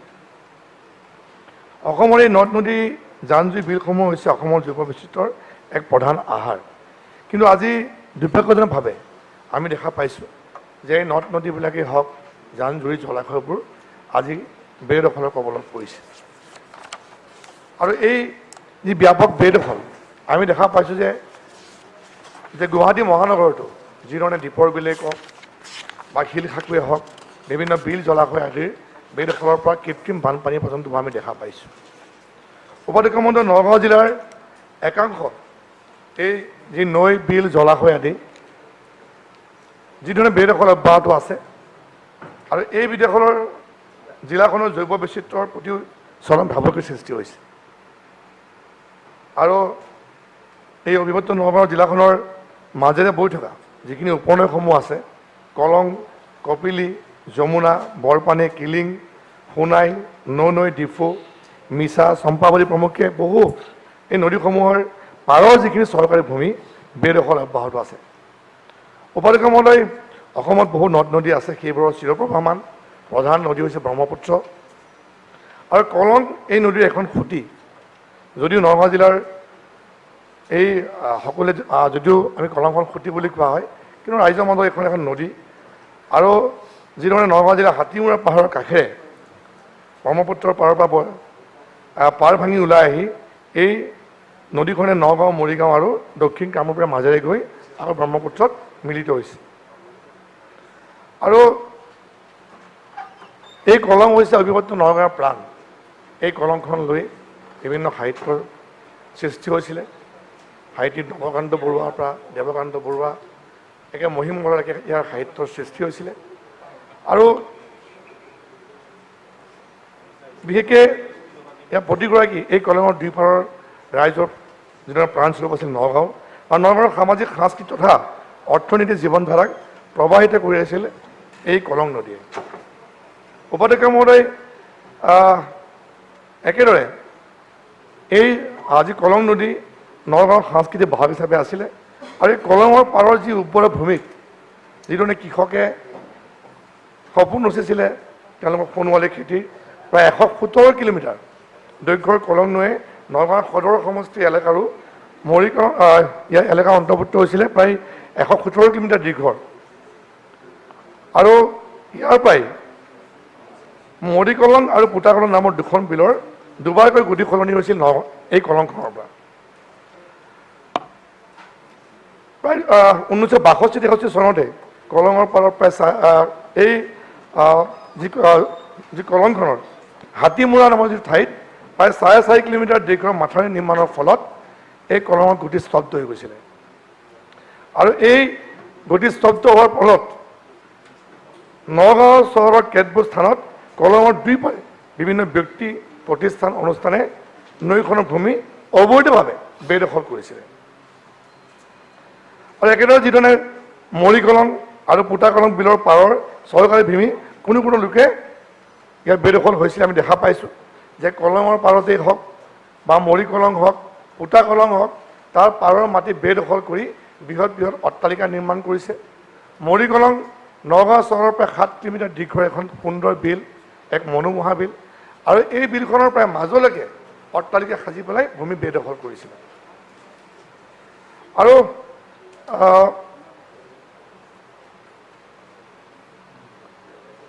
এই জিলাখনৰ প্ৰায়বোৰে নৈ বিল জলাশয় যিদৰে ইয়াৰ অব্যাহত আছে বেদখলৰ আৰু এই বেদখলৰ ফলত জৈৱ বৈচিত্ৰ্যৰ প্ৰতি চৰম ভাবুকিৰ সৃষ্টি হৈছে আৰু জনসংখ্যাৰ ফালৰ পৰা যি জনবিস্ফোৰণ হৈছে ইয়াক ভাবুকি নগাঁৱলৈ কঢ়িয়াই আনিছে আজি নগাঁও চহৰ নিচেই কাষৰে বৈ গৈছে সোণাই আৰু এই সোণাই নদীখন উপাধ্যক্ষ মহোদয় সকলোকে বেছি বেদখল হৈছে আৰু এই নদীখন বেদখল কৰি কবলত পৰি পেলাই নদীখন একেবাৰে পুতি পেলোৱা পৰ্যন্ত অৱস্থা হৈছে কাৰণ মই এটা কৈছোঁ আপোনাৰ যে এই সোণাই হওক কলং হওক এই নদীখিনি নগাঁৱৰ যি ঐতিহ্য বহন কৰি আনিছিলে আৰু এই ফলত আজি এই দুখন লোকে নগাঁওবাসীয়ে যে গৌৰৱ অনুভৱ কৰিছিলে আজি আমি দেখা পাইছোঁ যে নদীখনৰ আজি কলঙে হওক বা আমাৰ সোণাই হওক তাৰ কিনাৰৰ যিবিলাক ভূমি অকল বেদখলেই নহয় ইয়াৰ মাটি ক'ৰবাত লাখ লাখ টকা বিনিময়ত বিক্ৰী হোৱা আমি দেখা পাইছোঁ আৰু এইখিনি সময়তে আমি দেখা পাইছিলোঁ যে এই দুইখন নদী যি এতিয়া স্তব্ধ হৈ গৈছে উপত্যকা মানে এটা ভাল খবৰ এইটোৱেই যে কলংখন পুনৰ প্ৰবাহিত কৰিবৰ কাৰণে যোৱা সময়ছোৱাত চৰকাৰে এক প্ৰকল্প হাতত লৈছিলে যিহেতু হাতীমূৰা মই এইটো মানে কৈছোঁৱেই যে হাতীমূৰাতেই আমাৰ এই বান্ধটো স্তব্ধ কৰি দিয়াৰ ফলত এই নদীখন যে স্তব্ধ হৈছিলে এই নদীখন কলং নদীখন পুনৰ প্ৰবাহিত কৰিবৰ কাৰণে এক বৃহৎ পুঁজি যোৱা সময়ছোৱাত আবণ্টন দিছিলে যাৰ ফলত হাতীমূৰা বান্ধত এতিয়া 3খনকৈ চুইচ গেটৰ কাম এতিয়া চলি আছে বৰ্তমান মাননীয় মুখ্যমন্ত্ৰী ডক্টৰ হিমন্ত বিশ্ব শৰ্মাদেৱৰ নেতৃত্বত বৰ্তমান আমাৰ জলসম্পদ মন্ত্ৰী বিজয় হাজৰিকা ডাঙৰ ইয়াত বৰ্তমান আছে মই অনুৰোধ জনাম যে কলংখনৰ প্ৰতি ৰাইজে প্ৰবাহমান হোৱাৰ ক্ষেত্ৰত যিটো ৰাইজৰ যিটো অনুৰোধ নগাঁওবাসী ৰাইজৰ প্ৰত্যেকগৰাকী ব্যক্তি অনুষ্ঠান প্ৰতিষ্ঠানসকলে বিচাৰিছে এই কলংখন আকৌ প্ৰবাহিত হওক মই অনুৰোধ জনাম যাতে অতি সোনকালে ইয়াৰ ব্যৱস্থা গ্ৰহণ কৰে উপত্যকা মহোদয় এই জিলাখনত বিশেষকৈ হাৰিভাঙ্গা ৰৌমাৰী ডিমৌ এৰাকলং বাঘমাৰী পেনাই গাগলমাৰী বোকাবিল মোৱামাৰী বকুলগুৰি লেতেৰী কদমখুটি হাঁহিলা শান্তিজান এনেকৈ বহুতখিনি ইয়াত নদী উপনদী যিখিনি আছে আমি দেখা পোৱা মতে যিমানখিনি আমি দেখা পাইছোঁ প্ৰায়খিনিতে বৰ্তমান বেদখলৰ কবলত আছে মোৰ সমষ্টিৰ ভিতৰতে হাঁহিলা এখন বিল এই হাঁহিলা বিলখনত পৰিভ্ৰমী চৰাই আহে যিটো পৰ্যটকৰ কাৰণে এটা আকৰ্ষণৰ স্থলী আৰু ইয়াৰো আশে পাশে আমি যোৱা সময়ছোৱাত ক'ৰবাত বেদখল হোৱা আমি দেখা পাইছোঁ উপত্যকা মহোদয় যে এই যিধৰণে বেদখল হৈছে এই বেদখলে আমাৰ যিধৰণে অকল আমাৰ যিটো অৰ্থনীতি জৈৱ বৈচিত্ৰ্যৰ ওপৰত যিটো ভাবুকিয়ে নহয় আমি দেখা পাইছোঁ যে আটাইবোৰ যে বিলৰ যিধৰণে বেদখল হৈছে তাৰ ফলস্বৰূপে আগন্তুক সময়ত যিকোনো মুহূৰ্তত যিকোনো কাৰণে আমাৰ এটা ভাবুকি কঢ়িয়াই আনিছে উপাধ্যক্ষ মহোদয় আপোনাৰ যোগেদি মই অনুৰোধ কৰিছোঁ বিশেষকৈ আমাৰ ৰাজহ যি ব্যৱস্থাপনা বিভাগৰ মন্ত্ৰী মহোদয় আছে যে নগাঁৱত বিশেষকৈ যি ধৰণে বেদখলসমূহ হৈছে এইসমূহ বেদখল এক জৰীপ কৰি পেলাই এটা উচ্ছেদ কৰাৰ ব্যৱস্থা আমাৰ কৰিব লাগিব কাৰণ আমি নগাঁওবাসী ৰাইজে এই বিষয় লৈ পেলাই সদায় আমি সচেতন হৈ আহিছোঁ আৰু বিশেষকৈ আমি বিভিন্ন সময়ত তাৰ দাবী উত্থাপন কৰি আহিছোঁ গতিকে মই আশা কৰিছোঁ যে এইবাৰ অন্ততঃ এই যিখিনি আমি নৈৰ কথা কৈছোঁ উপনৈৰ কথা কৈছোঁ আমি জলাশয়ৰ কথা কৈছোঁ বিলৰ কথা কৈছোঁ এইসমূহ যাতে উচ্ছেদ কৰি পেলাই আগন্তুক সময়ত এই বিলখন প্ৰবাহমান কৰিবৰ কাৰণে এই ব্যৱস্থা গ্ৰহণ কৰে ধন্যবাদ থেংক ইউ এতিয়া আমাৰ নেক্সট কাৰ্যসূচী নম্বৰ 5 ৰুল 301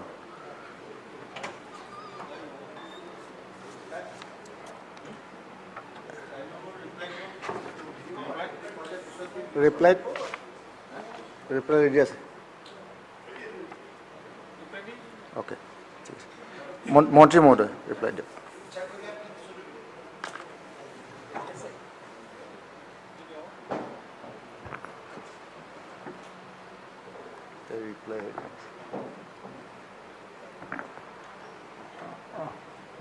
মাননীয় উপাধ্যক্ষ মহোদয় নগাঁও সমষ্টিৰ সন্মানীয় বিধায়ক ৰূপক শৰ্মা ডাঙৰীয়াই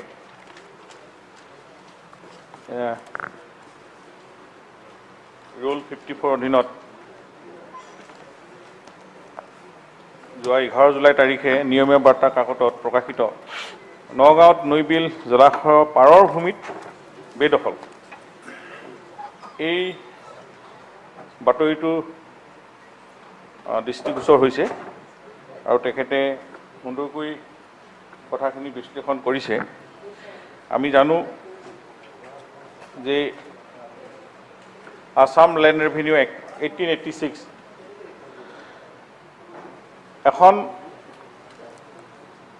এখন কঠোৰ আইন আছে য'ত চৰকাৰী ভূমি কোনেও অবৈধভাৱে দখল কৰিব নোৱাৰে আৰু ইয়াৰে ছেকশ্যন আছে আমাৰ 12(1)(3) এই ছেকশ্যনতো লিখা আছে disposal of gov land by way of grant lease এইবিলাক কৰিব পাৰে ইজেকশ্যন এভেকশ্যন আছে ৰুল 2ত আৰু ৰুল 3ত পাৱাৰ দিছে জিলা উপায়ুক্তসমূহক এইবিলাক ঠিক ক্ৰপছ হওক অন্যান্য এইবিলাক ক্ষেত্ৰত ডিছপ'জ কৰিবৰ কাৰণে গতিকেলৈ আমি অসমৰ নৈ বিলসমূহৰ কাষত আমি জানো নৈ বিলসমূহ সভ্যতা সংস্কৃতিৰ বাহক আৰু এই সভ্যতা সংস্কৃতিৰ যোগেদি অসমত পৰ্যটন গঢ় লৈ উঠিছে য'ত দেশ বিদেশৰ বহুত পৰ্যটক আহি অসমৰ এই ভূমিত তেওঁলোকে প্ৰাকৃতিক সৌন্দৰ্য উপভোগ কৰে আৰু অন্যান্য দেশলৈও এই বাৰ্তা কঢ়িয়াই নিয়ে গতিকে এই নৈ বিলসমূহে এক গুৰুত্বপূৰ্ণ ভূমিকা পালন কৰি আহিছে অসমৰ আমি এইবিলাক সংৰক্ষণ সৌন্দৰ্যবৰ্ধন কৰাটো আমাৰ সকলোৰে দায়িত্ব আছে গতিকে এই ভূখণ্ডত আমি অবাধে যাতে কোনেও দখল কৰিব নোৱাৰে গছ গছনি কটাৰ পৰা আমাৰ বিলবিলাক হওক অন্যান্য পাৰত যিবিলাক সভ্যতা সংস্কৃতি আছে আমাৰ এইবিলাক যাতে কোনেও নষ্ট কৰিব নোৱাৰে তাৰ কাৰণে কঠোৰ আইনো আছে আৰু এই আইনৰ অধীনত যি আমাৰ 1886ৰ আইন আছে আসাম লেণ্ড ৰেভিনিউ এক্ট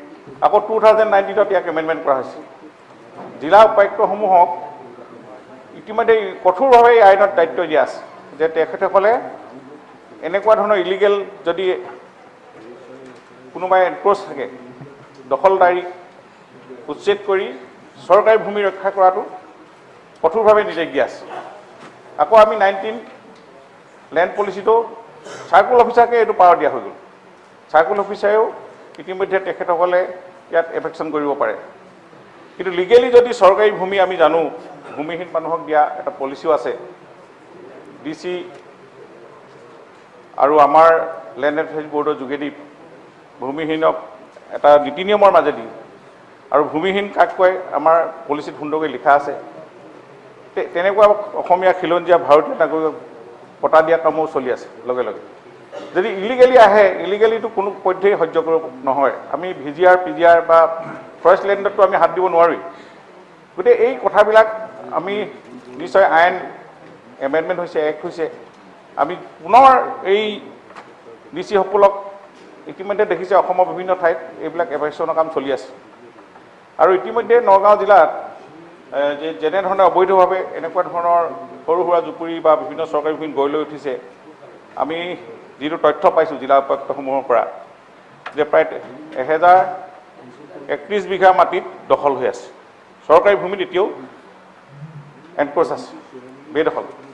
আমি এতিয়ালৈকে তেওঁলোকে তথ্য দিছে, আমি এতিয়ালৈকে 2 বিঘা মাটি আমি উচ্ছেদ কৰিছোঁ, কিন্তু মই কৈছোঁ যে 2 বিঘা নহয়, আৰু যিবিলাক যদি ইলিগেল আছে ইমিডিয়েট এভেকশ্যন কৰিব লাগে। আমি কঠোৰভাৱে আমি পুনৰ নিৰ্দেশ দিছোঁ জিলা উপায়ুক্তক, চাৰ্কুল অফিচাৰসমূহকো আমাৰ এইটো নিৰ্দেশ দিয়াই আছে। আৰু অসমৰ বিভিন্ন ঠাইত দেখিছে আপোনালোকে এইবিলাকতো এভেকশ্যন চলি আছে। চৰকাৰী ভূমি ৰক্ষাত দৌল, দেৱাল, মঠ মন্দিৰ, ঐতিহাসিক স্থানসমূহ যাতে কোনো ক্ষেত্ৰতেই এইবিলাক কোনেও দখল কৰিব নোৱাৰে, আমাৰ ভূমি আমি ৰক্ষা কৰিব লাগিব। এই কথাটোত আমি সকলোকে এই কথাটো আমি নিশ্চয় আহ্বান জনাইছোঁ। আৰু আমি বিধায়কসকলেও সন্মানীয়, আপোনালোকে যেতিয়া নিজৰ সমষ্টিত চাৰ্কুল অফিচাৰ, ADC ৰেভিনিউ বা জিলা LSC বোৰ্ড বহে, ছেটেলমেণ্ট সেই কথাবিলাক ভালকৈ চাব লাগে। কোনখিনি প্ৰপ'জেল আহিছে, যদি ক'ৰবাত ভুলকৈ আহে এইবিলাক ৰিজেক্ট কৰিব লাগে।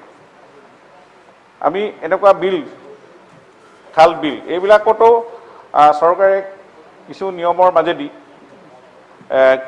আমন্ত্ৰণ বা এলটমেণ্টৰ প্ৰক্ৰিয়া আছে। গতিকে থাকিলেও কোনখিনিত আমাৰ অসুবিধা আহিব সেইবিলাক কেতিয়াও প্ৰপ'জেলত পাছ কৰিবলৈ দিব নালাগে জিলা উপায়ুক্ত। আৰু অসমৰ আমি চৰকাৰৰ পৰা without প্ৰায়ৰ disposal approval from state government কোনো মাটিয়ে তাতে দিছে এনেকুৱা ধৰণৰ মাটি চৰকাৰী মাটিয়ে অনুমোদন দিব নোৱাৰে। কিন্তু আমাৰ আইনখন সঠিকভাৱে কাৰ্যকৰী কৰাৰ ক্ষেত্ৰত আমাৰ বিধায়কসকলেও চকু দিব লাগিব, ৰাইজেও সজাগ হ'ব লাগিব। ইতিমধ্যে নগাঁৱত ইতিমধ্যে যিখিনি খবৰ আহিছে আমাৰ ধিং চাৰ্কুল হওক অন্যান্য চাৰ্কুলৰ পৰা, তাতে বহু ধৰণৰ চৰকাৰী ভূমিত ফিচাৰী খান্দিছে, বিভিন্ন ধৰণৰ কাঠফুলাৰ দৰে ঘৰ গজি উঠিছে। এইবিলাক ক্ষেত্ৰত আমি পুনৰ ছাৰ্ভে কৰিবলৈ আমি নিৰ্দেশ দিছোঁ চাৰ্কুল অফিচাৰসমূহ, যে চাৰ্কুল অফিচাৰসমূহে নিজেই তাত ছাৰ্ভে কৰক। একচুৱেলি যদি প্ৰকৃততে এইবিলাক এলটমেণ্ট বা ছেটেলমেণ্ট একোৱেই দিয়া নাই, তেওঁলোকেতো থাকিব নোৱাৰে। যদি প্ৰকৃত খিলঞ্জীয়া ভূমিহীন পৰিয়াল ফৰ্মেলি এপ্লাই কৰক, আমি গভৰ্ণমেণ্টৰ ৰুল মতে আমি তেওঁলোকক মাটি এলটমেণ্ট দিম। আমি গাঁৱত কি হিচাপত দিব পাৰোঁ 1+7, চহৰত আমি 1/10, গুৱাহাটীত 1/5, এনেকুৱা ধৰণৰ আইন আছে আমাৰ। এই নিয়মৰ মাজেদি আমি মাটি ছেটেলমেণ্ট দিওঁ। আমি সেইকাৰণে কৈছোঁ যে চৰকাৰ আইনবিলাক কঠোৰভাৱে আমি পালন কৰিব লাগিব, ৰাইজও সজাগ হ'ব লাগিব। আমি কোনো ধৰণৰ অবৈধভাৱে কাকো কোনো মানুহকে দখল কৰিবলৈ দিয়া নহয় মাটি বাৰীবিলাক। আৰু প্ৰাকৃতিক সৌন্দৰ্যৰ কথাটোতো এটা সুকীয়া আহি গৈছে। আমি এই সময়ত নৈ বিলৰ পাৰত আমাৰ যিখিনি এভেকশ্যন হৈছে বুলি নগাঁৱৰ পৰা খবৰ আহিছে, মই আজি জিলা উপায়ুক্তক মই এতিয়াই ইয়াৰ পাছত গৈয়ে কথা পাতিম, এটা অৰ্ডাৰ আমি অফিচিয়েলি দিম যাতে এইবিলাক কথা সোনকালে তদন্ত কৰি গভৰ্ণমেণ্টত ছাবমিট কৰক। গতিকে আমি এইখিনি খুব সোনকালে আপোনাৰ যিখিনি সমস্যা আছে আমি এইখিনি চাই দিম নগাঁৱত বিশেষকৈ স্পেচিয়েলি। আৰু এইবিলাক ৱেটলেণ্ড হওক এইবিলাক বেদখলমুক্ত কৰাটো আমাৰ দায়িত্ব আছে। আমি কিছুমান ঠাইত আমি যিহেতু এলটমেণ্ট কৰিব পৰা ব্যৱস্থাও চৰকাৰৰ আছে, সেইখিনি আমি বিবেচনা কৰিম। আৰু আপোনালোকৰ নগাঁও জিলা বিশেষকৈ অসমৰ লগতে আমাৰ আটাইখিনি আসাম লেণ্ড ৰেভিনিউ এক্ট হওক, আমাৰ 2019 পলিচি হওক, এই গোটেই বিষয়ে আইনৰ সুৰুঙাৰ মাজেদি যাতে কোনেও আমাৰ অবৈধভাৱে মাটি দখল কৰিব নোৱাৰে তাৰ আমি পূৰ্ণ ব্যৱস্থা কৰিম। আপোনালোক নিশ্চয় যেতিয়া জিলা উপায়ুক্ত কাৰ্যালয়ত LSC বোৰ্ডবিলাকতো প্ৰতিজন সন্মানীয় বিধায়কে মেম্বাৰ, সেই বিষয়বিলাক আপোনালোকে তন্নতন্নকৈ আলোচনা কৰিব মই অনুৰোধ জনাইছোঁ। আৰু আমি অসম চৰকাৰৰ আৱশ্যক আৰু ভূমি বন্দবস্তি বিভাগৰ তৰফৰ পৰা আমি অসমত বাৰে বাৰে আমি এইবিলাক চাৰ্কুলাৰ দি আছোঁ। আৰু আমি অসমত কিমান মাটি এতিয়া বেদখল আছে আকৌ পুনৰ আমি বিচাৰিছোঁ তথ্য। আৰু আমি পুনৰ জৰীপ কৰিব লাগিব আমাৰ বহুদিনৰ এইখিনি জড়িত হোৱা নাই ছাৰ্ভে ছেটেলমেণ্টত। আমি পুনৰ ইয়াক সক্ৰিয় কৰি তুলিব লাগিব গোটেই ব্যৱস্থাটো। অসমৰ মানুহে যাতে ভূমিৰ ক্ষেত্ৰত খুব অসুবিধা নাপায়। আজি আমাৰ যিমানবিলাক ছিষ্টেম আছে লেণ্ড ৰেভিনিউৰ ক্ষেত্ৰত কিছু সংশোধনো কৰিবলগীয়া কিছু প্ৰয়োজন আছে। আমি এইখিনি ইতিমধ্যে এখন আমাৰ কেবিনেট ছাব কমিটিও বনাই দিয়া হৈছে, য'ত আমাৰ ডক্টৰ অনুজ পেগু, আমাৰ ইউ.জি. ব্ৰহ্মকে আদি কৰি তিনিজনীয়া এখন কমিটি, য'ত ৰেভিনিউ মিনিষ্টাৰ আছোঁ আৰু প্ৰিন্সিপাল ছেক্ৰেটাৰী লৈ কিবা আইন প্ৰণয়নৰ যদি সংশোধন কৰিবলৈ থাকে, এই চৰকাৰী মাটি এলটমেণ্ট ছেটেলমেণ্টৰ ক্ষেত্ৰত আপোনালোকে পৰামৰ্শ আগবঢ়াব পাৰে। Thank you. আমি এইখিনি ব্যৱস্থা কৰি মুঠতে আমাৰ কথা হ'ল এই আইনৰ যোগেদি চৰকাৰী ভূমিক কোনো বেদখল হ'ব নোৱাৰিব। আমি এইখিনি উচ্ছেদ হওক, যেনেধৰণে জিলা উপায়ুক্তসমূহক কৰ্তৃত্ব প্ৰদান কৰা আছে, আমি আজি চাৰ্কুল অফিচাৰলৈকে যিহেতু দিয়া আছে কৰ্তৃত্ব, তেওঁলোকে যাতে এইবিলাক নিৰ্দেশ চৰকাৰী মানি কামত আগবাঢ়ে আৰু আমাৰ তাৰ জনপ্ৰতিনিধিসকলক অকণমান সহায় কৰি দিব লাগিব এই ক্ষেত্ৰত। গোটেই কথাখিনি চাই আপোনালোকে আগবাঢ়ি যাব বুলি মই সদনত থেংক ইউ। অধ্যক্ষ মহোদয়, এটা ইম্পৰ্টেণ্ট কথা এটা মন্ত্ৰী মহোদয়ৰ পৰা জানিব বিচাৰিছিলোঁ যে আমাৰ মানে এইটো সমষ্টি ৰিলেটেড নহয় ছাৰ, সমষ্টি ৰিলেটেড নহয়। আমাৰ সমবায় ভিত্তিক যিবোৰ মাটি দিয়া আছিলে সেইবোৰৰ ডাঙৰ সমস্যা হৈছে কি তেওঁলোকে পাৰ্মানেণ্ট ৰেচিডেন্স চাৰ্টিফিকেটখন নাপায়। সমবায় যিটো কৃষি সমবায়, এই ক্ষেত্ৰত চৰকাৰে কিবা ব্যৱস্থা গ্ৰহণ কৰিব লাগে। এইটো খুব সমস্যা এটা হৈ আছে, তেওঁলোকে PRC-টো নাপায়। মন্ত্ৰী মহোদয়ে যিহেতু আমাক সহযোগ কৰিবলৈ কৈছে, জাষ্ট এটা বাক্য কম ছাৰ, প্লিজ সিট ডাউন। এটা বাক্য চিষ্টেমটো নহয় নহয়, এনেকৈ আপোনালোকে এটা বাক্যত ক'লে নহ'ব। Please sit down. আমাক সহযোগ কৰিব সহযোগ কৰিব আপুনি চেম্বাৰৰ পৰা উচ্ছেদ কৰক, আমাৰ ক'বলগীয়া একো নাই। কিন্তু ভূমিহীন এনেকুৱাকে ক'ব নোৱাৰে। Please sit down. আৰ্টিকল 21 তেনেকৈ নোৱাৰে আপুনি। Please sit down. Right it is not like that. শেল্টাৰ please sit down. Please sit down. Fundamental right sir, এনেকৈ নহয়।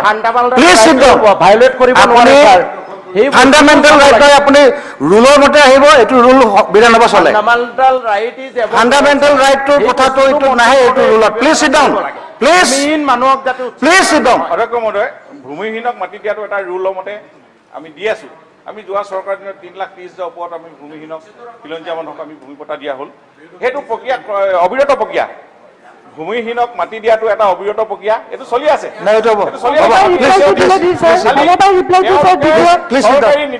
উত্তৰ দিবলৈ কোৱা নাই। হ'ব লাগিব। Please sit down. সমবায় ৰিপ্লাইটো দিলে ছাৰ ভাল প্লিজ সিট ডাউন। কাৰ্যসূচী নম্বৰ 5 ৰুল 301। আমাৰ চেয়াৰমেন আলী ডাঙৰীয়াই এইবাৰ ভাল পাব যে তেওঁ যিটো কৈছিলে বিৰোধীক প্ৰাধান্য দিব লাগে, 301ত পূৰা বিৰোধীক প্ৰাধান্য দিয়া হৈছে। এতিয়া মাননীয় সদস্য শ্ৰী আশ্ৰাফুল হুছেইন ডাঙৰীয়াই অসম বিধানসভাৰ প্ৰক্ৰিয়াৰ আৰু কাৰ্যসূচী পৰিচালনা নিয়মাৱলী 301 নং দফাৰ অধীনত 2021 চনৰ 6 জুলাই তাৰিখে দৈনিক গণ অধিকাৰ কাকতত প্ৰকাশিত চেঙা সমষ্টিৰ কাখিমপুৰত ব্ৰহ্মপুত্ৰৰ ভয়ংকৰ গৰাখহনীয়াত আতংকিত গঞা শীৰ্ষক বাতৰিটোৰে জলসম্পদ বিভাগৰ মন্ত্ৰীৰ মনোযোগ আকৰ্ষণ কৰিব। আশ্ৰাফুল হুছেইন ডাঙৰীয়া, আপুনি 5 মিনিটত শেষ কৰিব, ব্ৰিফ। মাননীয় অধ্যক্ষ মহোদয়, ইতিমধ্যেই যি জাননী প্ৰেৰণ কৰিছিলোঁ, সেই জাননীত গোটেই বিষয়টো উল্লেখ আছেই। তাৰপিছতো কৈছোঁ যে কাশিমপুৰত এতিয়া সমূনীয়া মাথো, বৰপেটা জিলাৰ চেঙা সমষ্টিৰ দক্ষিণ প্ৰান্তত অৱস্থিত ব্ৰহ্মপুত্ৰৰ দক্ষিণ পাৰৰ এখন গাঁও কাশিমপুৰ। আৰু কাশিমপুৰত মই বিধায়ক হিচাপে নিৰ্বাচিত হোৱাৰ পিছত দুবাৰমান গৈছোঁ। আৰু তাতে এমাহ সন্তান, বৃদ্ধ মহিলা ইত্যাদিলৈ মানুহবিলাকে যি গৰাখহনীয়াত যা যোৱা ঘৰ কেৱল টিনৰ চালিটো লৈ যিধৰণে দুৰ্বিষহ জীৱন যাপন কৰিছে, এয়া সঁচাকৈ অত্যন্ত বেদনাদায়ক। গতিকে আমি বিচাৰিছোঁ যে কাশিমপুৰ, মহাচৰা, কাছুমাৰা এই অঞ্চলৰ গৰাখহনীয়াকে স্থায়ী প্ৰতিৰোধৰ ব্যৱস্থা চৰকাৰৰ তৰফৰ পৰা লোৱা হওক। মহোদয়, এই ছবি যে চেঙা সমষ্টিৰ কেৱল কাশিমপুৰতেই তেনেকুৱা নহয়। চেঙা সমষ্টিৰ সামগ্ৰিকভাৱে 17খন গাঁও পঞ্চায়তৰ 12খন গাঁও পঞ্চায়ত এই গৰাখহনীয়াৰ দ্বাৰা প্ৰভাৱিত। এই 12খন গাঁও পঞ্চায়তত চেগা চেৰুকাকৈ গৰাখহনীয়া হৈ আছে। আৰু আপোনালোকে এই সদনে জানি দুখ পাব যে মহাপুৰুষ হৰিদেৱৰ সত্ৰ আজি গৰাখহনীয়াৰ কবলত পৰিছে। 567 বছৰ পূৰ্বে তেখেতে স্থাপন কৰা আদি সত্ৰ বহৰী সত্ৰখনৰ দুৱাৰমুখ পাইছে আৰু ইতিমধ্যে মন্ত্ৰী মহোদয় যোৱা দুমাহমান আগত আমাৰ সেই ঠাইলৈ গৈছিল আৰু তেখেতে নিশ্চিতভাৱে এই দৃশ্যবোৰ চাই আহিছে। গতিকে মহোদয় আজি চাওক চেঙা সমষ্টিৰ উত্তৰ পাৰে আৰু দক্ষিণ পাৰে দুয়োপাৰে সমানে গৰাখহনীয়া হৈ আছে। উত্তৰ পাৰত ৰৌমাৰীৰ পৰা আৰম্ভ কৰি পাজাৰবাংগালৈ, তাৰ পৰা আৰম্ভ কৰি একদম বাঘবৰ পাহাৰলৈ চেগাচুৰকাকৈ গৰাখহনীয়া হৈ আছে। আৰু বিগত সময়ত এই গৰাখহনীয়া সমস্যাৰ সমাধান কল্পে সেই অঞ্চলৰ স্থানীয় ৰাইজে 2013 চনত 33/2013 নম্বৰৰ এখন জনস্বাৰ্থ জড়িত গোচৰ মহামান্য উচ্চ ন্যায়ালয়ত দাখিল কৰিছিল। আৰু মাননীয় ন্যায়াধীশ উজ্জ্বল ভূঞা আৰু ন্যায়াধীশ পৱন ডাঙৰীয়াৰ আদালতে 29/5/2017 ইংৰাজী তাৰিখে 6 মাহৰ সময়সীমা বান্ধি দি সেই অঞ্চলৰ গৰাখহনীয়া প্ৰতিৰোধৰ বাবে বাস্তৱসন্মত ব্যৱস্থা ল'বলৈ চৰকাৰক নিৰ্দেশ দিছিল। আজি আমি দেখা পাইছোঁ যে কেইবাটাও বছৰ পাৰ হৈ যোৱাৰ পিছতো সেই অঞ্চলৰ গৰাখহনীয়া প্ৰতিৰোধৰ বাবে কোনো এক বাস্তৱসন্মত ব্যৱস্থা নহ'ল। আৰু যাৰ বাবে আমি অনুভৱ কৰোঁ যে আদালতৰ নিৰ্দেশক এনেকুৱাকৈ অৱজ্ঞা কৰাটো মুঠেই সঠিক কথা নহয়। চৰকাৰ হিচাপে চৰকাৰে অনাগত সময়ত এই ক্ষেত্ৰত কৰিবলগীয়া আছে। গতিকে মহোদয় আমি অনুভৱ কৰোঁ যে চৰকাৰখনে কৰিবলৈ কি আছে। আজি ADB নিউ লোন ট্ৰেন্স 2ৰ অধীনত 398.43 কোটি টকাৰ ঋণ লোৱাৰ প্ৰস্তাৱৰ প্ৰক্ৰিয়া ইতিমধ্যে ভালেখিনি আগবাঢ়িছে। মাননীয় মন্ত্ৰী মহোদয় নিশ্চয় জানে যে সেই ঋণ লোৱাৰ প্ৰক্ৰিয়াত ইতিমধ্যে কেইবাটাও প্ৰক্ৰিয়া আগবাঢ়িছে। ইয়াৰে কেন্দ্ৰীয় চৰকাৰৰ central water commission, ministry of জলশক্তি এওঁলোকৰ যি সহমত সেয়া ইতিমধ্যে পোষণ কৰিছে। এতিয়া আমাক নীতি আয়োগৰ পৰা NOC লাগে, ministry of external affairs, ministry of home affairs আৰু ডনাৰৰ পৰা যদি NOC লাভ কৰে তেনেহ'লে আমি নিশ্চিতভাৱে প্ৰায় 400 কোটি টকাৰ ঋণৰ জৰিয়তে প্ৰায় 40 কিলোমিটাৰ এলেকাত একদম বহৰীৰ পৰা আৰম্ভ কৰি বাঘবৰলৈ যি ঠাইসমূহত বহৰী সত্ৰ, ডক্লেশ্বৰ দেৱালয়, কনৰা সত্ৰ, বৈঠাপতা সত্ৰকে আদি কৰি শতাধিক গাঁও আৰু কেইবা লক্ষাধিক জনসংখ্যাক আমি বচাব পাৰিম। গতিকে মহোদয় আমি মন্ত্ৰী মহোদয়ক অনুৰোধ জনাওঁ, আমি অসমৰ মুখ্যমন্ত্ৰী ডাঙৰীয়াক অনুৰোধ জনাওঁ যে কেন্দ্ৰীয় চৰকাৰৰ সৈতে আলোচ কৰি মাননীয় দেশৰ প্ৰধানমন্ত্ৰী নৰেন্দ্ৰ মোদী ডাঙৰীয়াৰ সৈতে আলোচ কৰি এই ঋণ কেনেধৰণে লাভ কৰিব পাৰে, ঋণৰ জৰিয়তে কেনেকুৱাকৈ এই অঞ্চলটো ৰক্ষা কৰিব তাৰ বাবে এটা বিহিত ব্যৱস্থা গ্ৰহণ কৰিব। মহোদয় আমাৰ মন্ত্ৰী ডাঙৰীয়া 16/7/2021 তাৰিখে আমাৰ অঞ্চলটো পৰিদৰ্শন কৰিছিল আৰু পৰিদৰ্শন কালত তেখেতে চকুৰ সন্মুখতে দেখা পাইছিল কি ধৰণে গাঁও খহি গৈ আছে। আজি বিৰামহীন গৰাখহনীয়া উত্তৰ পাৰৰ ৰৌমাৰী, পাথাৰ, বালাট্টাৰী, চেনিমাৰী, বৰবিটা, বান্দালী ৰিজাৰ্ভ, বহৰী ৰিজাৰ্ভ, হৰিপুৰ, গুমা, ফুলবাৰী, ভোগেৰপাৰ, পাজাৰবাংগা, ডক্ৰেশ্বৰ, বেলেট্টাৰী ইত্যাদিবোৰ গাঁৱলৈ ভাবুকি কঢ়িয়াই আনিছে। একেদৰে ব্ৰহ্মপুত্ৰৰ দক্ষিণ পাৰত যি ঠাইসমূহ বিগত সময়ত ভালেখিনি ইগনোৰ হৈ আছে, কেতিয়াও সেই ঠাইত বিশেষভাৱে কাম কৰা নহয়। দক্ষিণ পাৰৰ মৰিচাকান্তি, পামপাৰা, মহাচৰা, কাছুমাৰা, চনেৰচালি, মৈৰাদী, খোলাবান্ধা ইত্যাদি জেগাত ঠাইত হাজাৰ হাজাৰ বিঘা মাটি ইতিমধ্যে খহাই নিছে। আৰু চৰকাৰী আৰু বেচৰকাৰী তথ্য মিলাই চেঙা সমষ্টিৰ গৰাখহনীয়াক যদি যায় প্ৰায় 3 কোটিৰো অধিক গাঁও আৰু চুবুৰী ব্ৰহ্মপুত্ৰত যা গৈছে। যি নদী এটা সময়ত 1.5 কিলোমিটাৰ আছিল সেই নদী আজি মহোদয় 15 কিলোমিটাৰ হৈ গ'ল।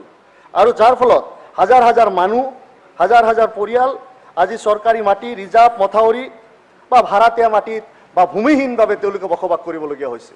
আজি যিসকল লোকে ভূমিহীন হৈছে তেওঁলোকক চৰকাৰীভাৱে কোনো সংস্থাপনৰ ব্যৱস্থা হোৱা নাই, বৰঞ্চ বিধানসভাত আজি কথা বতৰা চলে যে উচ্ছেদহে কৰিব লাগে। আজি যদি ভূমিহীন, আজি অসমৰ যি গৰাখহনীয়া সমস্যা, আজি জলসম্পদ বিভাগৰ তথ্য মতে যে ব্ৰহ্মপুত্ৰ বা ইয়াৰ উপনৈসমূহে অসমৰ মুঠ মাটিকালিৰ প্ৰায় 8% মাটি ইতিমধ্যে খহাই নিছে। আৰু যি সময়ত এনেকুৱা এটা ভয়াৱহভাৱে গৰাখহনীয়া চলিছে সেই সময়ত ভূমিহীন হোৱা হাজাৰ হাজাৰ পৰিয়ালক সংস্থাপিত কৰাৰ কোনো সদিচ্ছা চৰকাৰৰ তৰফৰ পৰা দেখা যোৱা নাই। কেৱল আৰু কেৱল কাগজ আৰু ফাইলৰ মেৰ পাছত যদি এই বিষয়বিলাক থাকি যায় তেনেহ'লে এখন কল্যাণকামী ৰাজ্য হিচাপে আমি জনগণৰ সন্মুখত কোৱাৰ কোনো জেগা নাথাকিব। মতে আমি বিভিন্ন সময়ত দেখা পাওঁ যে গৰাখহনীয়া হঠাৎকৈ অতৰ্কিত আৰম্ভ হয় আৰু সেই গৰাখহনীয়া ৰোধৰ বাবে জিলা কিংবা স্থানীয় জিলা প্ৰশাসন কিংবা স্থানীয় জনপ্ৰতিনিধিৰ হাতত কোনো বিশেষ পুঁজি নাথাকে।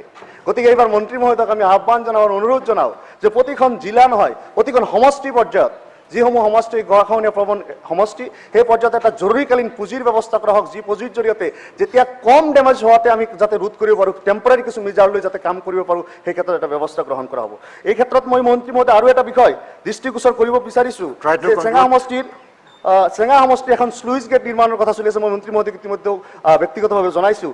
Improvement of Kukarjar channel including construction of sluice gate in Chenimari area শীৰ্ষক আঁচনিখন ইতিমধ্যে টেণ্ডাৰিং হৈ গৈছে আৰু ফাইনেল হৈছে, কিন্তু এই আঁচনিখনৰ এই স্লুইচ গেটখনৰ কোনো প্ৰয়োজন নাই। এয়া SOPDৰ পইচা, আৰু আমি ভাবোঁ ৰাজ্য চৰকাৰে আমাৰ নিজৰ পইচা হিচাপে এই পইচা গৰাখহনীয়া প্ৰতিৰোধৰ কাৰণে এটা অংশ কিন্তু ব্যৱহাৰ কৰিব পাৰে। আৰু মন্ত্ৰী মহোদয়ে যদি বিবেচনা কৰে, যদি বিভাগখনে বিবেচনা কৰে, চৰকাৰ যদি বিবেচনা কৰে, কিছু গৰাখহনীয়াৰ কাম ইয়াৰ পৰা কৰিব পাৰে। আৰু গতিকে মই কেৱল অনুৰোধ জনাম যে কেন্দ্ৰীয় চৰকাৰৰ যিটো এছিয়ান ডেভেলপমেণ্ট বেংকৰ ঋণ আছে, এই ক্ষেত্ৰত মন্ত্ৰী মহোদয়ে বিশেষ ব্যৱস্থা ল'ব। ধন্যবাদ। এতিয়া আশ্ৰাফুল ডাঙৰীয়া আৰু আমাৰ ৱাজিদ আলী চৌধুৰী ডাঙৰীয়া দুয়োগৰাকী ব্যক্তিৰ কুৱেশ্যনটো একেটাই, গৰাখহনীয়া আৰু জলসম্পদ মন্ত্ৰী এগৰাকী। এতিয়া আপোনালোকৰতো শেষ হোৱাৰ পিছত একেলগে আনচাৰটো দি দিলে হ'ব নে আপোনালোকে বেলেগে বেলেগে লাগিব? একেলগে দি দিম তেতিয়াহ'লে, ঠিক আছে, একেলগে আপোনাৰ আনচাৰ দিব। অ'কে, এতিয়া নেক্সট আমাৰ নাই তেখেত নহয়, আপোনাৰ ইয়াৰ পিছত। অঁ ঠিক আছে, হয় হ'ব। এতিয়া মই মাননীয় সদস্য ৱাজিদ আলী চৌধুৰী ডাঙৰীয়া অসম বিধানসভাৰ প্ৰক্ৰিয়া আৰু কাৰ্যাৱলী নিয়মাৱলী 301ৰ দফাৰ অধীনত ধুবুৰী জিলাৰ অন্তৰ্গত বিভিন্ন অঞ্চলৰ লগতে হাতশিঙিমাৰী অঞ্চলৰ ব্ৰহ্মপুত্ৰ নদী গৰাখহনীয়াৰ ভয়ংকৰ ৰূপ ধাৰণ কৰিছে শীৰ্ষক জলসম্পদ বিভাগৰ মন্ত্ৰীৰ দৃষ্টি আকৰ্ষণ কৰিবলৈ। মাননীয় উপাধ্যক্ষ মহোদয়, আজিৰ এই বিষয়টো 301ত গ্ৰহণ কৰাৰ বাবে আপোনাক ধন্যবাদ দিছোঁ। কাৰণ এটা জ্বলন্ত সমস্যা, যদিও সময়ে সময়ে আমি বিভিন্ন ডিভাইচত কথাবিলাক কৈ আহিছোঁ, কিন্তু আজি এই সমস্যাৰ লগত অন্য এটা সমস্যা জড়িত হৈ গৈছে। যুগ যুগ ধৰি, মই কোনো চৰকাৰক সমালোচনা কৰিব বিচৰা নাই, গৰাখহনীয়া, আমি যেতিয়া কলেজত পঢ়োঁ সেই সময়ত ধুবুৰী ফকীৰগঞ্জৰ ডিষ্টেঞ্চ আছিল মাত্ৰ 7 কিলোমিটাৰ, আৰু এইটো গৰাখহনীয়াৰ ফলত পাৰ ভাঙি ভাঙি গৈ এতিয়া হৈছে 15 কিলোমিটাৰ। উপাধ্যক্ষ মহোদয়, এটা সময়ত আমাৰ বুঢ়াবুঢ়ীৰ পৰা, এইটো জলেশ্বৰ সমষ্টিৰ বুঢ়াবুঢ়ী থানৰ পৰা আৰম্ভ কৰি হাতশিঙিমাৰীলৈকে মাথাউৰি আছে। গৰাখহনীয়াত ক্ষতিগ্ৰস্ত পৰিয়ালসমূহ এই মাথাউৰিৰ ওপৰত আশ্ৰয় লৈছিল, কিন্তু দুৰ্ভাগ্যজনক কথা, এই মাথাউৰিও গৰাখহনীয়া লৈ গ'ল, উঠাই লৈ গ'ল। এই মানুহখিনি য'ত খালী মাটি পাইছে তাতে গৈ তেওঁলোকে ঘৰ বান্ধিছে। বিশেষকৈ আমাৰ পাণবাৰী অঞ্চলত ৰাংগামাটি কোঅপাৰেটিভ ছ'চাইটিৰ মাটি আছিল, তেওঁলোকৰ লগত আলোচনা কৰি প্ৰায় 70 বছৰৰ পৰা তাতে বসবাস কৰি আহিছে। হঠাৎ 2 বছৰৰ পৰা উচ্ছেদৰ নোটিছ গৈ আছে। আমি ল্যান্ড এডভাইজাৰী কমিটিত তেওঁলোকক মাটি আবণ্টন দিয়াৰ কাৰণে সিদ্ধান্ত লৈছিলোঁ, সেইটো কাৰ্যকৰী হোৱা নাই। ইন দি মেইন টাইম যোৱা পৰহিৰ পৰা এটা হুলস্থুল পৰিৱেশৰ সৃষ্টি হৈছে। এই মানুহখিনিক ঘেৰি পেলাই BSF তাতে বাউণ্ডাৰী ৱাল কৰি দিলে। এই কথাখিনি এইকাৰণেই ক'ব বিচাৰিছোঁ, যদিও এইটো ৰেভিনিউৰ মেটাৰ, কিন্তু আমাৰ জলসম্পদৰ লগত এইটো জড়িত। অকল এই পাণবাৰী নহয়, বিভিন্ন অঞ্চলত আজি যিটো উচ্ছেদ কাৰ্য আৰম্ভ হৈছে, সেই একেই কথা। গৰাখহনীয়াত যাহ যোৱা ঘৰ বাৰী মাটি গুচি যোৱাৰ ফলত তেওঁলোকে য'তে খালী ঠাই পাইছে তাতে গৈ তেওঁলোকে আশ্ৰয় লৈছে। উপাধ্যক্ষ মহোদয়, এই পাৰ্মানেণ্ট প্ৰটেকশ্যন নোহোৱালৈকে ব্ৰহ্মপুত্ৰ নদীৰ যিটো ডেপ্থ,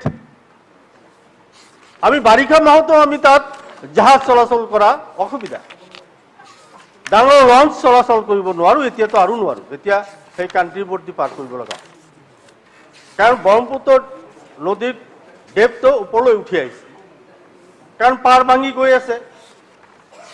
সেইকাৰণে প্ৰটেকশ্যন হ'লে তেতিয়া আমাৰ এই ডিজাৰ্টৰ দ্বাৰা যিটো খনন প্ৰক্ৰিয়া চলাই আছে এইটো কেতিয়াও সফল হ'ব নোৱাৰে। একফালে ডিজাৰ্ট দি খনন কৰি আছে আৰু একফালৰ পৰা মাটি আহি সেইখিনি ফিল আপ কৰি গৈ আছে।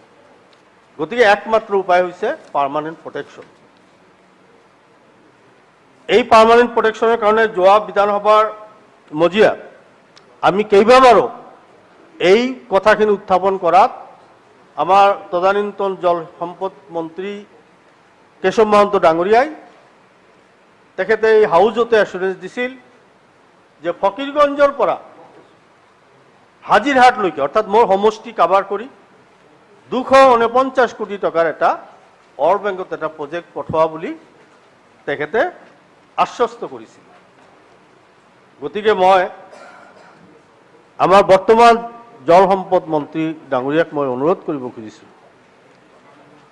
যে আমাৰ এই প্ৰজেক্টটো তেখেতে যদিও ইয়াৰ আগত লগ পাইছিলোঁ তেখেতে আশ্বাস দিছে, কিন্তু এই প্ৰজেক্টটো যদি ইমপ্লিমেণ্ট কৰাব পাৰে বৃহৎ এলেকা অৰ্থাৎ আমাৰ হাট শিঙিমাৰী যিটো চাউথ চাৰ্মাৰ মানকেশ্বৰ জিলা হেডকোৱাৰ্টাৰ সেইখিনিও ৰক্ষা পাব। গতিকে আজি বুঢ়াবুঢ়ী থান এইটো বহুত পুৰণা, তাত মানে এটা ঐতিহাসিক তাত মেলা হয় প্ৰতি বছৰ। সেই বুঢ়াবুঢ়ী থান আজি গৰাখহনীয়াৰ কবলত পৰিছে। এইটো যদিও মোৰ সমষ্টি নহয় জলেশ্বৰ সমষ্টি, কিন্তু কথাটো একেই, বুঢ়াবুঢ়ীৰ পৰা আৰম্ভ কৰি হাট শিঙিমাৰীলৈকে। গতিকে এইখিনি মানুহখিনিৰ যিটো জ্বলন্ত সমস্যা গৰাখহনীয়াৰ ফলত তেওঁলোকে ক'ত যাব? আজি গাঁও অঞ্চলৰ মাটিৰ ভেলু 5 লাখ টকাৰ তলত, বিঘা প্ৰতি 5 লাখ টকাৰ তলত মাটি নাপায়। গতিকে তেওঁলোকে ক'ত মাটি কিনিব পাৰিব? গতিকে আমাৰ এই কথাখিনি গুৰুত্ব সহকাৰে আমাৰ এই চৰকাৰে লৈ পেলাই পাৰ্মানেণ্ট প্ৰটেকশ্যনৰ কথাটো নিশ্চয় চিন্তা কৰিব। যিটো এক্সপ্ৰেছ হাইৱেৰ কথা চলি আছে, যদি আমি খহনীয়া ৰোধ কৰিব নোৱাৰোঁ, এক্সপ্ৰেছ হাইৱে নদীৰ দুই পাৰে কৰি পেলাই সেইটো আমি ৰখাব নোৱাৰিম। গতিকে আমাৰ বুঢ়াবুঢ়ী, ফকীৰগঞ্জ, মাটিফাটা, হাজিৰহাট, হাট শিঙিমাৰী আমাৰ যিটো প্ৰস্তাৱ দিয়া হৈছিলে আগৰ চৰকাৰৰ, সেই প্ৰস্তাৱ যাতে ইমপ্লিমেণ্ট কৰি এই জেগাখিনি ৰক্ষা কৰিব পাৰে। আৰু এই গৰাখহনীয়াৰ ফলত যিখিনি মানুহ আমাৰ জিলাখনতেই, যেনেকৈ অলপ আগত উল্লেখ কৰিছোঁ, পাণবাৰী অঞ্চলত তেওঁলোকে আজি 70 বছৰৰ পৰা একে বছৰত যোৱা নাই, পৰ্যায়ক্ৰমে মানুহখিনি তাত গৈ সংস্থাপিত হৈছিল। সেই মানুহখিনিও আজি উচ্ছেদ কৰাৰ কাৰণে নটিচ ইছ্যু কৰা হৈছে। আমি লেণ্ড এডভাইজৰী বৰ্ডৰ মিটিঙতো আমি বিভিন্ন বিধায়কে মিলি তেওঁলোকক এলটমেণ্ট দিব বুলি আমি এটা ৰেজুলেশ্যন লৈছিলোঁ। তাৰোপৰি দেখা গ'ল দুদিনমান আগৰ পৰা তেওঁলোকক BSF-এ ঘেৰি পেলাই, সেই পৰিয়ালখিনিক ঘেৰি পেলাই তেওঁলোকে বাউণ্ডেৰী ৱাল কৰিছে। BSF-এ কৈছে এইখিনি মাটি গভৰ্ণমেণ্টে আমাক দিছে। গতিকে সেই মানুহখিনিৰ অৱস্থা কি হ'ব? গতিকে এই ক্ষেত্ৰত নিশ্চয় জলসম্পদ মন্ত্ৰী ডাঙৰীয়াই ধুবুৰীৰ ডেপুটি কমিশ্যনাৰক নিশ্চয় অলপ যদি তেখেতে টেলিফোন এটা কৰি পেলাই কয় যে এই মানুহখিনিৰ পুনৰ সংস্থাপন নোহোৱালৈকে তেওঁলোকক তাৰ পৰা উচ্ছেদ কৰিব নালাগে। থেংক ইউ ভেৰি মাছ। এতিয়া দুইগৰাকী সদস্যৰ উত্তৰ দিব ইয়াত। আৰু আমাৰ বিধায়িকা নন্দিতা বাইদেউ এটা কথা ক'ব দিছে, হন্তলীৰ পৰা নগৰবেৰাতো 16 কিলোমিটাৰ গৰাখহনীয়া হৈছে। গতিকে এইখিনি কথাও মন্ত্ৰী মহোদয়ে কাইণ্ডলি চাব। Thank you. সন্মানীয় উপসভাপতি মহোদয়, শ্ৰী আছাফুল হুছেইন ডাঙৰীয়া আৰু শ্ৰী ৱাজিদ আলী চৌধুৰী ডাঙৰীয়াই অসম বিধানসভাৰ প্ৰক্ৰিয়া আৰু নিয়মাৱলীৰ প্ৰক্ৰিয়া আৰু কাৰ্য পৰিচালনা নিয়মাৱলীৰ 301 নং নিয়ম অনুসৰি যি দুটা বিষয় উপস্থাপন কৰিছে সেই বিষয় দুটা অত্যন্ত গুৰুত্বপূৰ্ণ। উপসভাপতি মহোদয়, আমি সকলোৱে উপাধ্যক্ষ মহোদয়, আমি সকলোৱে জানো যে গৰাখহনীয়া অসমৰ এটা অত্যন্ত গুৰুত্বপূৰ্ণ সমস্যা। ক'বলৈ গ'লে গৰাখহনীয়া আৰু বানপানী অসমৰ অন্যতম মূল সমস্যা। অসমৰ 2টা 3টা বা 4টা বা 5টা মূল সমস্যা যদি কওঁ, তাৰ অন্যতম হৈছে গৰাখহনীয়া আৰু বানপানীৰ সমস্যা। গতিকে আমি সকলোৱে চিৰিয়াছ যে অসমক বানপানীৰ পৰা বচাব লাগিব আৰু গৰাখহনীয়াৰ পৰাও বচাব লাগিব। মই আকৌ কৈছোঁ, এই গৰাখহনীয়াৰ পৰা যদি অসমক বচাব নোৱাৰোঁ, এটা সময়ত ব্ৰহ্মপুত্ৰ বা অন্য নদীসমূহে এনেকুৱা পৰিৱেশৰ সৃষ্টি কৰিব, হয়তো এটা সময়ত আজিৰ পৰা 200 বছৰৰ পাছত 300 বছৰৰ পাছত হয়তো অসমত মানুহ বসবাস কৰাৰ উপযোগী স্থান মানুহৰ কাৰণে নাথাকিব। গতিকে আমি প্ৰত্যেকজন ব্যক্তিয়ে, প্ৰত্যেকখন চৰকাৰে এই ক্ষেত্ৰত আমি চিৰিয়াছ আৰু আমি গৰাখহনীয়া ৰোধৰ কাৰণে আমি ডেফিনেটলি কাম কৰিব লাগিব। মই ইতিমধ্যে 2 দিন কোৱাৰ সুযোগ পাইছিলোঁ, 2 দিনেই মই কৈছোঁ, আজিও সুযোগ পাই আকৌ ক'ব খুজিছোঁ যে গৰাখহনীয়া প্ৰটেকশ্যনৰ কাৰণে আমি 2টা পৰ্যায়ত কাম কৰোঁ। এটা হৈছে টেম্পৰেৰী প্ৰটেকশ্যন, এটা হৈছে পাৰ্মানেণ্ট প্ৰটেকশ্যন। বাট পাৰ্মানেণ্ট প্ৰটেকশ্যন আমি কেতিয়াৰ পৰা কৰোঁ? নৰ্মেলি ডিচেম্বৰ মাহৰ পৰা কৰিব পাৰোঁ, তাৰ আগত পাৰ্মানেণ্ট প্ৰটেকশ্যন আমি কৰিব নোৱাৰোঁ।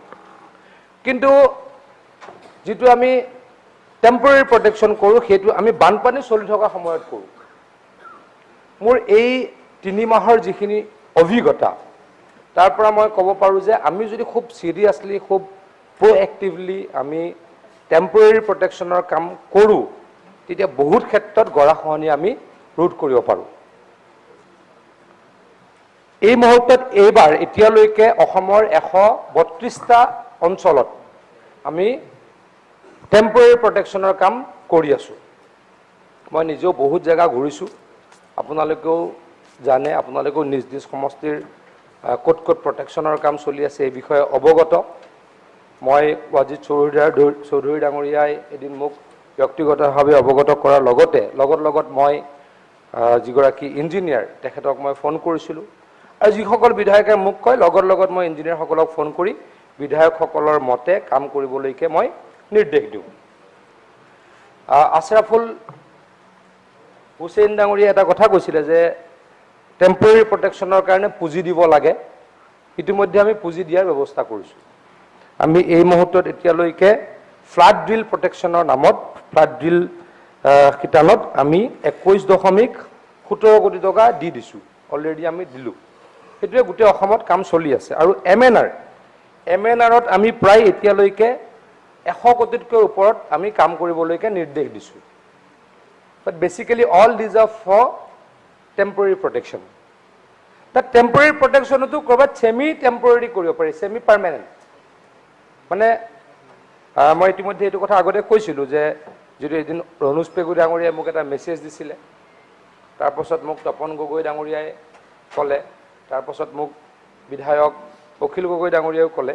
প্ৰথমে মোক ৰণোজ পেগু ডাঙৰীয়াই কৈছিলে যে অফলা দিচাংমুখত গৰাখহনীয়া হৈ আছে। মই নিজে তালৈকে গ'লোঁ, তাত যোৱাৰ আগতেই মই কাম আৰম্ভ কৰাইছোঁ। কাম আৰম্ভ কৰাৰ পাছত আমাৰ যোগেন মোহন ডাঙৰীয়াও তালৈকে গৈছিলে, স্পটত তপন গগৈ ডাঙৰীয়াও গৈছিলে। আমি তাতে ছেমি পাৰ্মানেণ্ট কাম আৰম্ভ কৰিছিলোঁ, আৰু সেই ছেমি পাৰ্মানেণ্টটো আমাৰ বিভাগৰ ইঞ্জিনিয়াৰসকলে কোৱাৰ মতে প্ৰায় 3 বছৰ অতি কমেও তাতে থাকি যাব কামটো। গতিকে বিভিন্ন প্ৰকাৰে আমি গৰাখহনীয়া ৰোধৰ কাৰণে আমি প্ৰচেষ্টা চলাই আছোঁ। মই এটা কথা উপাধ্যক্ষ মহোদয় উপলব্ধি কৰোঁ যে আমি যে কওঁ ডেভেলপ ষ্টেট, ডেভেলপমেণ্ট, মোৰ উপলব্ধি কি যে গুৱাহাটী ডেভেলপড হ'লে অসম ডেভেলপড নহয়, শিৱসাগৰ টাউনখন ডেভেলপড হয়, ডিব্ৰুগড় টাউনখন ডেভেলপড হয়, অসম ডেভেলপড নহয়।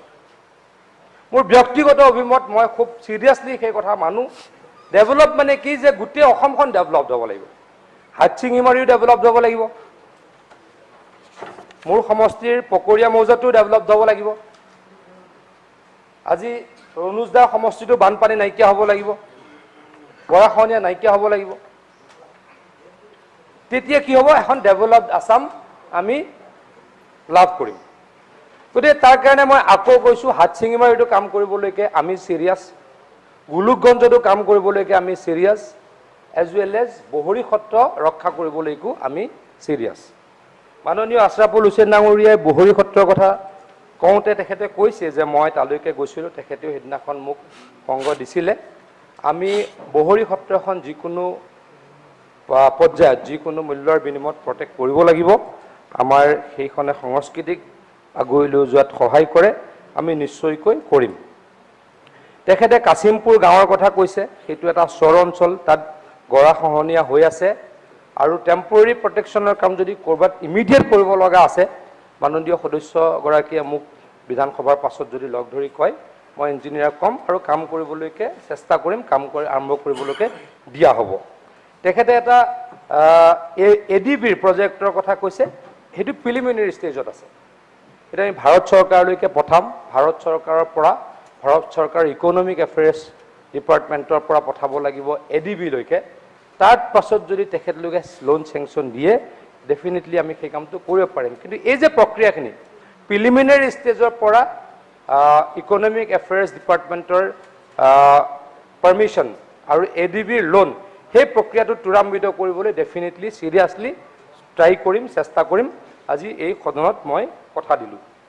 আৰু ৱাজিদ আলী চৌধুৰী ডাঙৰীয়াই তেখেতৰ সমষ্টিৰ যিকেইটা কথা কৈছে, মই আকৌ কৈছোঁ, গোটেই সমস্যাখিনিতো একেই। মই এটা এটাকৈ নাম কোৱা নাই, কিন্তু সমস্যাখিনিতো একেই। তেখেতে মোক যেতিয়া কৈছিলে, মই বিষয়াগৰাকীক কৈ দিছিলোঁ, ইঞ্জিনিয়াৰগৰাকীক, আৰু যদি কিবা কৰিব লগা আছে ডেফিনেটলি কৰিম। মই বিধানসভা শেষ হোৱাৰ পাছত হাটশিঙিমাৰী বা আপোনাৰ সমষ্টিলৈকে ফকীৰগঞ্জলৈকে যোৱাৰ নিশ্চয়কৈ মোৰ মন আছে, কাৰণ সেইখিনি ভাৰত বাংলাদেশ সীমান্তত গৰাখহনীয়া হোৱাৰ খবৰ মোৰ আছে। তালৈকে এদিন যাম, আপুনিও নিশ্চয়কৈ সংগ দিব বুলি আশা কৰোঁ। আৰু তাক লৈ পেলাই, সেইখিনি লৈ পেলাই আমি কামটোত আগুৱাই যাম। আপুনি যিটো এটা কথা কৈছে যে প্ৰটেকশ্যনৰ কাৰণেও ইতিমধ্যে আমিতো যিখিনি ব্যৱস্থা লৈছোঁ, আৰু মথাউৰিসমূহ নতুন মথাউৰি আমি নিৰ্মাণ কৰিম। মই এটা বস্তু উপলব্ধি কৰোঁ যে অসমৰ মথাউৰি সাধাৰণতে নদীৰ পৰা 200 মিটাৰ দূৰত হয়। গতিকে এইবাৰ আমি কি কৰিব খুজিছোঁ, য'ত য'ত ইমিডিয়েট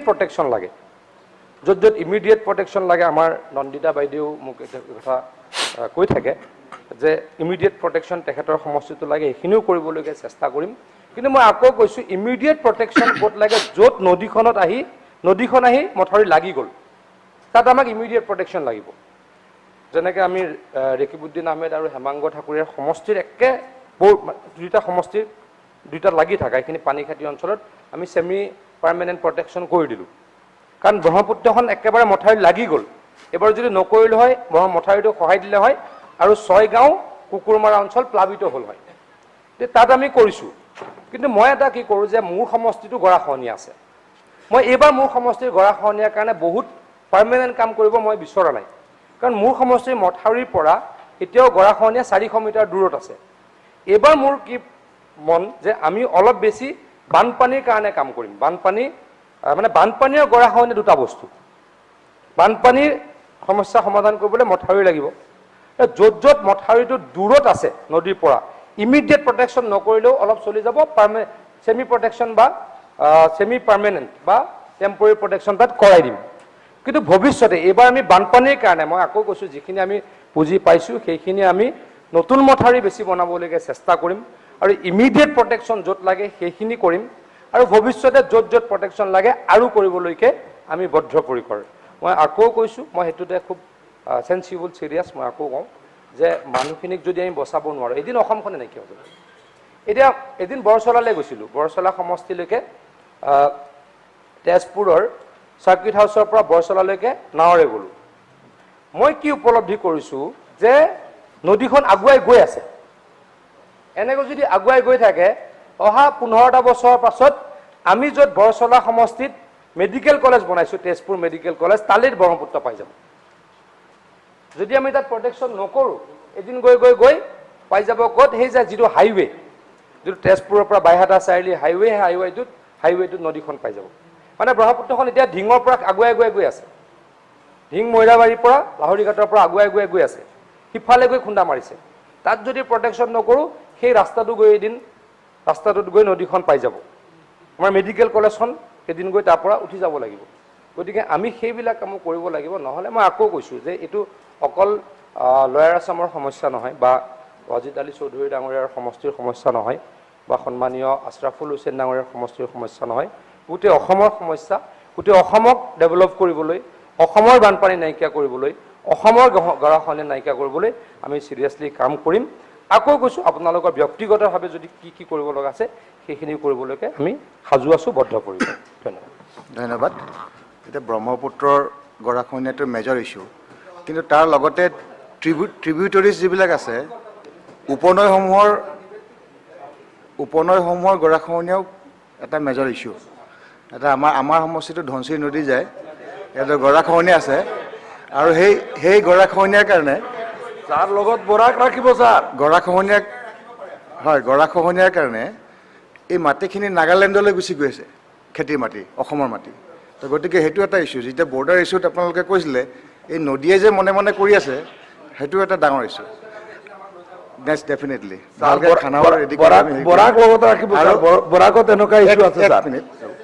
তাৰপিছতে এইটো উপনৈসমূহৰ কথা কৈছোঁ চবতে কৈছোঁ অসমৰ মোৰতো এক্সাম্পল দিলোঁ মই ইয়াত বহি আছোঁ কাৰণে সুবিধাটো লৈ আৰু কথা হৈছে কি এইবাৰ আমি সৌভাগ্যৱান কেলৈ এতিয়ালৈকে মেজৰ বানপানী আমাৰ তাত অহা নাই তো গতিকে মই ভাবোঁ কিন্তু সেইটো কাৰণে আকৌ বৰষুণ নহয় পেলাই খেতি কঠীয়া পাৰিব নোৱাৰে সেইটোও জ্বলা কলা খাইছে ৰাইজে তো গতিকে বহুত ধন্যবাদ আমাৰ নেক্সট ৰুল 301ৰ অধীনত এতিয়া মাননীয় সদস্য শ্ৰী পুনাকন বৰুৱা ডাঙৰীয়াই অসম বিধানসভাৰ প্ৰক্ৰিয়া আৰু কাৰ্য পৰিচালনাৰ নিয়মাৱলীৰ 301 নং দফাৰ অধীনত চাহ শ্ৰমিকৰ ৰেচন শীৰ্ষক বিষয়টো চাহ জনজাতি কল্যাণ বিভাগৰ মন্ত্ৰী মহোদয়ৰ মনোযোগ আকৰ্ষণ কৰিব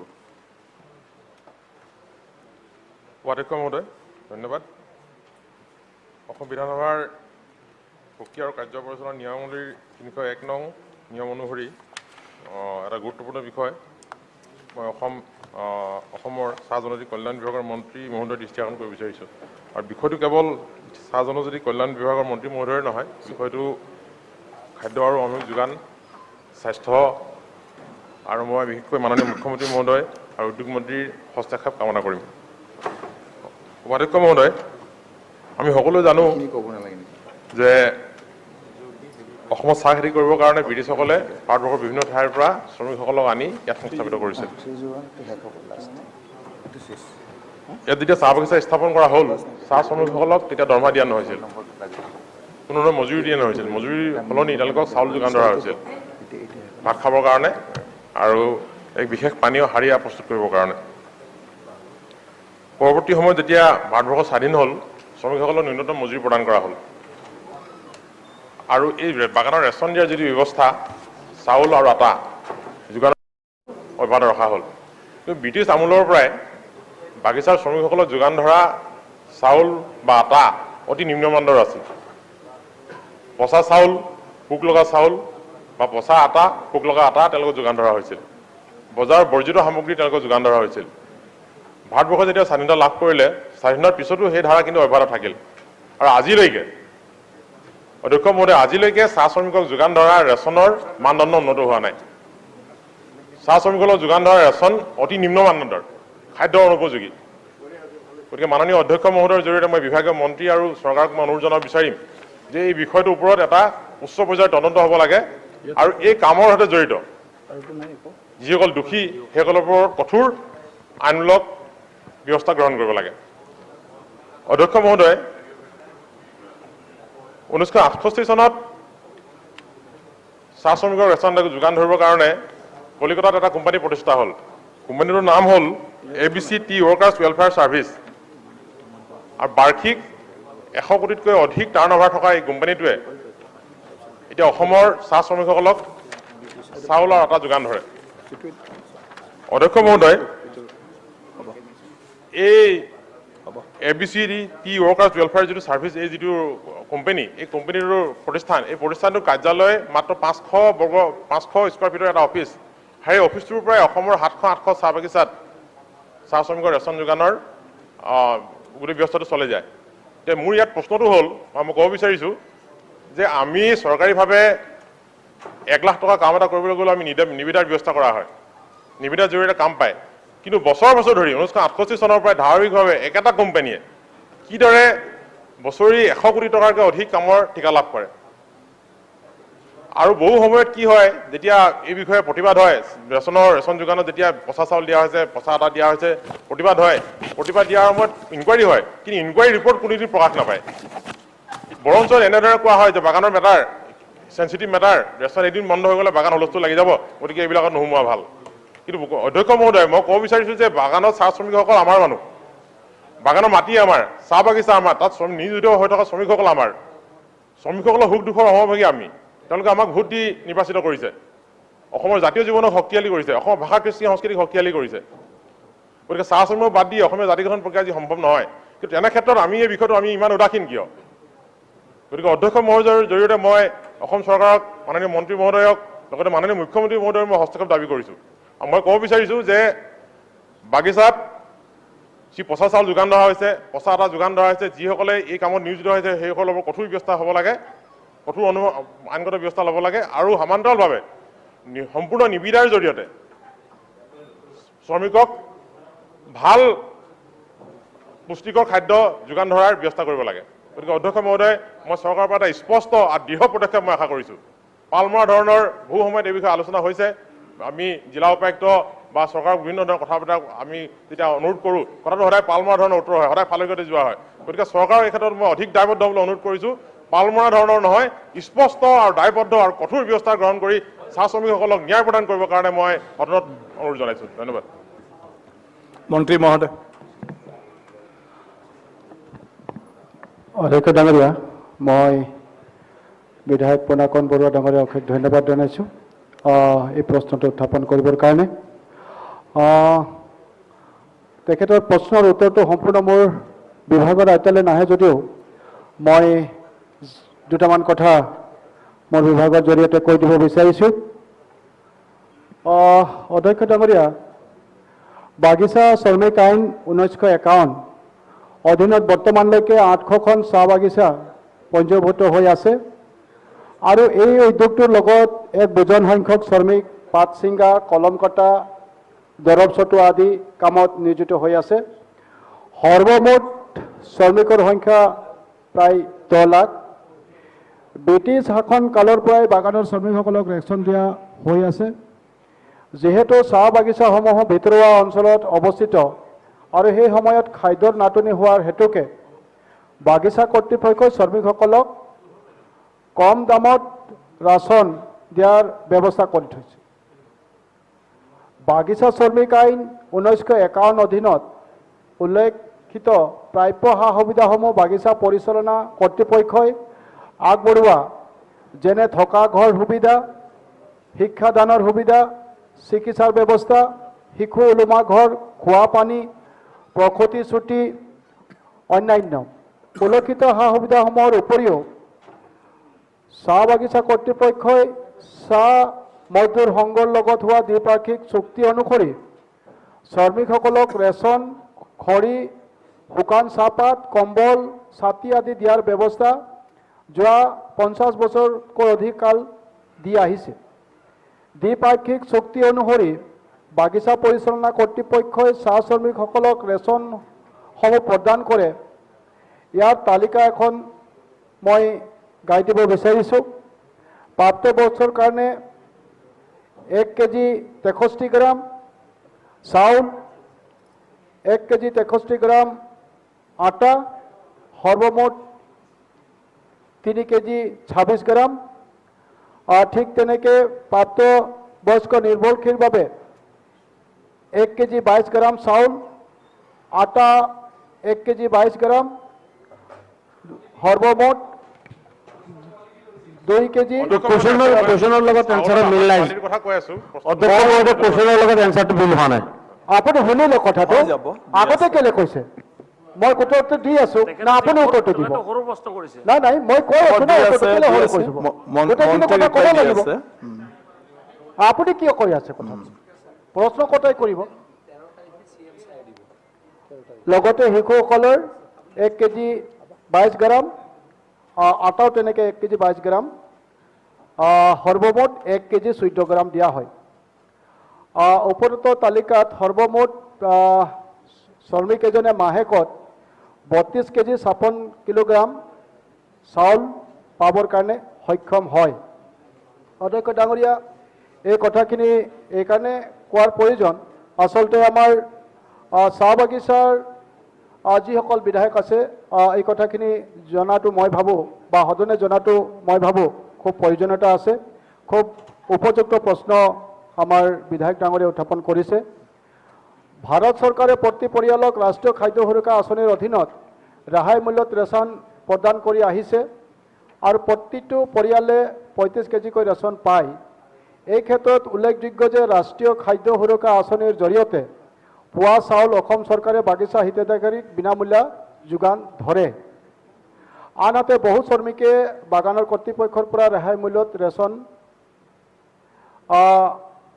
পাই আছে NSFৰ জৰিয়তে কিন্তু তথাপিও এতিয়াও বহু শ্ৰমিক এই ৰেচন পাবৰ কাৰণে সক্ষম হোৱা নাই শ্ৰম কল্যাণ বিভাগৰ অধীনস্থ জিলা পৰ্যায়ৰ বিষয়াসকলে CCPA আৰু ACMSে দ্বিপাক্ষিক চুক্তিৰ দ্বাৰা নিৰ্ধাৰিত মূল্য অনুসৰি ৰেচনসমূহ সময়মতে শ্ৰমিকসকলক বিতৰণ কৰা হৈছেনে নাই সেই সম্পৰ্কে পৰ্যবেক্ষণ কৰে সময়মতে ৰেচন প্ৰদান নকৰাৰ ক্ষেত্ৰত যিকোনো অভিযোগ লাভ কৰিলে বিভাগীয় কৰ্তৃপক্ষই দৃঢ়তাৰে এই বিষয়টোৰ ওপৰত হস্তক্ষেপ কৰে আৰু বিহিত ব্যৱস্থা গ্ৰহণ কৰে উদাহৰণস্বৰূপে শ্ৰমিকসকলক ৰেচন প্ৰদান নকৰাৰ বাবে অলপতে এমছং টি ষ্টেটৰ বিৰুদ্ধে মজুৰি আদায় আইন 1987 ধাৰা 15 অনুসৰি এক মোকদ্দমা ৰুজু কৰা হৈছে কেছ নাম হৈছে LPW ডকুমেণ্ট 06/2020 শ্ৰমিকসকলে ৰেচন যোগান ধৰাৰ ক্ষেত্ৰত ৰেচন ক্ৰয় কৰা প্ৰক্ৰিয়াটো বাগিচা কৰ্তৃপক্ষই নিবিদা আহ্বান কৰি কোনো এজেন্সিক বাছনি কৰিব সেই বিষয়টো বিভাগৰ আওতাত নাহে মই সেই কথাটো ক'ব বিচাৰিছোঁ অধ্যক্ষ ডাঙৰীয়া যে এটা কোম্পানীয়ে আচলতে তেওঁলোকে নিবিদাৰ যোগেদি ৰেচন কাৰ্ড দিব কি কৰিব এইটো আচলতে আমাৰ লেবাৰ ডিপাৰ্টমেণ্টৰ আণ্ডাৰত নপৰে অধ্যক্ষ ডাঙৰীয়া এইটো আজিলৈকে আচলতে তেনেকৈ ধৰণৰ কোনো ব্যৱস্থা নাই যে এইটো আমাৰ ছাপ্লাই বিভাগে চাব নে ইণ্ডাষ্ট্ৰি বিভাগে চাব নে লেবাৰ বিভাগে চাব সেইটো আচলতে আমাৰ আয়তাত নাই এইটো নিশ্চিতভাৱে এইটো বিবেচনা কৰাৰ সময় আছে বুলি পেলাই মই ভাবোঁ কৰিব লাগে বাগিচাৰ সকলো শ্ৰমিকে ৰাষ্ট্ৰীয় খাদ্য সুৰক্ষা আঁচনিৰ অধীনত অন্তৰ্ভুক্ত হোৱাৰ যোগ্য আছে তো গতিকে আমি এনেধৰণৰ কথাবিলাক চিন্তা কৰিবলৈ হৈছে যে সকলো শ্ৰমিককে আচলতে আমি যিটো NSFে জৰিয়তে চাউল পায় আমি যদি সকলো শ্ৰমিককে এই চাউলটো দিয়াৰ ব্যৱস্থা কৰিব পাৰোঁ তেতিয়াহ'লে আমাৰ শ্ৰমিকসকল উপকৃত হ'ব ইতিমধ্যে যিটো বাগিচা মালিক পক্ষই অধ্যক্ষ ডাঙৰীয়া যিটো তেওঁলোকক চাউল দিয়ে সেই চাউলৰ বিনিময়ত কিন্তু প্ৰত্যেক দিনা তেওঁলোকৰ দৰমহাৰ পৰা 14 টকা 20 পইচাকৈ তেওঁলোকক কাটে এইটো তেওঁলোকে এনেই কয় যদিও যে তেওঁলোকে শ্ৰমিকসকলক 50 পইচাকৈ চাউল দিছে কিন্তু প্ৰকৃততে এইটো কথা নহয় অধ্যক্ষ ডাঙৰীয়া যে তেওঁলোকে প্ৰত্যেক দিনা তেওঁলোকৰ দৰমহাৰ বিনিময়ত তেওঁলোকে 14 টকা 20 পইচাকৈ আচলতে কৰ্তন কৰে ঠিক তেনেকৈ খৰিৰ কাৰণে তেওঁলোকে কৰ্তন কৰে অন্যান্য সামগ্ৰীৰ কাৰণে তেওঁলোকে কৰ্তন কৰে তো গতিকে আমি এই কথাটো ভবাৰ থল আছে যে যিহেতু আমাৰ চৰকাৰ তৰফৰ পৰা যদি সকলোৱে চাউলটো পোৱাৰ ব্যৱস্থাটো কৰি দিয়ে তেতিয়াহ'লে এই যে 14 টকা 20 পইচা প্ৰত্যেক দিনা শ্ৰমিকসকলৰ পৰা কৰ্তন কৰা হৈছে এইটো তেওঁলোকক চাউলটো নিদি পেলাই যদি তেওঁলোকে দৰমহাৰ লগত এই বস্তুটো মিহলাই দিয়ে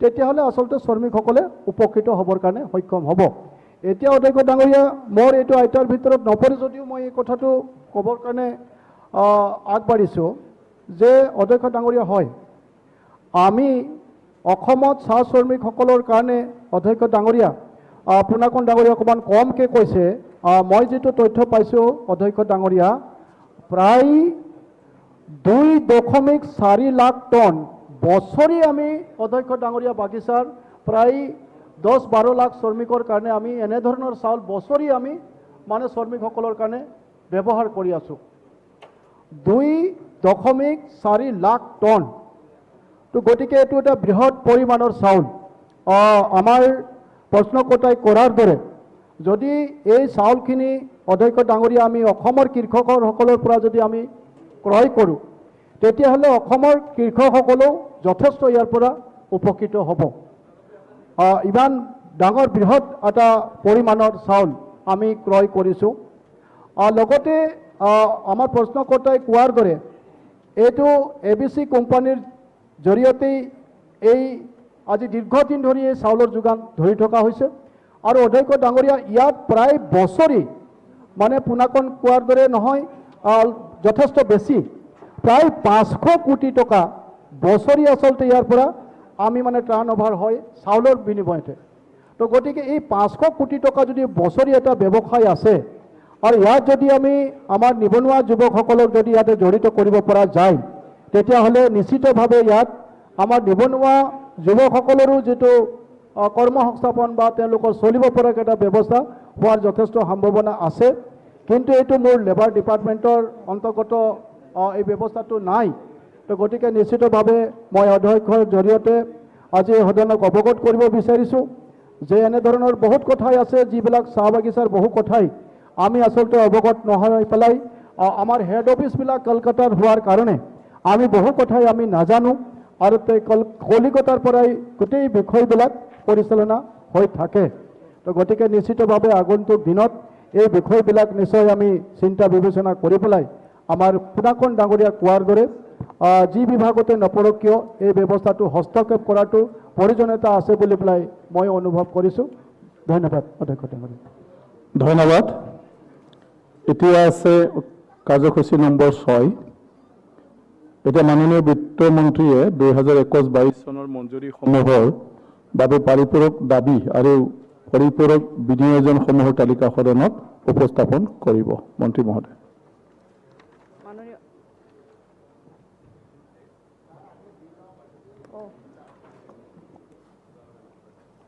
কি ক'লে বিলাই দিবলৈ অনুৰোধ কৰিছোঁ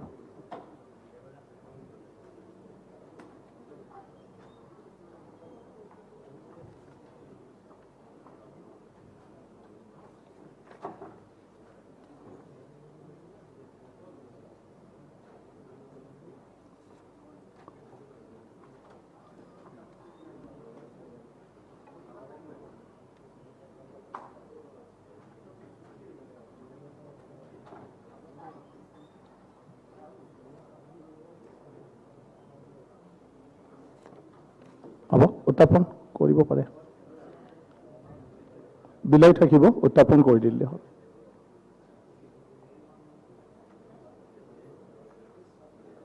ঠিক ঠিক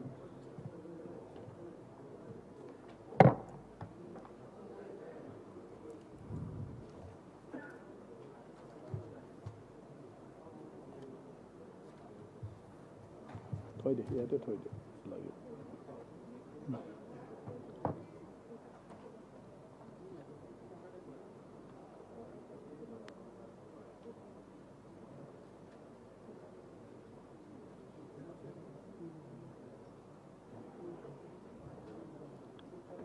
হ'ব অনাৰেবল মিনিষ্টাৰ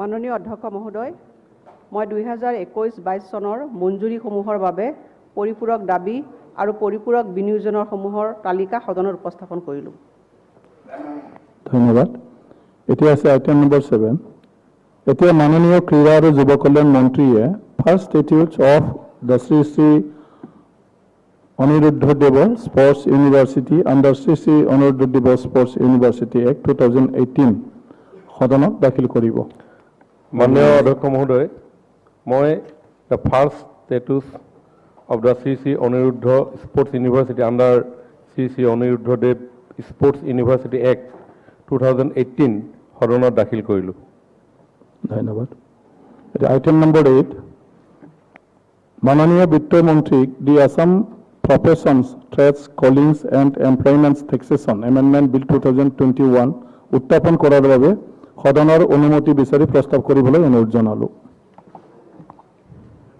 মাননীয় অধ্যক্ষ মহোদয়, মই Assam professions trades calling and employment taxation amendment bill 2021 বিধেয়কখন সদনত উত্থাপন কৰিবলৈ অনুমতি বিচাৰিলোঁ।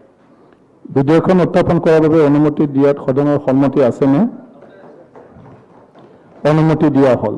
ৰাজভৱনৰ পৰা বিধেয়কখন সদনত উত্থাপন কৰিবৰ বাবে অসমৰ ৰাজ্যপাল মহোদয়ে 2021 চনৰ 30 জুলাই তাৰিখত এটা বাণী পঠিয়াইছে। বাণীটো হ'ল under the provision of article 2071 of the Constitution of India, I, Professor Jagdish Mukhi, Governor of Assam, recommend the introduction of the Assam Professions, Trades, Callings and Employment Taxation Amendment Bill 2021 in the Assam Legislative Assembly. এতিয়া মাননীয় বিত্তমন্ত্ৰীক বিধেয়কখন সদনত উত্থাপন কৰিবলৈ অনুৰোধ জনালোঁ। মাননীয় অধ্যক্ষ মহোদয়, the Assam professions trades callings and employment taxation amendment bill 2021 বিধেয়কখন মই সদনত উত্থাপন কৰিলোঁ।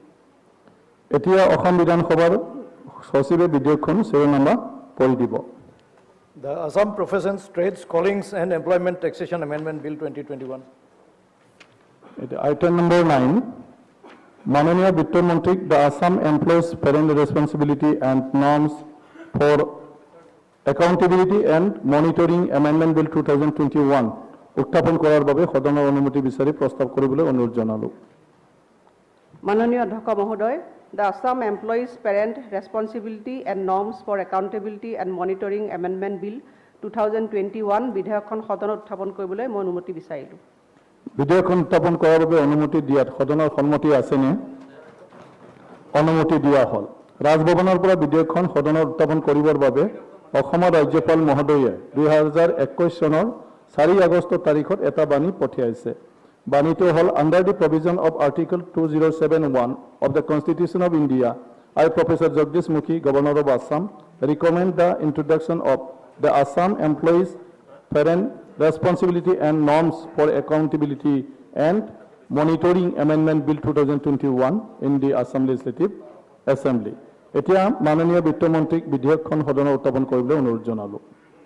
অধ্যক্ষ মহোদয়, the Assam Employees Parent Responsibility and Norms for Accountability and Monitoring Amendment Bill 2021 বিধেয়কখন মই সদনত উত্থাপন কৰিলোঁ। এতিয়া অসম বিধানসভাৰ সচিবে বিধেয়কখনৰ শিৰোনামা পঢ়ি দিব। The Assam Employees Parent Responsibility and Norms for Accountability and Monitoring Amendment Bill 2021. Item number 10, মাননীয় শিক্ষামন্ত্ৰীক the Majuli University of Culture Amendment Bill 2021 উত্থাপন কৰাৰ বাবে সদনৰ অনুমতি বিচাৰি প্ৰস্তাৱ কৰিবলৈ অনুৰোধ জনালোঁ। মাননীয় অধ্যক্ষ মহোদয়, the Majuli university of culture amendment bill 2021 বিধেয়কখন সদনত উত্থাপন কৰিবলৈ মই অনুমতি বিচাৰিছোঁ।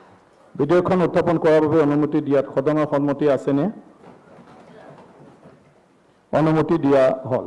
এতিয়া মাননীয় শিক্ষামন্ত্ৰীক বিধেয়কখন সদনত উত্থাপন কৰিবলৈ অনুৰোধ জনালোঁ। মাননীয় অধ্যক্ষ মহোদয়, the Majuli university of culture amendment bill 2021 বিধেয়কখন মই সদনত উত্থাপন কৰিলোঁ। এতিয়া অসম বিধানসভাৰ সচিবে বিধেয়কখনৰ শিৰোনামা পঢ়ি দিব। The Majuli University of Culture Amendment Bill 2021. Item number 11, মাননীয় ৰাজ্যমন্ত্ৰীক the Indian stamp Assam amendment bill 2021 উত্থাপন কৰাৰ বাবে সদনৰ অনুমতি বিচাৰি প্ৰস্তাৱ কৰিবলৈ অনুৰোধ জনালোঁ। মাননীয় অধ্যক্ষ মহোদয়, the Indian Stamp Assam Amendment Bill 2021 বিধেয়কখন সদনত উত্থাপন কৰিবলৈ মই অনুমতি বিচাৰিম। বিধেয়কখন উত্থাপন কৰাৰ বাবে অনুমতি দিয়াৰ সদনৰ সন্মতি আছেনে? ছাৰ অনুমতি দিয়া হ'ল। ইয়াত অলপ ক'ব বিচাৰিছিলোঁ মই। হয়, কওক। ইয়াত এই বিধেয়কখন উত্থাপন কৰাত যিটো উদ্দেশ্যটো যে যিহেতু ষ্টাম্প বা ৰেভিনিউ দলিলবিলাক এটা পুৰণা ৰেটত চলি আছে, বহুত দিন আগত যিটো ৰেট কৰা হৈছিল সেই ৰেটটো এতিয়া এই বিধেয়কখনৰ জৰিয়তে এটা চেঞ্জ কৰিব বিচৰা হৈছে। কিন্তু এই ক্ষেত্ৰত এটা কথা আমি দেখা পাইছোঁ, আমি সেইটো পাছ কৰাৰ দিনা আলোচনা কৰিব পাৰিম। আজি জাষ্ট উদ্দেশ্যটো মই ক্লিয়াৰ হ'ব লাগে, তেতিয়া আমি ইন্ট্ৰোডাকশ্যন মাত্ৰ আজি, বাকী যেতিয়া আমি পাছ কৰিম সেইদিনা ডিছকাছন কৰিব পাৰিম। আমি দফাই দফাই আমি এমেণ্ডমেণ্ট দিম, এমেণ্ডমেণ্টৰ কথাটো বেলেগ আহিব। মানে আমি সদনৰ অনুমতি দিয়াত এই কথাটো জানিব বিচাৰিছোঁ, মানে ইয়াতে আমি দেখা পাইছোঁ ষ্টাম্প পেপাৰ বা দলিল যিবিলাক কোৰ্টৰ ভেণ্ডৰে হেৰি কৰে এক শ্বৰ্টেজ প্ৰায় বহুত দিন ধৰি এটা শ্বৰ্টেজ হৈ আছে আৰু শ্বৰ্টেজ দেখুৱাই এনেকুৱা হয় যে 20 টকাৰ দলিলটো 100 টকাত বা যিটো 40 টকাৰ এইটো 200 টকাত এনেকৈহে আচলতে কিনিব লাগে পাব্লিকে ভেণ্ডৰৰ পৰা মানে আৰু বহুত দিন নাপায় শ্বৰ্টেজ হয় কেতিয়াও অৰিজিনেল দামত আগতে নাপায় আপুনি কি জানিব বিচাৰিছে গতিকে ইয়াত এই মন্ত্ৰী ডাঙৰীয়া গোটেই বিলটোত এই প্ৰভিজনটো ৰাখা হৈছে নে নাই যে এভেইলেবিলিটি অফ টাৰ্মছ বিলটোতো পাব সকলোৱে এই কথাটো মই স্পষ্টীকৰণটো বিচাৰিছো তাৰপিছতে মই মন্ত্ৰী ডাঙৰীয়া বিলখন আনিলে নিশ্চয় মাননীয় বিধায়কজনে গম পাবই আৰু আমি যিহেতু আলোচনা থাকিব বিধেয়কখন উত্থাপন কৰাৰ সময়ত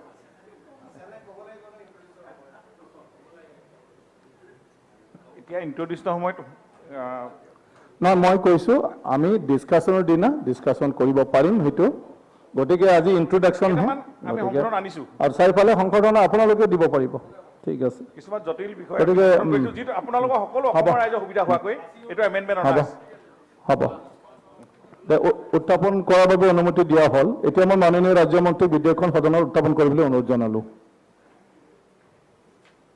মাননীয় অধ্যক্ষ মহোদয় the Indian stamp Assam amendment bill 2021 বিধেয়কখন মই সদনত উত্থাপন কৰিলোঁ এতিয়া অসম বিধানসভাৰ সচিবে বিধেয়কখনৰ শিৰোনাম পঢ়ি দিব Indian stamp Assam amendment bill 2021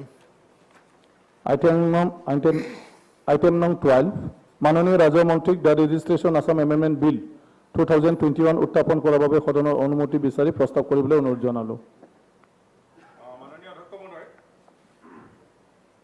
the registration Assam amendment bill 2021 বিধেয়কখন মই সদনত উত্থাপন কৰিবলৈ অনুমতি বিচাৰিলোঁ বিধেয়কখন উত্থাপন কৰাৰ বাবে অনুমতি দিয়াৰ সদনৰ সন্মতি আছেনে অনুমতি দিয়া হ'ল এতিয়া মাননীয় ৰাজ্যমন্ত্ৰী বিধেয়কখন সদনত উত্থাপন কৰিবলৈ অনুৰোধ জনালোঁ মাননীয় অধ্যক্ষ মহোদয় the registration Assam amendment bill 2021 বিধেয়কখন মই সদনত উত্থাপন কৰিলোঁ এতিয়া অসম বিধানসভাৰ সচিবে বিধেয়কখনৰ শিৰোনামা পঢ়ি দিব registration Assam amendment bill 2021 item নং 13 মাননীয় নগৰ উন্নয়ন মন্ত্ৰীক দ্য আছাম টেনেন্সি বিল 2021 উত্থাপন কৰাৰ বাবে সদনৰ অনুমতি বিচাৰি প্ৰস্তাৱ কৰিবলৈ অনুৰোধ জনালোঁ মাননীয় অধ্যক্ষ মহোদয় দি আছাম টেনেন্সি বিল 2021 বিধেয়কখন সদনত উত্থাপন কৰিবলৈ মই অনুমতি বিচাৰিছোঁ বিধেয়কখন উত্থাপন কৰাৰ বাবে অনুমতি দিয়াত সদনৰ সন্মতি আছেনে অনুমতি দিয়া হ'ল এতিয়া মাননীয় নগৰ উন্নয়ন মন্ত্ৰী বিধেয়কখন সদনত উত্থাপন কৰিবলৈ অনুৰোধ জনালোঁ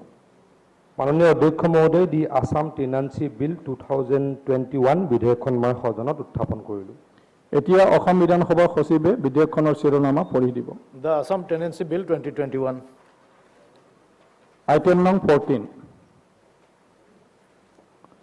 কাৰ্যসূচী নং 14 ক ৰাজভৱনৰ পৰা বিধেয়কখন সদনত বিবেচনাৰ বাবে উত্থাপন কৰিবলৈ the Assam value added tax amendment bill 2021 ৰাজভৱনৰ পৰা বিধেয়কখন সদনত বিবেচনাৰ বাবে উত্থাপন কৰিবলৈ অসমৰ ৰাজ্যপাল মহোদয়ে 2021 চনৰ 11 জুলাই তাৰিখত এটা বাণী পঠিয়াইছে বাণীটো হ'ল under the provision of article 2073 of the Constitution of India, I, Professor Jagdish Mukhi, Governor of Assam, recommend the Assam Value Added Tax Amendment Bill 2021 be taken into consideration by the Assam Legislative Assembly.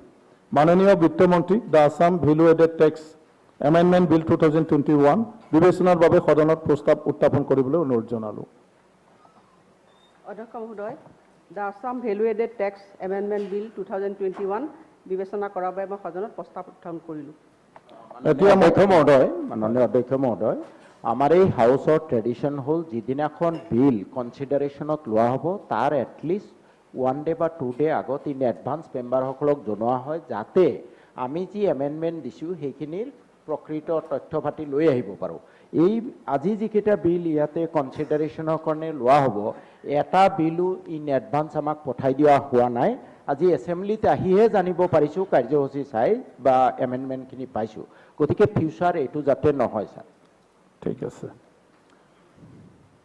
এতিয়া মই প্ৰস্তাৱটো সদনত দাঙি ধৰিলোঁ প্ৰস্তাৱটো হ'ল the Assam value added tax amendment bill 2021 বিবেচনাৰ বাবে লোৱা হওক যিসকল মাননীয় সদস্য প্ৰস্তাৱটোৰ সপক্ষে আছে তেখেতসকলে কওক হয় যিসকল বিপক্ষে আছে তেখেতসকলে কওক নহয় মই ভাবোঁ হয়ৰ সপক্ষে প্ৰস্তাৱটো গৃহীত হ'ল। বিধেয়কখনৰ 2 নং দফাটোত সংশোধনী প্ৰস্তাৱ নাই। এতিয়া মই বিধেয়কখনৰ 2 নং দফাটো সদনৰ মজিয়াত দাঙি ধৰিলোঁ। প্ৰশ্নটো হ'ল 2 নং দফাটো বিধেয়কখনৰ অংশ হ'ব। যিসকল মাননীয় সদস্যা দফাটোৰ সপক্ষে আছে তেখেতসকলে কওক হয়, যিসকল বিপক্ষে আছে তেখেতসকলে কওক নহয়। মই ভাবোঁ হয়ৰ সপক্ষে 2 নং দফাটো বিধেয়কখনৰ অংশ হ'ল। বিধেয়কখনৰ 1 নং দফা সংক্ষিপ্ত নাম পৰিসৰ আৰু আৰম্ভণত কোনো সংশোধনীৰ প্ৰস্তাৱ নাই। এতিয়া মই বিধেয়কখনৰ 1 নং দফা সংক্ষিপ্ত নাম পৰিসৰ আৰু আৰম্ভৰ সদনত দাঙি ধৰিলোঁ। প্ৰশ্নটো হ'ল বিধেয়কখনৰ 1 নং দফা সংক্ষিপ্ত নাম পৰিসৰ আৰু আৰম্ভণ বিধেয়কখনৰ অংশ হ'ব। যিসকল মাননীয় সদস্যা দফাটোৰ সপক্ষে আছে তেখেতসকলে কওক হয়, যিসকল বিপক্ষে আছে তেখেতসকলে কওক নহয়। মই ভাবোঁ হয়ৰ সপক্ষে বিধেয়কখনৰ 1 নং দফা সংক্ষিপ্ত নাম পৰিসৰ আৰু আৰম্ভণ বিধেয়কখনৰ অংশ হ'ল। মাননীয় বিত্তমন্ত্ৰী বিধেয়কখন পাৰিত কৰাৰ বাবে প্ৰস্তাৱ উত্থাপন কৰিবলৈ অনুৰোধ জনালোঁ। অধ্যক্ষ মহোদয়, the Assam value added tax amendment bill 2021 পাৰিত কৰাৰ বাবে মই সদনত প্ৰস্তাৱ উত্থাপন কৰিলোঁ। এতিয়া মই প্ৰস্তাৱটো অনুমোদনৰ বাবে সদনত দাঙি ধৰিলোঁ। প্ৰস্তাৱটো হ'ল the Assam value added tax amendment bill 2021 পাৰিত কৰা যাওক। যিসকল মাননীয় সদস্যা প্ৰস্তাৱটোৰ সপক্ষে আছে তেখেতসকলে কওক হয়, যিসকল বিপক্ষে আছে তেখেতসকলে কওক নহয়। মই ভাবোঁ হয়ৰ সপক্ষে প্ৰস্তাৱটো পাৰিত কৰা হ'ল, বিধেয়কখনো পাৰিত কৰা হ'ল। এতিয়া আছে the Assam taxation on specified lands amendment bill 2021। ৰাজভৱনৰ পৰা বিধেয়কখন সদনত বিবেচনাৰ বাবে উত্থাপন কৰিবলৈ অসমৰ ৰাজ্যপাল মহোদয় 2021 চনৰ 11 জুলাই তাৰিখত এটা বাণী পঠিয়াইছে। বাণীটো হ'ল Under the provision of Article 2073 of the Constitution of India, I, Professor Jagdish Mukhi, Governor of Assam, recommend that the Assam Taxation on Specified Lands Amendment Bill 2021 be taken into consideration by the Assam Legislative Assembly. Mananiya Bittomantrik, the Assam Taxation on Specified Lands Amendment Bill 2021 বিবেচনাৰ বাবে সদনত প্ৰস্তাৱ উত্থাপন কৰিবলৈ অনুৰোধ জনালোঁ। মাননীয় অধ্যক্ষ মহোদয়, the Assam taxation on specified lands amendment bill 2021 বিবেচনা কৰাৰ বাবে মই সদনত প্ৰস্তাৱ উত্থাপন কৰিলোঁ। এতিয়া মই প্ৰস্তাৱটো সদনত দাঙি ধৰিলোঁ। প্ৰস্তাৱটো হ'ল the Assam taxation on specified lands amendment bill 2021 বিবেচনাৰ বাবে লোৱা হওক। যিসকল মাননীয় সদস্যা প্ৰস্তাৱটোৰ সপক্ষে আছে তেখেতসকলে কওক হয়, যিসকলে বিপক্ষে আছে তেখেতসকলে কওক নহয়। মই ভাবোঁ হয়ৰ সপক্ষে প্ৰস্তাৱটো গৃহীত হ'ল। বিধেয়কখনৰ 2 আৰু 3 নং দফা দুটাত সংশোধনী প্ৰস্তাৱ নাই। এতিয়া মই বিধেয়কখনৰ 2 আৰু 3 নং দফাটো সদনৰ মজিয়াত দাঙি ধৰিলোঁ। প্ৰশ্নটো হ'ল 2 আৰু 3 নং দফা দুটা বিধেয়কখনৰ অংশ হ'ব। যিসকল মাননীয় সদস্যা দফা দুটাৰ সপক্ষে আছে তেখেতসকলে কওক হয়, যিসকল বিপক্ষে আছে তেখেতসকলে কওক নহয়। মই ভাবোঁ হয়ৰ সপক্ষে 2 আৰু 3 নং দফা দুটা বিধেয়কখনৰ অংশ হ'ল। বিধেয়কখনৰ 1 নং দফা সংক্ষিপ্ত নাম পৰিসৰ আৰু আৰম্ভণত কোনো সংশোধনীৰ প্ৰস্তাৱ নাই। এতিয়া মই বিধেয়কখনৰ 1 নং দফা সংক্ষিপ্ত নাম পৰিসৰ আৰু আৰম্ভণত সদনত দাঙি ধৰিলোঁ। প্ৰশ্নটো হ'ল বিধেয়কখনৰ 1 নং দফা সংক্ষিপ্ত নাম পৰিসৰ আৰু আৰম্ভত বিধেয়কখনৰ অংশ হ'ব। যিসকল মাননীয় সদস্যা দফাটোৰ সপক্ষে আছে তেখেতসকলে কওক হয়, যিসকল বিপক্ষে আছে তেখেতসকলে কওক নহয়। মই ভাবোঁ হয়ৰ সপক্ষে বিধেয়কখনৰ 1 নং দফা সংক্ষিপ্ত নাম পৰিসৰ আৰু আৰম্ভণৰ বিধেয়কখনৰ অংশ হ'ল। মাননীয় বিত্তমন্ত্ৰী বিধেয়কখন পাৰিত কৰাৰ বাবে প্ৰস্তাৱ উত্থাপন কৰিবলৈ অনুৰোধ জনালোঁ। মাননীয় অধ্যক্ষ মহোদয়, the Assam taxation on specified lands amendment bill 2021 পাৰিত কৰাৰ বাবে মই সদনত প্ৰস্তাৱ উত্থাপন কৰিলোঁ। এতিয়া মই প্ৰস্তাৱটো অনুমোদনৰ বাবে সদনত দাঙি ধৰিলোঁ। প্ৰস্তাৱটো হ'ল the Assam taxation on specified land amendment bill 2021 পাৰিত কৰা হওক। যিসকল মাননীয় সদস্যা প্ৰস্তাৱটোৰ সপক্ষে আছে তেখেতসকলে কওক হয়, যিসকল বিপক্ষে আছে তেখেতসকলে কওক নহয়। মই ভাবোঁ হয়ৰ সপক্ষে প্ৰস্তাৱটো পাৰিত কৰা হ'ল, বিধেয়কখনো পাৰিত কৰা হ'ল। আইটেম নং 16, the Assam goods and services tax amendment bill 2021। ৰাজভৱনৰ পৰা বিধেয়কখন সদনত বিবেচনাৰ বাবে উত্থাপন কৰিবলৈ অসমৰ ৰাজ্যপাল মহোদয়ে 2021 চনৰ 9 জুলাই তাৰিখত এটা বাণী পঠিয়াইছে। বাণীটো হ'ল under the provisions of article 2073 of the Constitution of India, I, Professor Jagdish Mukhi, Governor of Assam, recommend that the Assam Goods and Services Tax Amendment Bill 2021 be taken into consideration by the Assam Legislative Assembly. মাননীয় বিত্তমন্ত্ৰীক the Assam goods and services tax amendment bill 2021 বিবেচনাৰ বাবে সদনৰ প্ৰস্তাৱ উত্থাপন কৰিবলৈ অনুৰোধ জনালোঁ। অধ্যক্ষ মহোদয়, the Assam goods and services tax amendment bill 2021 বিবেচনা কৰাৰ বাবে মই সদনত প্ৰস্তাৱ উত্থাপন কৰিলোঁ। এতিয়া মই প্ৰস্তাৱটো সদনত দাঙি ধৰিলোঁ। প্ৰস্তাৱটো হ'ল the Assam goods and services tax amendment bill 2021 বিবেচনাৰ বাবে লোৱা হওক। যিসকল মাননীয় সদস্যা প্ৰস্তাৱটো সপক্ষে আছে তেখেতসকলে কওক হয়, যিসকলে বিপক্ষে আছে তেখেতসকলে কওক নহয়। মই ভাবোঁ হয়ৰ সপক্ষে প্ৰস্তাৱটো গৃহীত হ'ল। বিধেয়কখনৰ মই কৈ আছোঁ, বিধেয়কখনৰ 2ৰ পৰা 9 নং দফাকেইটাত সংশোধনীৰ প্ৰস্তাৱ নাই। এতিয়া মই বিধেয়কখনৰ 2ৰ পৰা 9 নং দফাকেইটা সদনৰ মজিয়াত দাঙি ধৰিলোঁ। প্ৰশ্নটো হ'ল 2ৰ পৰা 9 নং দফাকেইটা বিধেয়কখনৰ অংশ হ'ব।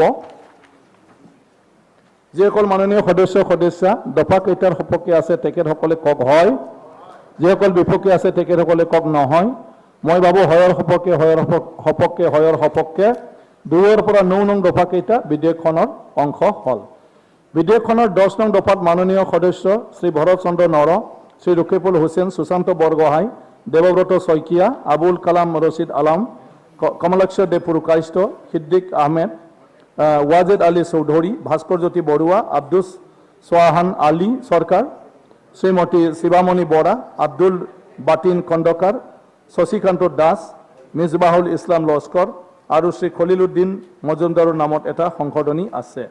এতিয়া মই মাননীয় সদস্য শ্ৰী ভৰত চন্দ্ৰ নৰ আৰু সহযোগী সদস্য 14 জনৰ সংশোধনী প্ৰস্তাৱটো উত্থাপন কৰিবলৈ আৰু ইয়াৰ ওপৰত বক্তব্য ৰাখিবলৈ আহ্বান জনালোঁ।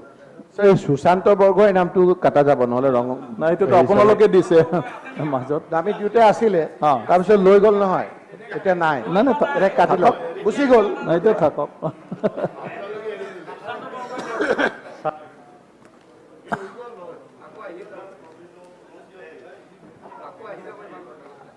The words 25 appearing in the line 3 shall be substituted by the word 12. তাৰপিছত ছাৰ আৰু আছে close 1102 in sub clause 1a of clause 11 of the proposed bill, the word 2 appearing in the line 1 shall be substituted by the word 1. Sir মোক আপুনি অলপ sir এতিয়া আমাৰ চৰকাৰে যিটো Assam goods and service tax amendment bill 2021 যিটো আনিছে, ইয়াত ছেকশ্যন 107ত নতুনকেইটা প্ৰভিজন আনিব বিচাৰিছে, যিটো প্ৰভিজন আগতে ইয়াত নাছিলে 107ত ছেকশ্যনত। আৰু ছাৰ এই যিটো নতুন প্ৰভিজন যিটো আনিছে তাত প্ৰভাইডেড যিটো লিখিছে the new provision shall be inserted, namely provided that no appeal shall be filed against an order under subsection 3 of section 129 unless a sum equal to 25% of penalty has been paid by the appellant. Sir, etia GST officer ekon gari jodi rastat dore aru check korile, check kori invoice ot kiba anomalies pale ba kiba document kom pale poa karone gari kon teu section subsection 3 section 129 ot teu detention korile, তেওঁ size গাড়ীটো চিজ কৰিলে, কৰাৰ পিছত sir এটা penalty লগালে তেওঁ। তেতিয়া এই পেনাল্টিৰ এগেইনষ্ট আগতে ছাৰ এপিল কৰিবৰ কাৰণে আমি কোনো পইচা দিব নালাগিছিল। এতিয়া যিটো নতুন প্ৰভিজন, এই যিটো ছেকশ্যন 107 ল'ব বিচাৰিছে, তে এপিল কৰিবলৈ হ'লে মোৰ গাড়ীখনত, এই বিজনেছমেনৰ গুডছৰ যিটো গাড়ীখনত যিটো পেনাল্টি লগালে, এই পেনাল্টিৰ ওপৰত মই এপিল কৰিবলৈ হ'লে পেনাল্টিৰ 25% মই পে'মেণ্ট কৰিব লাগিব। পে'মেণ্ট কৰিলেহে মোৰ এপিলটো একচেপ্ট কৰিব। ছাৰ এতিয়া আগতে এইটো নাছিলে, কিন্তু এই প্ৰভিজনটো ইনচাৰ্ট কৰাৰ লগে লগে একেবাৰে 25% লগালে, পেনাল্টিৰ 25%। এতিয়া ছাৰ এইকাৰণে কৈছোঁ যে আমাৰ ছাৰ গোটেই বিশ্বত, পৃথিৱীত ৱৰ্ল্ড বেংকে আমাৰ প্ৰতিটো কাণ্ট্ৰি, প্ৰতিটো ৰাজ্যবিলাকক জনাইছে যে ৱৰ্ল্ড বেংকে কৈছে, এছিয়ান ডেভেলপমেণ্ট বেংকে কৈছে, নীতি আয়োগে কৈছে, চেণ্ট্ৰেল গভৰ্ণমেণ্টে কৈছে, চেণ্ট্ৰেল গভৰ্ণমেণ্টৰ ইণ্ডাষ্ট্ৰি এণ্ড কমাৰ্চ মিনিষ্টাৰে কি কৈছে যে বিজনেছ ফ্ৰেণ্ডলি ক্লাইমেট সৃষ্টি কৰিব লাগে, বিজনেছ ফ্ৰেণ্ডলি ক্লাইমেট। আৰু কৈছে যাৰ ইজ অফ ডুইং বিজনেছ, মানে চব ইজি কৰিব লাগে, চব চিম্পুল কৰিব লাগে, ইজি কৰিব লাগে, ৰুলছবিলাক এক্টবিলাক লাইচেঞ্চ বিচাৰি যাওঁতে, এপ্লিকেশ্যন কৰোঁতে, এপিল কৰোঁতে চব ইজি কৰিব লাগে। কিন্তু এতিয়া এই world bank, Asian development bank, নীতি আয়োগ, চেণ্ট্ৰেল গভৰ্ণমেণ্টৰ ইণ্ডাষ্ট্ৰি কমাৰ্চ, তেওঁলোকৰ যিটো পলিচি বা যিটো ৰিকমেণ্ডেশ্যন, যিটো এডভাইচ, তাৰ এগেইনষ্টে যোৱাৰ নিচিনা হৈছে। এই যিটো নতুন যিটো ছেকশ্যন, যিটো প্ৰভিজ বঢ়াইছে যে এপিল কৰিবলৈ হ'লে মই 25% দিব লাগিব মোৰ পেনাল্টিৰ ওপৰত। এটা এইটো পেনাল্টিটো লগাইছে, পেনাল্টি আছে, কিন্তু পেনাল্টিৰ এগেইনষ্টে মই এপিল কৰোঁতে 25% অফ পেনাল্টি মই দিব লাগিব।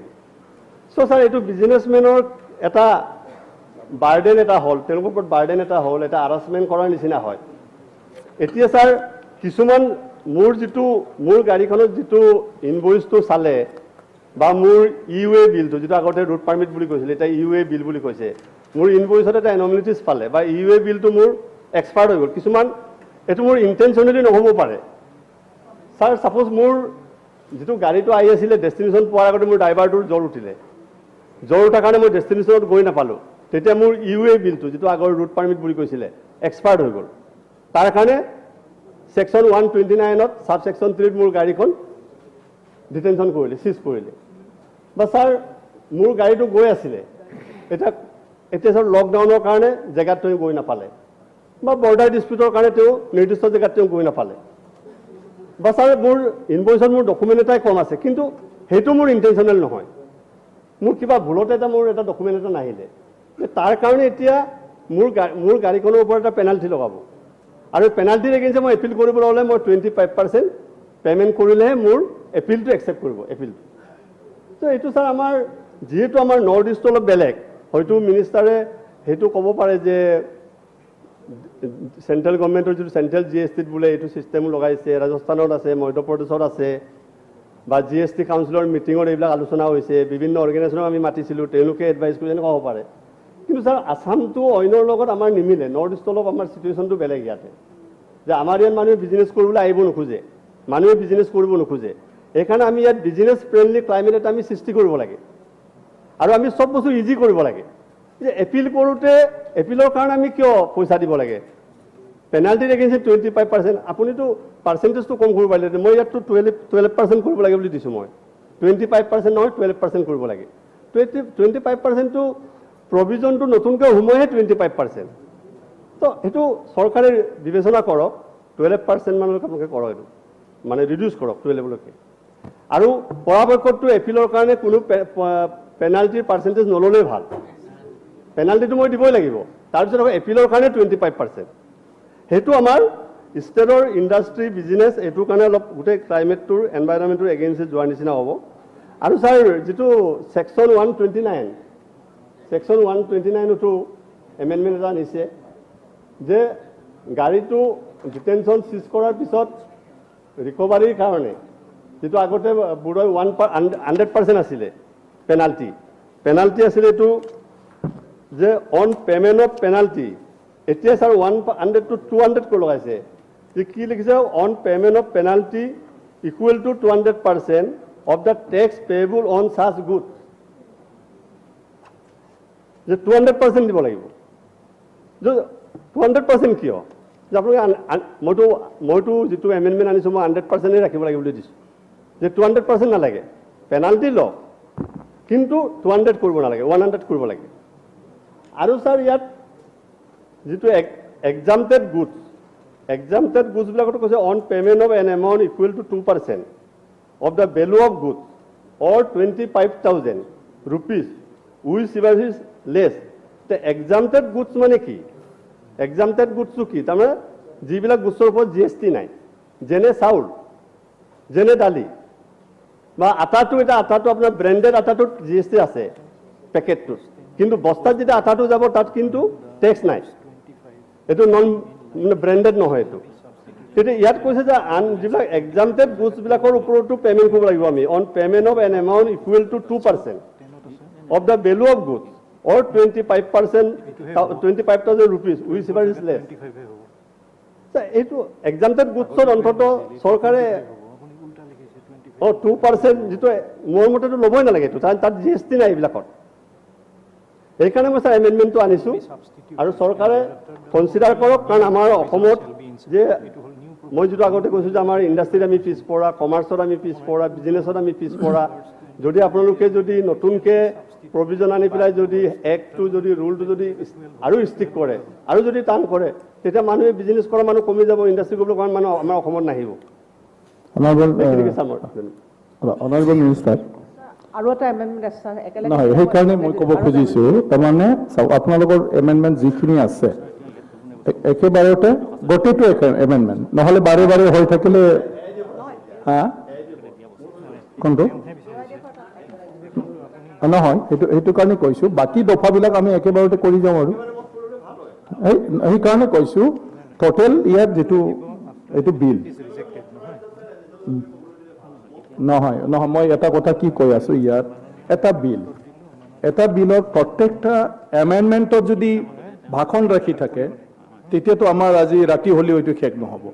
মই কৈছোঁ কি আপুনি যিটো কথা ক'লে আপোনাৰ আৰু আনাৰ এমেণ্ডমেণ্টবিলাক ছেম বিলতে আছে, কোনটো বিলটো নাই, সেইকাৰণে মই কৈছোঁ close by close.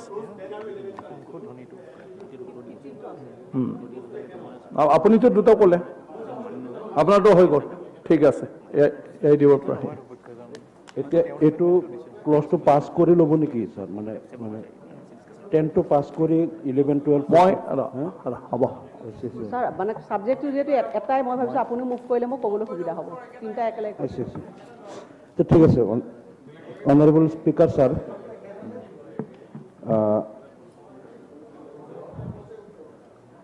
I beg to move the clause 15 of the proposed bill shall be deleted.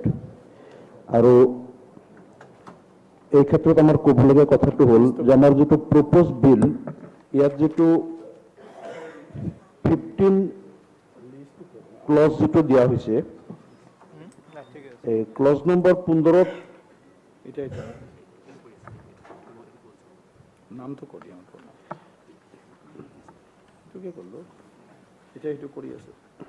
ইয়াত কোৱা হৈছে in the principal act in schedule 2 point number 7 shall be omitted and shall be deemed to have been omitted with effect from the first day of July 2017. তো ইয়াত আমি schedule 2 যেটো পালো, সেই schedule 2 7 নম্বৰত আছিলে, যেটো আমাৰ প্ৰিন্সিপাল এক্টত 7 নম্বৰ ক্লজত আছিল, এটো মেটাৰটো আছিল activities or transactions to be treated as supply of goods or supply of services. Yet, a schedule to 7 নম্বৰত আছিলে supply of goods.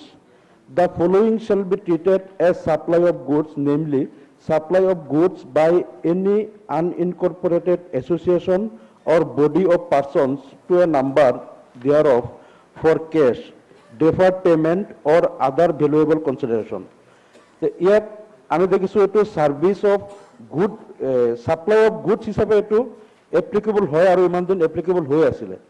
গতিকে যদি আনইনকৰ্পৰেটেড এছ'চিয়েশ্যন বা কোনো বডি বা পাৰ্চনে যদি অন্য কোনো মেম্বাৰলৈ কোনো ছাপ্লাই দিয়ে, তেনেহ'লে এইটো কিয় এক্সাম কৰা হ'ব বা এইটো লিষ্টৰ পৰা কিয় ছাপ্লাই অফ গুড হিচাপে কিয় ট্ৰিট কৰা নহ'ব, এই কথাটো মন্ত্ৰী মহোদয়ৰ পৰা আমি ক্লিয়াৰ হ'ব বিচাৰিছোঁ।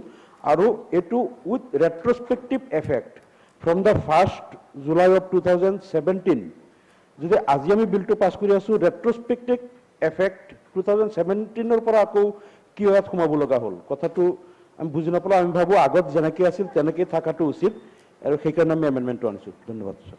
Honourable minister. অধ্যক্ষ মহোদয়, আচলতে আমি সকলোৱে জানো যে এই GST আইনখন এটা কনষ্টিটিউশ্যন, এটা স্পেচিয়েল প্ৰভিজন, আৰু আৰ্টিকল 246A মতে আমাৰ কেন্দ্ৰ চৰকাৰ আৰু ৰাজ্য চৰকাৰক এই ক্ষমতাটো দিয়া হৈছে। এতিয়া আপোনালোকে যিখিনি কথা কৈছে, কাৰণ মেম্বাৰসকলে ভালকৈ জানে যে ওৱান নেশ্যন ওৱান টেক্স, এইটো কাৰণে GST প্ৰৱৰ্তন কৰা হৈছে, আৰু তাৰ কাৰণে অধ্যক্ষ মহোদয় আচলতে GST কাউন্সিল এখনো গঠন কৰি দিয়া হৈছে। আৰ্টিকল 279(8) GST কাউন্সিল গঠন কৰি দিয়া হৈছে আৰু সেই GST কাউন্সিলত আমি অসমৰ সদস্য আৰু ইতিমধ্যে গোটেই ভাৰতবৰ্ষৰ GST কাউন্সিলবিলাকে যেতিয়া বহে গঠন কৰি এটা ইউনিফৰ্ম টেক্স এটা তেওঁলোকে তাত মানে কাউন্সিলত লয় আৰু এতিয়া ইট ইজ এ কনষ্টিটিউচনেল মানে অব্লিগেশ্যন অধ্যক্ষ মহোদয় গতিকে GST কাউন্সিলে যিখিনি তেওঁলোকে সিদ্ধান্ত লয় it is obligatory to the state government গতিকে অধ্যক্ষ মহোদয় আমি আজি যিখিনি মই এমেণ্ডমেণ্ট আনিলোঁ সেই এমেণ্ডমেণ্টখিনি আচলতে এই এমেণ্ডমেণ্টবিলাক আমাৰ যিখন তেওঁলোকৰ চেণ্ট্ৰেল এক্ট আছে চেণ্ট্ৰেল এক্টত অলৰেডি ইনকৰ্পৰেট হৈছে গতিকে আমাৰ এইটো কনষ্টিটিউচনেল আমাৰ অব্লিগেশ্যন আছে গতিকে আমি এইমতে কৰিবই লাগিব আজি আমাৰ যিসকলে আজি এমেণ্ডমেণ্টবোৰ আনিছে তেওঁলোকে কৈছে আমাৰ নৰহ ডাঙৰীয়াই 25% বা অন্যান্য আপোনালোকে যিখিনি ইয়াত উপস্থাপন কৰিছে গতিকে আমাৰ কথাখিনি এইটোৱে যে মই এইখিনি এমেণ্ডমেণ্ট এইকাৰণে আনিছোঁ যে it is parity with the central GST act গতিকে চেণ্ট্ৰেল GST এক্টত যেনেকৈ তেওঁলোকে মানে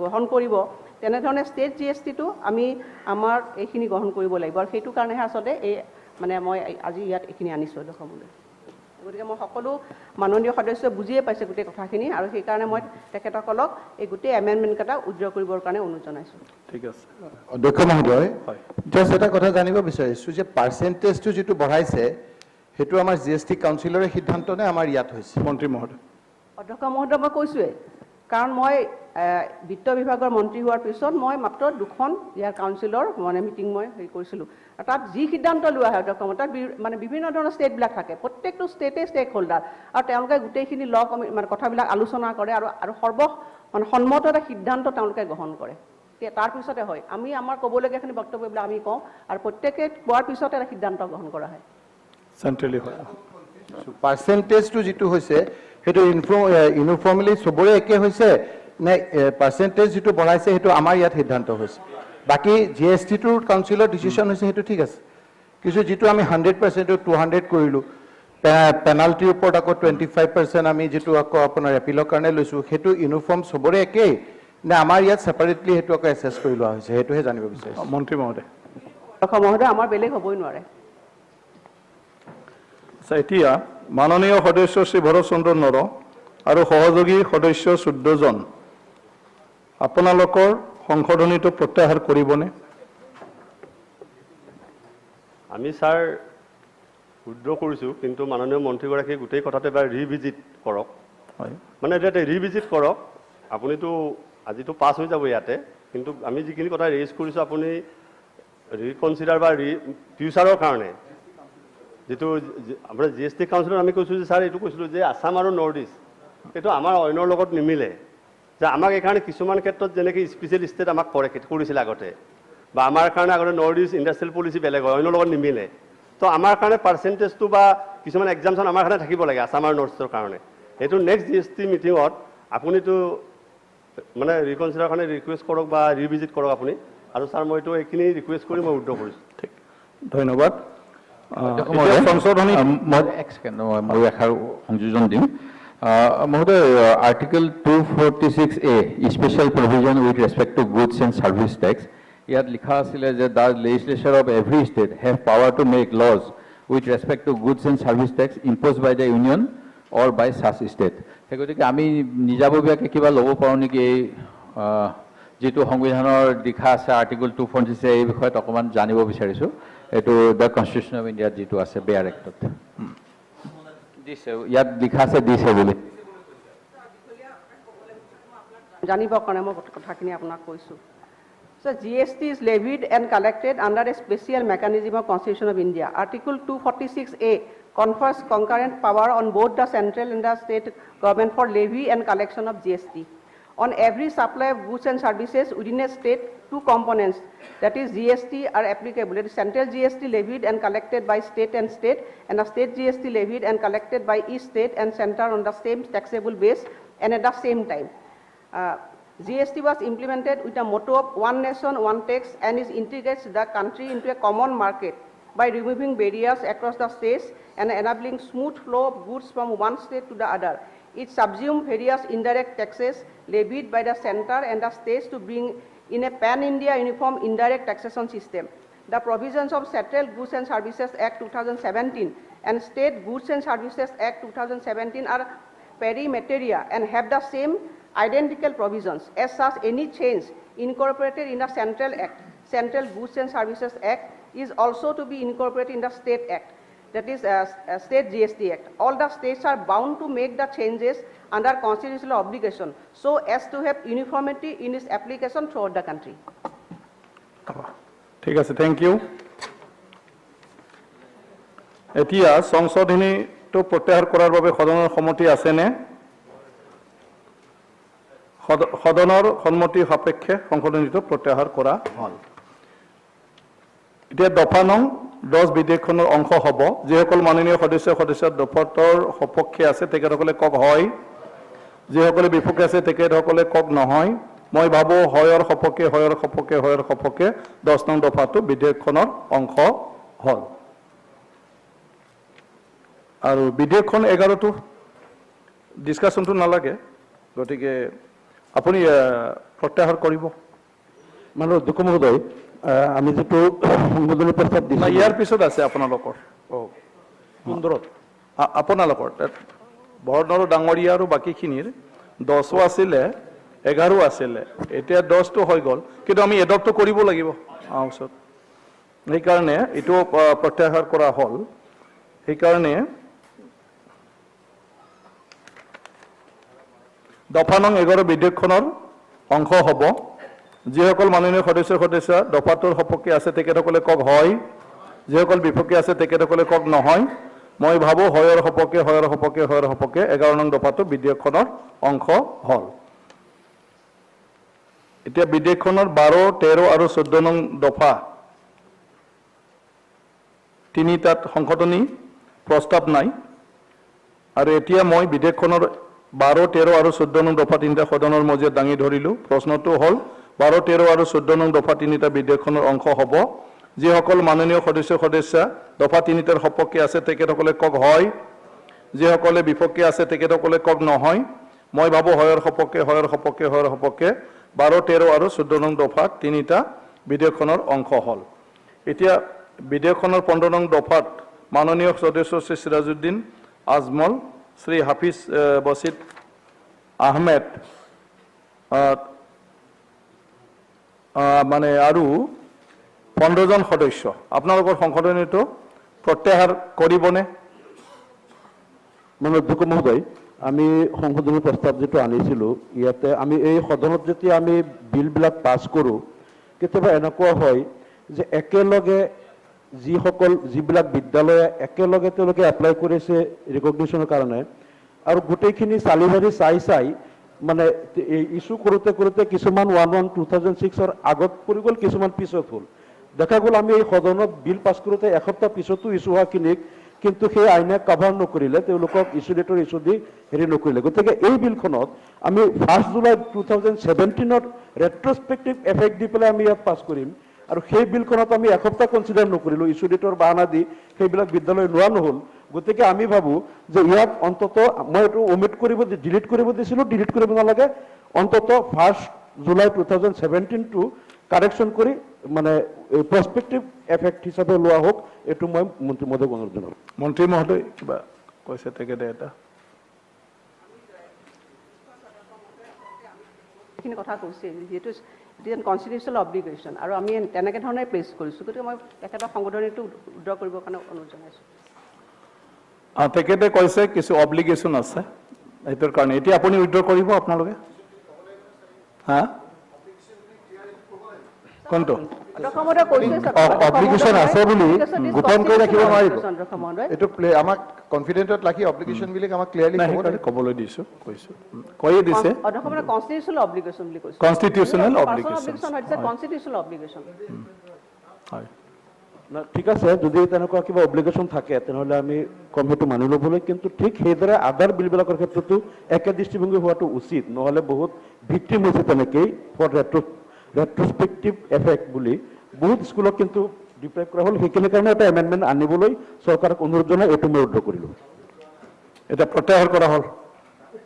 সংশোধনীটো প্ৰত্যাহাৰ কৰাৰ বাবে সদনৰ সন্মতি আছেনে? সদনৰ সন্মতি সাপেক্ষে সংশোধনীটো প্ৰত্যাহাৰ কৰা হ'ল। আৰু এতিয়া দফা নং 15 বিধেয়কখনৰ অংশ হ'ব। যিসকল মাননীয় সদস্য দফাটোৰ সপক্ষে আছে তেখেতসকলে কওক হয়, যিসকল বিপক্ষে আছে তেখেতসকলে কওক নহয়। মই ভাবোঁ হয়ৰ সপক্ষে 15 নং দফাটো বিধেয়কখনৰ অংশ হ'ল। বিধেয়কখনৰ 1 নং দফা সংক্ষিপ্ত নাম পৰিসৰ আৰু আৰম্ভণত কোনো সংশোধনী প্ৰস্তাৱ নাই। এতিয়া মই বিধেয়কখনৰ 1 নং দফা সংক্ষিপ্ত নাম পৰিসৰ আৰু আৰম্ভণৰ সদনত দাঙি ধৰিলোঁ। প্ৰশ্নটো হ'ল বিধেয়কখনৰ 1 নং দফা সংক্ষিপ্ত নাম পৰিসৰ আৰু আৰম্ভণৰ বিধেয়কখনৰ অংশ হ'ব। যিসকল মাননীয় সদস্য দফাটোৰ সপক্ষে আছে তেখেতসকলে কওক হয়, যিসকল বিপক্ষে আছে তেখেতসকলে কওক নহয়। মই ভাবোঁ হয়ৰ সপক্ষে বিধেয়কখনৰ 1 নং দফা সংক্ষিপ্ত নাম পৰিসৰ আৰু আৰম্ভণ বিধেয়কখনৰ অংশ হ'ল। এতিয়া মাননীয় বিত্তমন্ত্ৰীক বিধেয়কখন পাৰিত কৰাৰ বাবে প্ৰস্তাৱ উত্থাপন কৰিবলৈ অনুৰোধ জনালোঁ।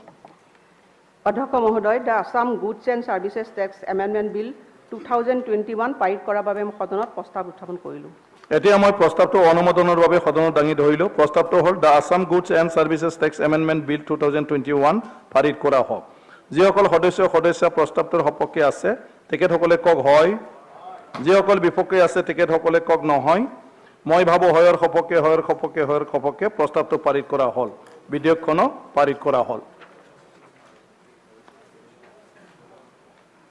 এতিয়া আইটেম নং 17 the Assam fiscal responsibility and budget management amendment bill 2021 খুচি নং 17 ৰাজভৱনৰ পৰা বিধেয়কখনৰ সদনত বিবেচনাৰ বাবে উত্থাপন কৰিবলৈ অসমৰ ৰাজ্যপাল মহোদয়ে 2021 চনৰ 8 জুলাই তাৰিখত এটা বাণী পঠিয়াইছে। বাণীটো হ'ল under the provision of article 2073 of the constitution of India I professor Jagdish Mukhi governor of Assam recommended that the Assam Fiscal Responsibility and Budget Management Amendment Bill 2021 be taken into consideration by the Assam Legislative Assembly. Mananiya Bitto Mantri, the Assam Fiscal Responsibility and Budget Management Amendment Bill 2021 বিবেচনাৰ বাবে সদনত প্ৰস্তাৱ উত্থাপন কৰিবলৈ অনুৰোধ জনালোঁ। অধ্যক্ষ মহোদয়, the Assam fiscal responsibility and budget management amendment bill 2021 বিবেচনা কৰাৰ বাবে মই সদনত প্ৰস্তাৱ উত্থাপন কৰিলোঁ। এতিয়া মই প্ৰস্তাৱটো সদনত দাঙি ধৰিলোঁ। প্ৰস্তাৱটো হ'ল the Assam fiscal responsibility and budget management amendment bill 2021 বিবেচনাৰ বাবে লোৱা হওক। যিসকল মাননীয় সদস্য প্ৰস্তাৱটোৰ সপক্ষে আছে তেখেতসকলে কওক হয়, যিসকল বিপক্ষে আছে তেখেতসকলে কওক নহয়। মই ভাবোঁ হয়ৰ সপক্ষে প্ৰস্তাৱটো গৃহীত হ'ল। বিধেয়কখনৰ 2 নং দফাত মাননীয় সদস্য শ্ৰী ভৰত চন্দ্ৰ নৰশ্ৰী নুৰুল হুদা, সুশান্ত বুঢ়াগোহাঁই, দেৱব্ৰত শইকীয়া, নন্দিতা দাস, কমলেশ্বৰ দে, পুৰকাষ্ট সিদ্দিক আহমেদ, ৱাজেদ আলী চৌধুৰী, শ্ৰী ভাস্কৰ জ্যোতি বৰুৱা, শশীকান্ত দাস, শিৱামণি বৰা, আব্দুল বাটিন খণ্ডকাৰ, শ্ৰী আব্দুল চৌহান আলী চৰকাৰ নামত 2টা আৰু শ্ৰী হাফিজ ৰছিদ আহমেদ, সিৰাজউদ্দিন আজমল, শ্ৰী আমিনুল ইছলাম জ্যেষ্ঠ, শ্ৰী ৰফিকুল ইছলাম, শ্ৰী নজৰুল হক, শ্ৰী নিজানুৰ ৰহমান, শ্ৰী নিজামুদ্দিন চৌধুৰী, শ্ৰী সুজামুদ্দিন লস্কৰ, শ্ৰী আমুনুল ইছলাম, মুজিবুৰ ৰহমান, কৰিমুদ্দিন বৰভূঞা, ফণীধৰ তালুকদাৰ, শামছুল হুদা, শ্ৰী আশৰাফুল হুছেইন, শ্ৰী জাকিৰ হুছেইন লস্কৰ, শ্ৰী আব্দুল আজিজৰ নামত 2টা, মুঠ 4টা সংশোধনী আছে। এতিয়া মই মাননীয় সদস্য শ্ৰী ভৰত চন্দ্ৰ নৰ আৰু শ্ৰী হাফিজ ৰছিদ আহমেদৰ সহযোগী সদস্যসকল আপোনালোকৰ সংশোধনী প্ৰস্তাৱকেইটা উত্থাপন কৰিবলৈ আৰু ইয়াৰ ওপৰত বক্তব্য ৰাখিবলৈ আহ্বান জনালোঁ। একেবাৰতে কৈ দিয়ক, মানে এইখন বিলৰ ওপৰত আপোনাৰ যেইটা এমেণ্ডমেণ্ট আছে মানে একেবাৰতে কৈ দিয়ক। Sir, in proposed subclause F of the clause 2 of the proposed bill, the figure 4 appearing in line 2, the figure 3.50 appearing in line 5, and the figure 0.50 appearing in line 7 shall be substituted by the figure 3, 2.50 and 0.2.5 respectively. So, sir, Aru next, in proposed subclause F, and clause 2 of the proposed bill, the figure is not certain. Next to us, 3 number. In proposed subclause G of clause 2 of the proposed bill, the figure 0.50 appearing in line 1 and the figure 4 appearing in line 3 shall be substituted by the figure 0.25 and 3 respectively.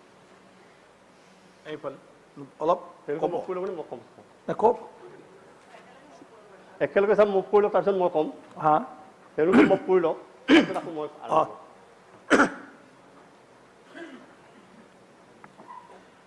Honorable Speaker, sir, I beg to move in proposed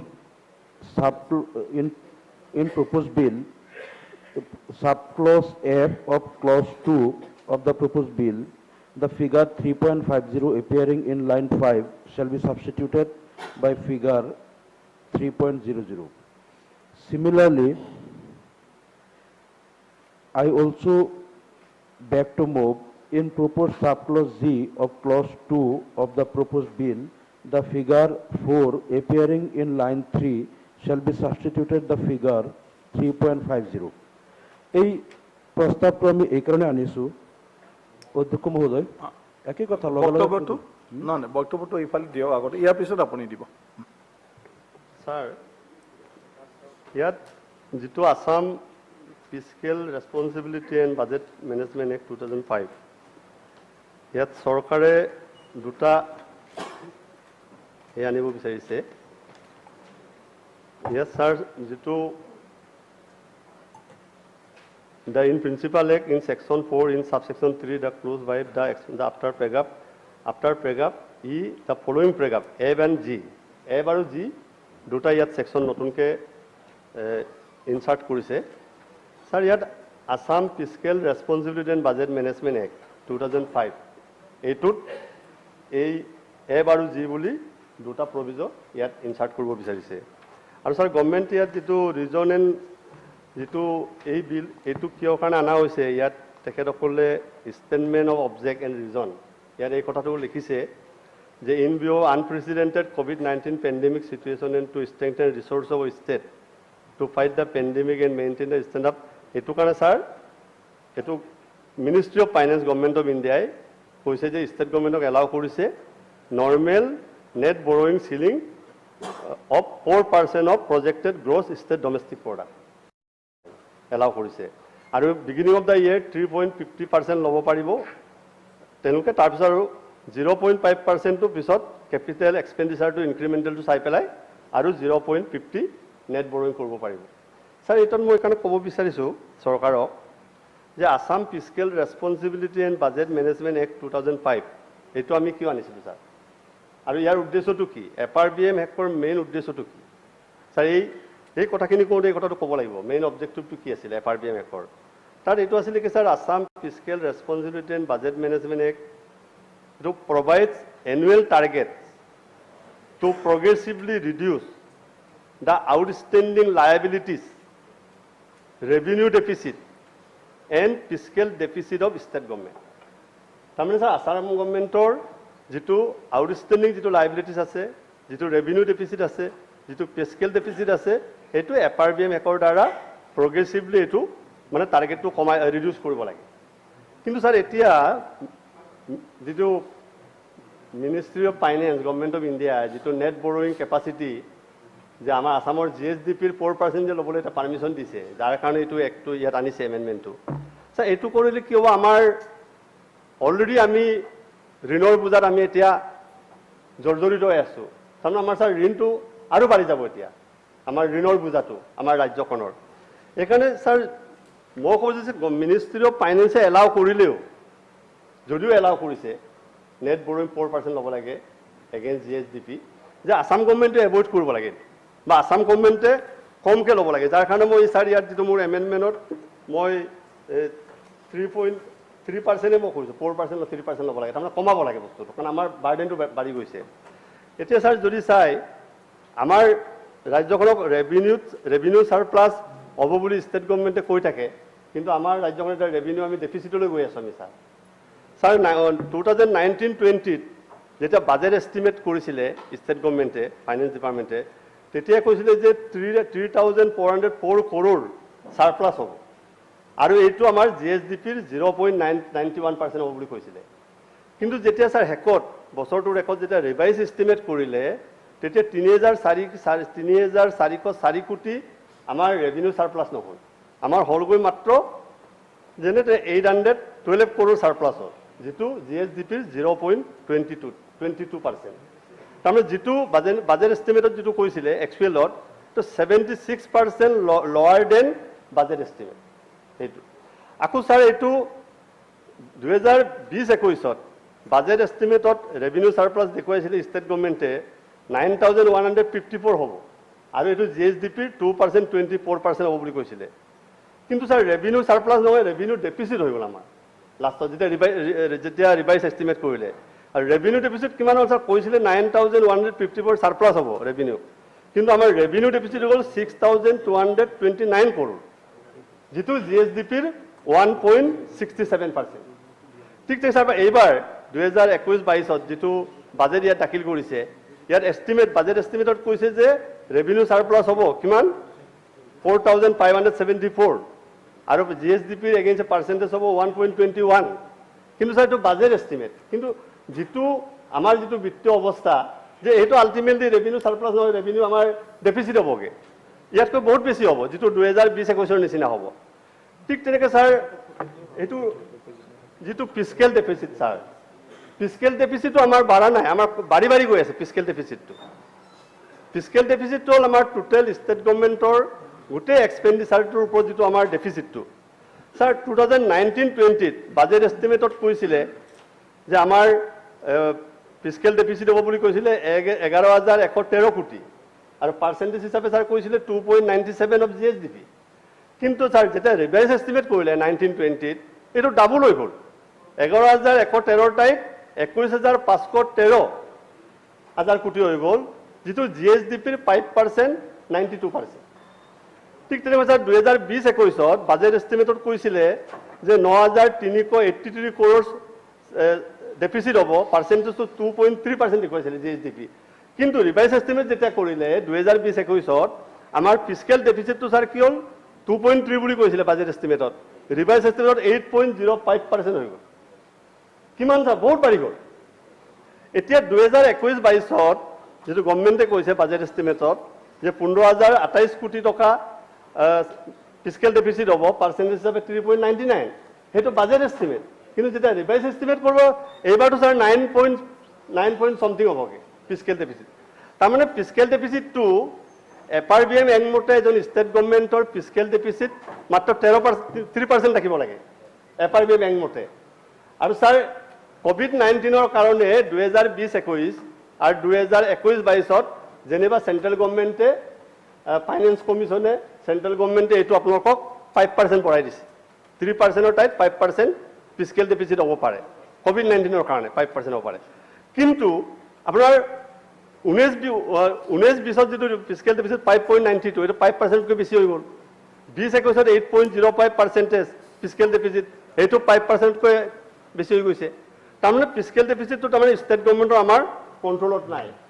তাৰপিছত আকৌ 4% এটা net বৰয়িং আপোনালোকে ল'লে আমাৰতো বাৰ্ডেনটো বহুত বাঢ়ি যাব। আৰু তেনেকৈ ছাৰ আমাৰ যিটো পাৰ কেপিটেল লোড আমাৰ নাগৰিকৰ ওপৰত এইটো বাঢ়ি যাব। ঠিক তেনেকৈ ছাৰ আউটষ্টেণ্ডিং ডেট যিটো আমাৰ ষ্টেটখনৰ টোটেল লায়াবিলিটিজ ইজ আউটষ্টেণ্ডিং ডেট আমাৰ ছাৰ FRBM ৰিভিউ কমিটিৰ মিটিং হৈছিলে 2017ত। এই FRBM ৰিভিউ কমিটি মিটিঙত কৈছিলে 2017ত যে আউটষ্টেণ্ডিং ডেটটো আমাৰ ৰাজ্যখনৰ GSDPৰ মাত্ৰ 20% হ'ব লাগে। The cumulative debt of the state 20% of GSDP হ'ব লাগিছিলে।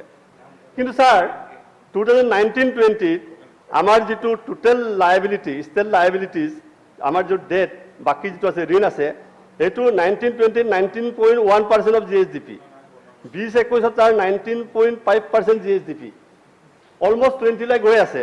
আকৌ 21 আৰু 22ত যিটো প্ৰজেক্টেড যিটো আমাৰ ছাৰ আউটষ্টেণ্ডিং লায়াবিলিটিজ ষ্টেটৰ এইটো 19ৰ পৰা গৈ 26.4% অফ GSDP, এইটো 20ৰ বহুত ওপৰত গুচি গ'ল। আৰু যিটো প্ৰজেক্টেড আমি যিটো এছেছমেণ্ট কৰি চাইছোঁ আপোনালোকৰ বাজেটটো আৰু ষ্টেটৰ যিটো ইকনমিটো যে আপোনালোকৰ এইটো 22-23ত 21-22ত 26.4 হ'ব, 22-23ত 26.4% হ'ব, তাতকৈ কম নহয়। 23-24ত 26.4% হ'ব। কিন্তু 2025-26 এইটো গৈ 30.4% অফ GSDP হ'বগৈ, বাঢ়ি যাব যিটোত। এইকাৰণে এই 4% যিটো চেণ্ট্ৰেল, আপোনালোকে এইটো ক'ব পাৰে যে আমাক মিনিষ্ট্ৰী অফ ফাইনেন্সে ৰিকুৱেষ্ট কৰিছে, পাৰ্মিশ্যন দিছে, চেণ্ট্ৰেল গভৰ্ণমেণ্টে দিছে, COVID-19 চিটুৱেশ্যন হৈছে, ষ্ট্ৰেছ ইকনমি হৈছে, বিত্তীয় নাটনি হৈছে, আমি লোন ল'বই লাগিব 4%, ক'ব পাৰে। কিন্তু আছামৰ ক্ষেত্ৰত মই আপোনাক কৈছোঁ যে আপোনালোকে এইটো যে আমি যদিও পাৰ্মিশ্যন আছে আপোনাৰ, এটা কনষ্টিটিউচনেলি আপোনাক 4% দিছে, চেণ্ট্ৰেল ফাইনেন্স মিনিষ্ট্ৰী দিয়া মানে আপোনাক গভৰ্ণমেণ্ট অফ ইণ্ডিয়াই দিছে 4%, যিটো লিগেল বা কনষ্টিটিউচনেল আপোনালোকে হয়। কিন্তু আছামৰ যিটো চিটুৱেশ্যন, আমাৰ যিটো বিত্তীয় নাটনি, আমি যিটো ঋণৰ বোজাত আছোঁ, যে আমি এইটো এভইড কৰিব পাৰোঁ নেকি? আইনটো পাছ কৰক, আজিতো আপোনালোকৰ মেজৰিটি আছে, আপোনালোকে পাছ কৰি ল'ব। কিন্তু পাছ কৰাৰ পিছতো আইনটো পাছ কৰিলে যে 4% লোন ল'ব লাগে বুলি কথা নাই। প্ৰভিজনটো ৰাখিলে 4%, কিন্তু 4% আপোনালোকে লোন ল'ব নালাগে। কাৰণ আপোনালোকে ছাৰ, আমাৰ ষ্টেট গভৰ্ণমেণ্টে আৰু ছাৰ আৰু এটা মই ক'ব বিচাৰিছোঁ, 15 ফাইনেন্স কমিশ্যনৰ যিটো ৰিকমেণ্ডেশ্যন 15 ফাইনেন্সত, আগতে 14 ফাইনেন্সৰ ষ্টেটবিলাকক আমাৰ যিটো share of states in the divisible pool of central taxes 14 finance কমিশ্যনে 42% দিছিলে। 15 ফাইনেন্স কমিশ্যনে এইটো 1% কমাই পেলাই 41% কৰিলে। আৰু 41% কৰাৰ পিছতো 15 ফাইনেন্সে কি কৰিলে, আপোনাৰ ষ্টেটবিলাকৰ যিটো শ্বেয়াৰ, ষ্টেটবিলাকৰ যিটো ক্ৰাইটেৰিয়াটো যে criteria for determination of share of the individual state, এইটো 15 ফাইনেন্স কমিশ্যনে ৰিভাইজ কৰি দিলে এইবাৰ। এনে 1% কম, আকৌ ক্ৰাইটেৰিয়াটো ৰিভাইজ কৰিলে। ৰিভাইজ কৰাৰ পিছত কি হ'ল, এতিয়া আছামে ছাৰ এইবাৰ 15 ফাইনেন্সৰ পৰা আমি কিমান পাৰ্চেণ্ট পাম? আপোনাক 1.28% of divisible pool of central taxes আমি পাম, মাত্ৰ 1% 28%। আৰু এইটো 15 ফাইনেন্সত আছামে 1.28% পাব divisible pool of central taxes. আৰু এইটো 14 ফাইনেন্সতকৈ 1.39% কম, 1.39% ছাৰ কম। তাৰমানে ছাৰ 100 টকাৰ পৰা আমি 15 ফাইনেন্স কমিশ্যনৰ পৰা 100 টকাৰ পৰা আমি কিমান পাম? মাত্ৰ 1 টকা 28 পইচা। 100 টকাৰ পৰা 1 টকা 28 পইচা আমি পাম। যিটো আছামৰ যিটো চিটুৱেশ্যন, নৰ্থ ইষ্টৰ যিটো চিটুৱেশ্যন, 15 ফাইনেন্স কমিশ্যনক আছাম গভৰ্ণমেণ্টে যিটো ডেলিগেশ্যন দিব থাকিলে, যিটো তাত যিটো যেনেকৈ ৰিকুৱেষ্ট কৰিব লাগিছিলে, যেনেকৈ কনভিন্স কৰিব, যিটো কনভিন্স কৰিব পৰা নাই ষ্টেট গভৰ্ণমেণ্টে ছাৰ। তাৰপিছত ছাৰ মোৰ চমু আহিছে, আপোনাৰ যিটো ইণ্টাৰেষ্ট ৰিপে'মেণ্ট, ইণ্টাৰেষ্ট যিটো ৰিপে'মেণ্ট, এইটো এটা ষ্টেটত তাৰো এটা হিচাপ আছে। আমাৰ যিটো টোটেল যিটো ৰেভিনিউ ৰিচিপ্ট, এই ৰেভিনিউ ৰিচিপ্টৰ 10%তকৈ বেছি ইণ্টাৰেষ্ট ৰিপে'মেণ্ট হ'ব নালাগে ছাৰ। টোটেল ৰেভিনিউ ৰিচিপ্টৰ পৰা 10% বেছি হ'ব নালাগে আমাৰ ইণ্টাৰেষ্ট ৰিপে'মেণ্ট। এতিয়া আছাম গভৰ্ণমেণ্টৰ এতিয়া অলমষ্ট আপোনাৰ এইবাৰ আপোনাৰ almost 10% of the revenue receipt হৈ যাব এই ইণ্টাৰেষ্ট ৰিপে'মেণ্ট। 2019-20 আমি কিমান দিছিলোঁ? 4,439 ৰিপে'মেণ্ট কৰিছে ইণ্টাৰেষ্ট ৰিপে'মেণ্ট। 2021 5,802 কৰিছে ৰিভাইজ এষ্টিমেটত ইণ্টাৰেষ্ট ৰিপে'মেণ্ট কৰিছে। 21-22 এইবাৰ এষ্টিমেটেড বাজেট এষ্টিমেট এইটো 7,064,000 ইণ্টাৰেষ্ট ৰিপে'মেণ্ট দেখুৱাইছে। কিন্তু ছাৰ যেতিয়া ৰিভাইজ কৰিব বাজেটটো লাষ্টত, এই 7,064টো আপোনাৰ 10,000ৰ ওচৰা ওচৰি হ'ব, তাতকৈ বেছি হৈ যাব। তাৰমানে সেইটো আমাৰ বেছি হৈ আছে। এইকাৰণে ছাৰ মই কৈছোঁ যে লোনটো আমি ল'ব নালাগে। আৰু ছাৰ কিবা কাৰণত যদি লোনটো যদি এটা পাৰ্চেণ্টেজ ল'ব লগাও যদি হয়, লোনৰ পইচাটো খুব হিচাপত আমি খৰচ কৰিব লাগে। এজন মানুহে তেওঁৰ যদি ছাৰপ্লাছ যেতিয়া হয়, তেতিয়াই বেছিকৈ খৰচ কৰে। যে আমাৰতো ছাৰপ্লাছ হোৱা নাই, আমি চবতে ডেফিচিট হৈ আছোঁ। যে ডেফিচিট হোৱাৰ পিছত আমি খৰচ, এতিয়া আমি লোনৰ পইচাৰে আমাৰ মানুহে সদায় এডভাইচ কৰে, আমাৰ বুঢ়া বুঢ়ীসকলে আমাক কয় যে বোপাই যে ঋণৰ পইচাৰে লাহ-বিলাহ নকৰিবা। এইটো গোটেই ৰেকৰ্ড, লাহ-বিলাহ নকৰিবা ছাৰ। কিন্তু আপোনাৰ ছাৰ শেষ হ'ব মোৰ, কিন্তু ঋণৰ পইচাত যোৱা 5 বছৰ আপোনালোকে 45,000 কোটি টকাৰ লোন ল'লে। আমাৰ ওপৰত আপোনাৰ 28,000 টকাৰ এতিয়া পাৰ পাৰ্চন পাৰ চিটিজেন 28-30,000 টকাৰ বোজা আমাৰ হাতত আছে। কিন্তু ছাৰ এনেকুৱা এটা চিটুৱেশ্যনত অসমৰ চিফ মিনিষ্টাৰ আৰু ফাইনেন্স মিনিষ্টাৰে কমাৰ্চিয়েল ফ্লাইটত, জেনেৰেল ফ্লাইটত দিল্লীলৈ নগৈ কি কাৰণে চাৰ্টাৰ্ড বিমান ল'লে? এবাৰ নহয়, দুবাৰ নহয়, কোনো এখন ৰাজ্যৰ চিফ মিনিষ্টাৰে চাৰ্টাৰ ফ্লাইটত দিল্লীলৈ নাযায়। তৰুণ গগৈ ছাৰেও আমাৰ ৰাজ্যত ঘূৰিবৰ কাৰণে হেলিকপ্টাৰ ইউজ কৰিছিলে, কিন্তু দিল্লী যাবৰ কাৰণে 15 বছৰ তৰুণ গগৈ এদিনো চাৰ্টাৰ্ড ফ্লাইটত দিল্লী যোৱা নাই। যোৱা 5 বছৰ চিফ মিনিষ্টাৰ ফাইনেন্স মিনিষ্টাৰে চাৰ্টাৰ ফ্লাইটত দিল্লীলৈ অহা যোৱা কৰিছে ঋণৰ পইচাৰে। আৰু ছাৰ মই কমপ্লিট কৰিছোঁ।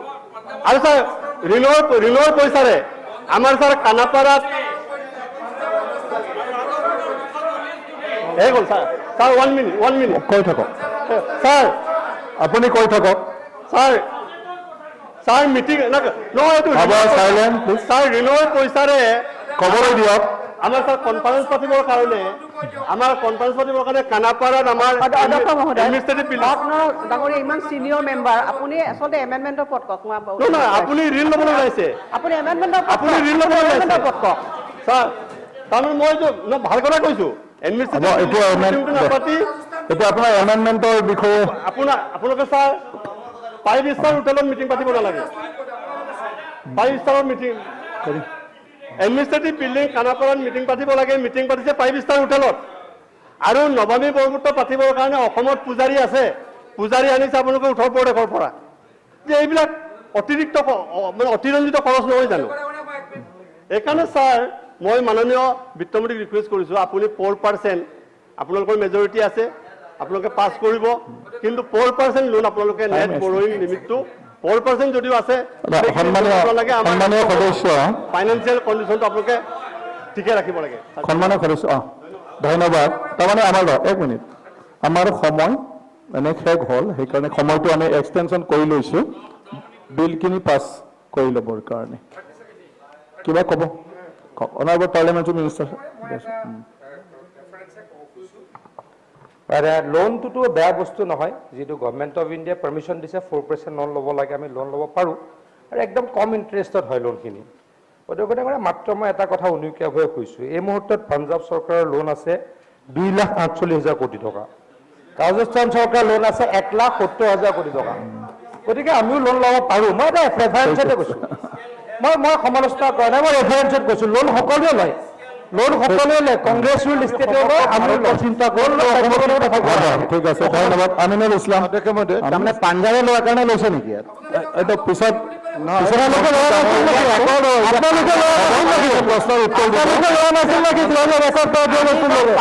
আমিনুল ইছলাম নহয়, আমি ভালকে মন্ত্ৰী মহোদয়ে জবাব দিব। আমি পাঞ্জাৱক অনুকৰণ কৰিম নেকি? মন্ত্ৰী মহোদয়ে জবাব দিব। আমিনুল ইছলাম হ'ব। মানে অধ্যক্ষ মহোদয় ৰবা অধ্যক্ষ মহোদয়, আমি যিটো সন্মানীয় সদস্যক ক'বলৈ দিব।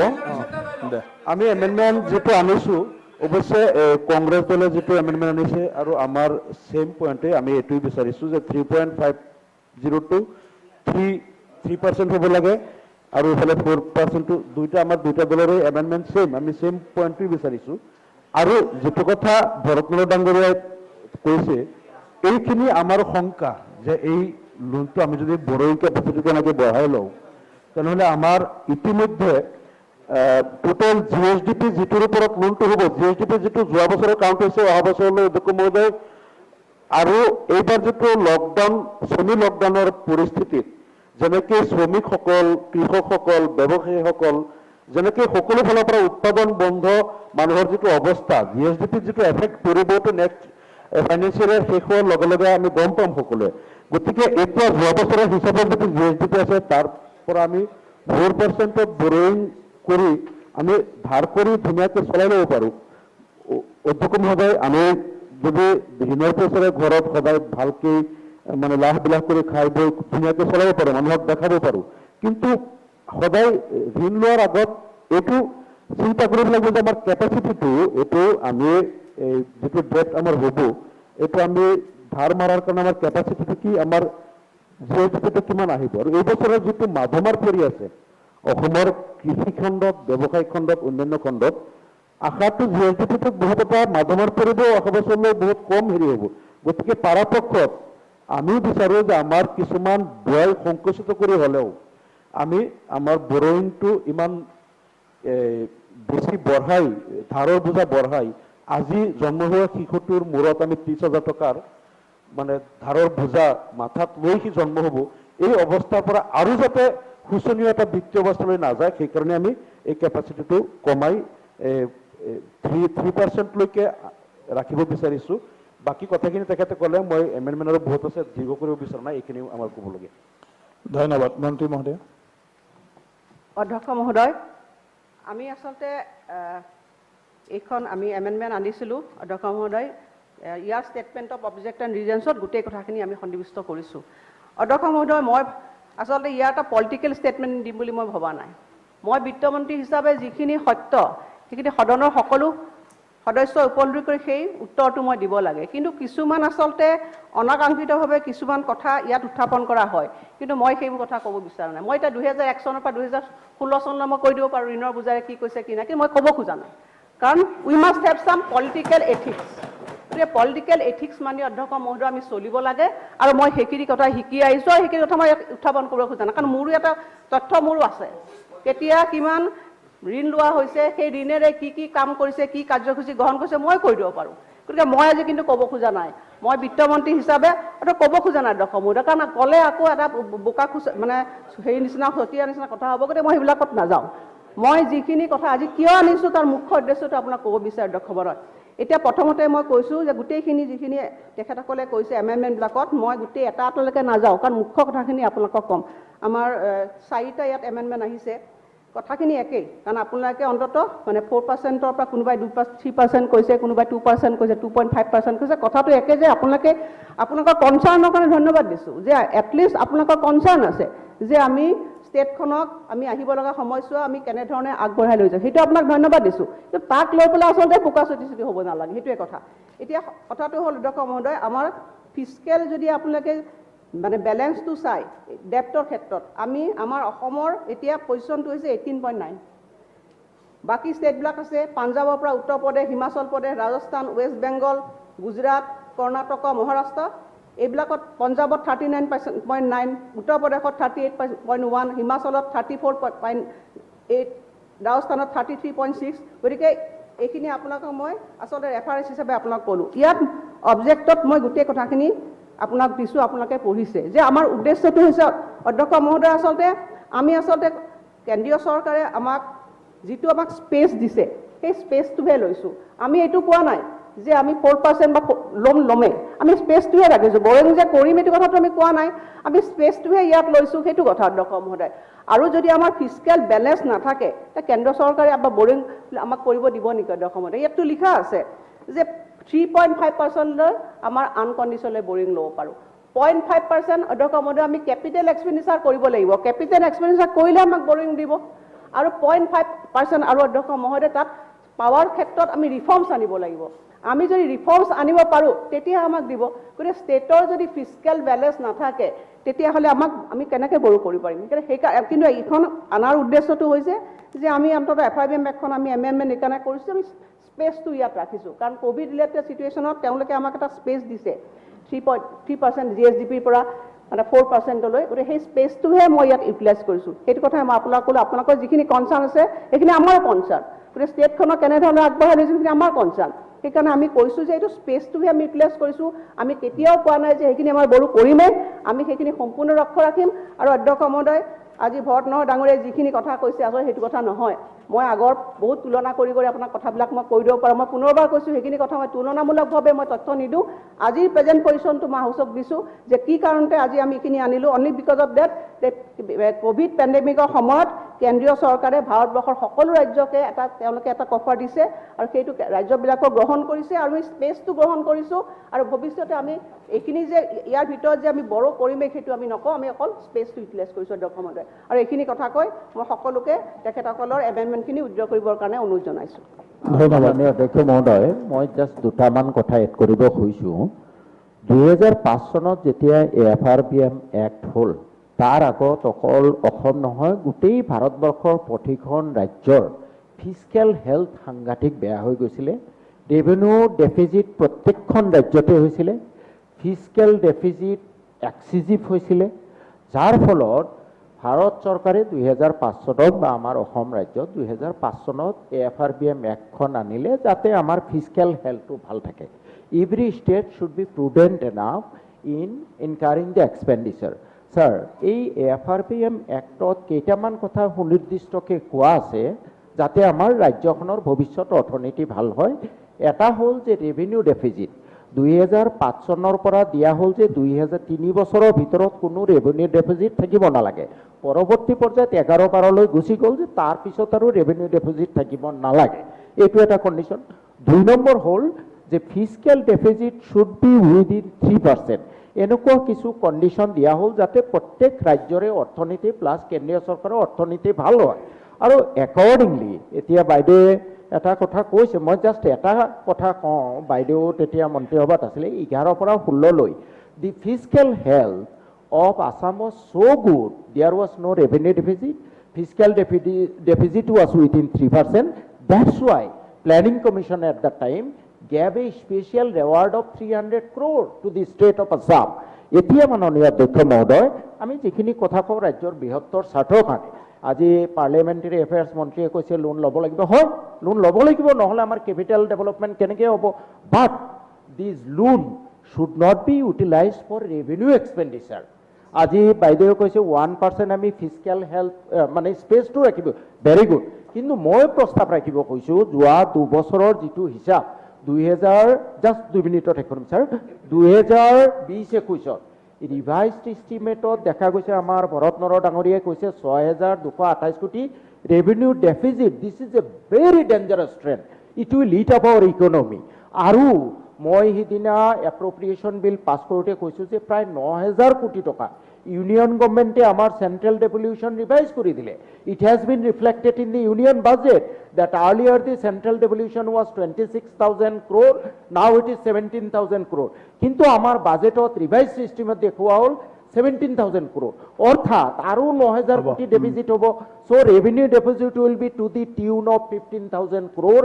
This is dangerous, this is very dangerous. মই যেটো অনুরোধ কৰিব খুজিছো 1% কোভিডৰ কাৰণে হয় আমি জানো, পেণ্ডেমিক সিচুৱেশ্যনৰ কাৰণে আমাৰ টেক্স কালেকশ্যন সাফিচিয়েণ্ট হোৱা নাই, সেইকাৰণে আমাক এই ফিস্কেল স্পেচ দিছে। I agree personally to it, কিন্তু whatever loan is taken should not be utilized for revenue expenditure, entire loan should be utilized for capital expenditure. That condition should be, it is for the betterment of the welfare of the whole state. Loan lock গোটেইখিনি capital expenditure খৰচ কৰক, revenue ঘাটি মাৰিবলৈ যাতে খৰচ কৰা নহয়, that is what we want. If the house agrees, I request this should be passed. Thank There should you. be a condition that loan lock কিন্তু capital expenditure কৰিব লাগিব। Thank you. এতিয়া মাননীয় সদস্য শ্ৰী ভৰতচন্দ্ৰ নৰ আৰু শ্ৰী হাফিজ বছিৰ আহমেদ লগতে সদস্যসকল আপোনালোকৰ সংশোধনী কিতাপ প্ৰত্যাহাৰ কৰিবনে? কৰিব, প্ৰত্যাহাৰ কৰিব। যিটো কণ্ডিশ্যন দিয়া হৈছে সেই কণ্ডিশ্যনৰ ওপৰত আমি এইটো প্ৰত্যাহাৰ কৰিছোঁ।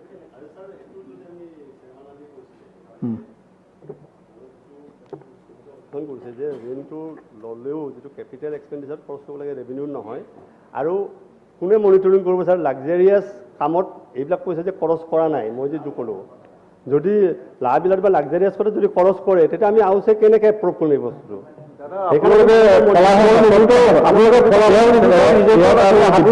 প্ৰত্যাহাৰ কৰিব নে নাই সেইটোৱে মাত্ৰ মই অনুৰোধ কৰিছোঁ। প্ৰত্যাহাৰ নকৰে, আচ্ছা আচ্ছা ঠিক আছে। মই এতিয়া প্ৰত্যাহাৰ নকৰে, হা মই এতিয়া সংশোধনী কেইটা সদনত দাঙি ধৰিলোঁ। In proposed subclause F of clause 2 of the proposed bill, the figure 4 appearing in line 2, the figure 3.50 appearing in the line 5, and the figure 0.50 appearing in line 7 shall be substituted by the figures 2.50 and 0.25 respectively. Secondly, in proposed subclause F of clause 2 of the proposed bill, the figure 3.50 appearing in line 5 shall be substituted figures 3.00 added. In proposed subclause G of clause 2 of the proposed bill, the figure 0.50 appearing in line 1 and the figure 4 appearing in line 3 shall be substituted by the figures 0.25 and 3 respectively. In proposed subclause G of clause 2 of the proposed bill, the figure 4 appearing in line 3 shall be substituted by the figure 3.50. যিসকল মাননীয় সদস্য সংশোধনী কেইটাৰ মানে সপক্ষে আছে তেখেতসকলে কক হয়, যিসকল বিপক্ষে আছে তেখেতসকলে কক নহয়। মই ভাবোঁ নহয় সপক্ষে নহয় সপক্ষে নহয় সপক্ষে সংশোধনী প্ৰস্তাৱ কেইটা নাকচ হ'ল। দফা নং 2 বিধেয়কখনৰ অংশ হ'ব। যিসকল মাননীয় সদস্য দফাটোৰ সপক্ষে আছে তেখেতসকলে কক হয়, যিসকল বিপক্ষে আছে তেখেতসকলে কক নহয়। মই ভাবোঁ হয়ৰ সপক্ষে 2 নং দফাটো বিধেয়কখনৰ অংশ হ'ল। বিধেয়কখনৰ 1 নং দফা সংক্ষিপ্ত নাম পৰিসৰ আৰু আৰম্ভণত কোনো সংশোধনীৰ প্ৰস্তাৱ নাই। 1 নং দফা সংক্ষিপ্ত নাম পৰিসৰ আৰু আৰম্ভণ সদনত দাঙি ধৰিলোঁ। প্ৰশ্নটো হ'ল বিধেয়কখনৰ 1 নং দফা সংক্ষিপ্ত নাম পৰিসৰ আৰু আৰম্ভণ বিধেয়কখনৰ অংশ হ'ব। যিসকল মাননীয় সদস্য দফাটোৰ সপক্ষে আছে তেখেতসকলে কক হয়, যিসকল বিপক্ষে আছে তেখেতসকলে কক নহয়। মই ভাবোঁ হয়ৰ সপক্ষে বিধেয়কখনৰ 1 নং দফা সংক্ষিপ্ত নাম পৰিসৰ আৰু আৰম্ভণ বিধেয়কখনৰ অংশ হ'ল। মাননীয় বিত্তমন্ত্ৰী বিধেয়কখন পাৰিত কৰাৰ বাবে প্ৰস্তাৱ উত্থাপন কৰিবলৈ অনুৰোধ জনালোঁ। অধ্যক্ষ মহোদয়, the Assam fiscal responsibility and budget management amendment bill 2021 পাৰিত কৰাৰ বাবে মই সদনত প্ৰস্তাৱ উত্থাপন কৰিলোঁ। এতিয়া মই প্ৰস্তাৱটো অনুমোদনৰ বাবে সদনত দাঙি ধৰিলোঁ। প্ৰস্তাৱটো হ'ল the Assam fiscal responsibility and budget management amendment bill 2021 পাৰিত কৰা হওক। যিসকল মাননীয় সদস্য প্ৰস্তাৱটোৰ সপক্ষে আছে তেখেতসকলে কক হয়, যিসকল বিপক্ষে আছে তেখেতসকলে কক নহয়। মই ভাবোঁ হয়ৰ সপক্ষে প্ৰস্তাৱটো পাৰিত কৰা হ'ল, বিধেয়কখনো পাৰিত কৰা হ'ল। অলপ নবজাই যে আৰু মানুহখিনি নাই, যদি ভোটিং হয় কি হ'ব চৰকাৰৰ? কোনো নাই যে সদস্যবিলাক নহয়তো হয় হৈছে। গতিকে আমাৰ বহুত আৰু বিল আছে হাউচত, মানে মাতি দিয়ক, যদি ডিভিজন হয় বিপদ হৈ যাব। নহয় মই কৈ আছোঁ, ইফালে নাম্বাৰটো কাৰ বেছি আছে? The Assam electricity duty amendment bill 2021 ৰাজভৱনৰ পৰা বিধেয়কখন সদনত বিবেচনাৰ বাবে উত্থাপন কৰিবলৈ অসমৰ ৰাজ্যপাল মহোদয়ে 2021 চনৰ 11 জুলাই তাৰিখত এটা বাণী পঠিয়াইছে। বাণীটো হ'ল under the provision of article 2073 of the constitution of India, I, Professor Jagdish Mukhi, Governor of Assam, recommend that the Assam Electricity Duty Amendment Bill 2021 be taken into consideration by the Assam Legislative Assembly. মাননীয় বিত্তমন্ত্ৰীক the Assam electricity duty amendment bill 2021 বিবেচনাৰ বাবে সদনত প্ৰস্তাৱ উত্থাপন কৰিবলৈ অনুৰোধ জনালোঁ। মাননীয় অধ্যক্ষ মহোদয়, the Assam electricity duty amendment bill 2021 বিবেচনা কৰাৰ বাবে মই সদনত প্ৰস্তাৱ উত্থাপন কৰিলোঁ। এতিয়া মই প্ৰস্তাৱটো সদনত দাঙি ধৰিলোঁ। প্ৰস্তাৱটো হ'ল the Assam electricity duty amendment bill 2021 বিবেচনাৰ বাবে লোৱা হওক। যিসকল মাননীয় সদস্য প্ৰস্তাৱটোৰ সপক্ষে আছে তেখেতসকলে কক হয়, যিসকল বিপক্ষে আছে তেখেতসকলে কক নহয়। মই ভাবোঁ হয়ৰ সপক্ষে প্ৰস্তাৱটো গৃহীত হ'ল। বিধেয়কখনৰ 2 নং দফাত মাননীয় সদস্য শ্ৰী কমলেশ্বৰ দেৱ পুৰকায়স্থৰ নামত 2টা, শ্ৰী আমিনুল ইছলাম জ্যেষ্ঠ, শ্ৰী আমিনুল ইছলাম কনিষ্ঠ আৰু শ্ৰী আশ্ৰাফুল হুছেইনৰ নামত এটা মুঠ 3টা সংশোধনী আছে। এতিয়া মই মাননীয় সদস্য শ্ৰী কমলেশ্বৰ দেৱ পুৰকায়স্থ, আমিনুল ইছলাম জ্যেষ্ঠ আৰু আমিনুল ইছলাম কনিষ্ঠ আৰু শ্ৰী আশ্ৰাফুল হুছেইন আপোনালোকৰ সংশোধনী প্ৰস্তাৱ 3টা উত্থাপন কৰিবলৈ আৰু ইয়াৰ ওপৰত বক্তব্য ৰাখিবলৈ আহ্বান জনালোঁ। The Assam Electricity Duty Amendment Bill 2021 sir মোৰ 2টা সংশোধনী আছে তাতে, মই একেলগে কৈ দিছোঁ 2টা একেলগে কৈ দিছোঁ। In the subclause 2 of clause 2 of the proposed bill, মোৰ এইটোৰ ওপৰত বক্তব্য এইটো আছিলে অধ্যক্ষ মহোদয়। I beg to move in subclause 2 of the clause 2 of the proposed bill, before enacting any regulation of government would bring specific amendment. ঠিক অধ্যক্ষ মহোদয় তাতে লিখা আছে the government may from time to time make regulation. আমি বিচাৰিছোঁ যে specific হ'ব লাগে বস্তুটো। এটা মুক্ত কৰি থৈ দে আৰু আশ্ৰাফুল কৰিব, তাৰপিছত ডিছকাশ্যন। আশ্ৰাফুল মুভ কৰা। মাননীয় অধ্যক্ষ মহোদয়, আমাৰ যি সংশোধনী আছিলে আছিল in clause 2 of the proposed bill after sub clause 5 a new sub clause shall be inserted as the transaction shall be linked with the Aadhaar of the consumers thank you Kamalaksha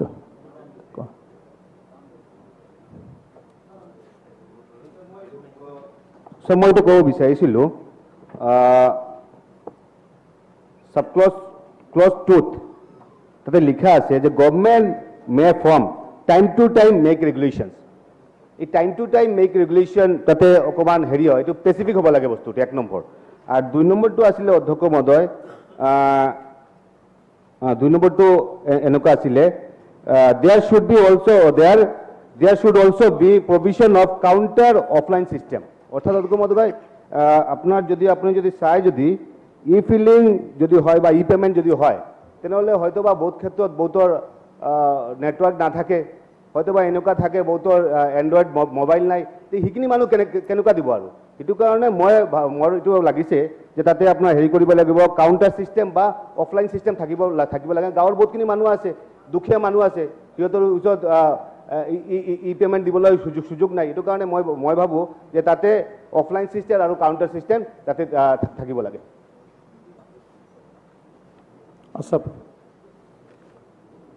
আশৰাফুল না কোনি ক'ব আমাৰ ছাৰ আমিন মাননীয় অধ্যক্ষ মহোদয় ইয়াতে যিটো আমাৰ ই ফাইলিঙৰ কথাটো আছে যে ইলেক্ট্ৰিচিটি বিলটো কনজিউমাৰসকলে ই ফাইলিঙত যেনেকৈ পেড কৰিব পাৰিব আৰু ইয়াতে আমাৰ কমিশ্যনাৰে টাইম টু টাইম তেওঁলোকে ৰুল ফ্ৰেম কৰিব আৰু Commissioner of Taxes may, by notification in the official gazette with a prior approval of government, prescribe procedure for e-filing of returns and e-payment of taxes.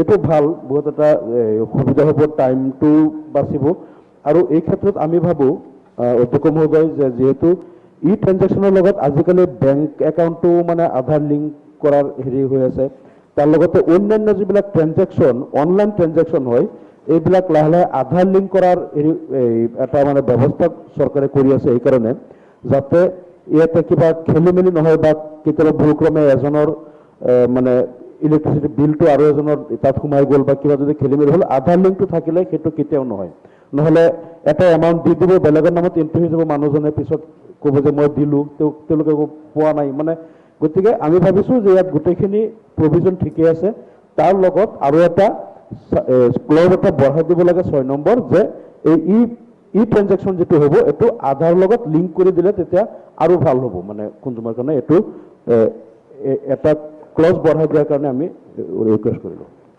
মন্ত্ৰী মহোদয় অধ্যক্ষ মহোদয় আমাৰ যি 3টা এমেণ্ডমেণ্ট আহিছে মই একেলগে কৈছোঁ অধ্যক্ষ মহোদয় যে আমি 12A-টোত আমি নতুন ছেকশ্যন এটা ইনচাৰ্ট কৰিছোঁ তাত হৈছে অট'মেশ্যন কৰিবৰ কাৰণে গোটেই ছিষ্টেমটো আমি আচলতে ইলেক্ট্ৰনিক মোডত আমি নিব বিচাৰিছোঁ যাতে বস্তুটো চিম্প্লিফাই হয় আৰু ইজ অফ ডুইং বিজনেছটো হয় সেইটো কাৰণে বেছিকেলি আচলতে ইয়াত কোনো ধৰণৰ নতুনকৈ স্পেচিফিক কিবা বস্তু নালাগে অধ্যক্ষ মহোদয় কাৰণ আমাৰ ইণ্টেনশ্যনটো কি ৰেজিষ্ট্ৰেশ্যন ফাইলিং গোটেইখিনি ই মোডত হ'ব গতিকে সেইটো কাৰণে স্পেচিফিক আৰু কিবা থাকিব নালাগে এইটো ই মোডতে গোটেইখিনি কৰিব কাৰণ আকৌ যদি গোটেই ছিষ্টেমটো মেনুৱেলি হৈ আছে আমি কৰিব বিচাৰিছোঁ ইলেক্ট্ৰনিকেলি আকৌ যদি মেনুৱেলটো ঢাকি মুঠাটো একো ডিফাৰেঞ্চটো নহ'ল সেইকাৰণে মই ভাবোঁ যে ইয়াত আমাৰ যিটো আমাৰ কমলাক্ষ পুৰখাই জাগুৰে কৈছে যে সেইটো আচলতে আমি ইণ্টেনশ্যনটোৱে হৈছে আমি মেনুৱেলিৰ পৰা আমি আচলতে ই মোডত আনিব বিচাৰিছোঁ সেইটোৱে কথা তাত আৰু স্পেচিয়েলি আমাক মই ভাবিছোঁ যে আপোনালোকে এই কথাটো বুজি উঠিছে আৰু দ্বিতীয়তে আমাৰ আমিনুল ইছলাম নাগৰে যিটো ক'লে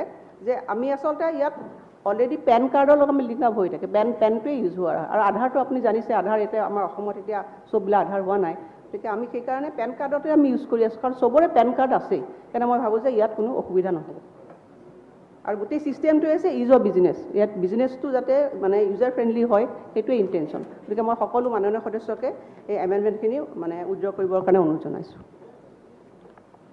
মাননীয় সদস্য শ্ৰী কমলাক্ষ দে পুৰকায়স্থ আমিনুল ইছলাম শ্ৰী আমিনুল ইছলাম কনিষ্ঠ আৰু শ্ৰী আশৰাফুল হুছেইন আপোনালোকৰ সংশোধনী 3টা প্ৰত্যাহাৰ কৰিবনে ছাৰ কথাটো হৈছে এনেকুৱা আমি বিচাৰোঁ যে বস্তুটো ইলেক্ট্ৰনিক হ'ব লাগে টেকন'লজিৰ যুগ আমাৰ টেকন'লজিৰ যুগত আমি টেকনিকেলি আমি আগবাঢ়িব লাগে ঠিকে আছে এইটো আমাৰ ক'ব লাগে একো নাই কাৰণ এইটো ক্ষেত্ৰত আমি চবেই কাৰণ গ্ল'বেলাইজেশ্যনৰ যুগ এইটো যুগত আমি পিছ পাৰিলে নহ'ব, আমাৰ আগবাঢ়ি যাব লাগিব। কিন্তু কথাটো হৈছে অধ্যক্ষ মহোদয়, আমি বাইদেউৰ পৰা এটা বস্তু জানিব বিচাৰিছোঁ, এই যে ই ফিলিং আৰু ই পে'মেণ্টৰ কথা কোৱা হৈছে, এতিয়া গাঁৱৰ মানুহ একদম দুখীয়া মানুহ, তাৰ কোনো হেৰিয়া নাই, বেলেগ কোনো চ'ৰ্চ নাই, বেলেগ কোনো উঠাই ল'ব। সেইখিনি মানুহে কি কৰিব, তাৰ কাৰণে কিবা ব্যৱস্থা ৰাখিব নেকি বাইদেউ? সেইটো হ'লে উঠাই ল'ব নে নাই? অধ্যক্ষ মহোদয়, আচলতে আমাৰ ফেডাৰেল চিষ্টেমটো বন্ধ হোৱা নাই এতিয়ালৈকে।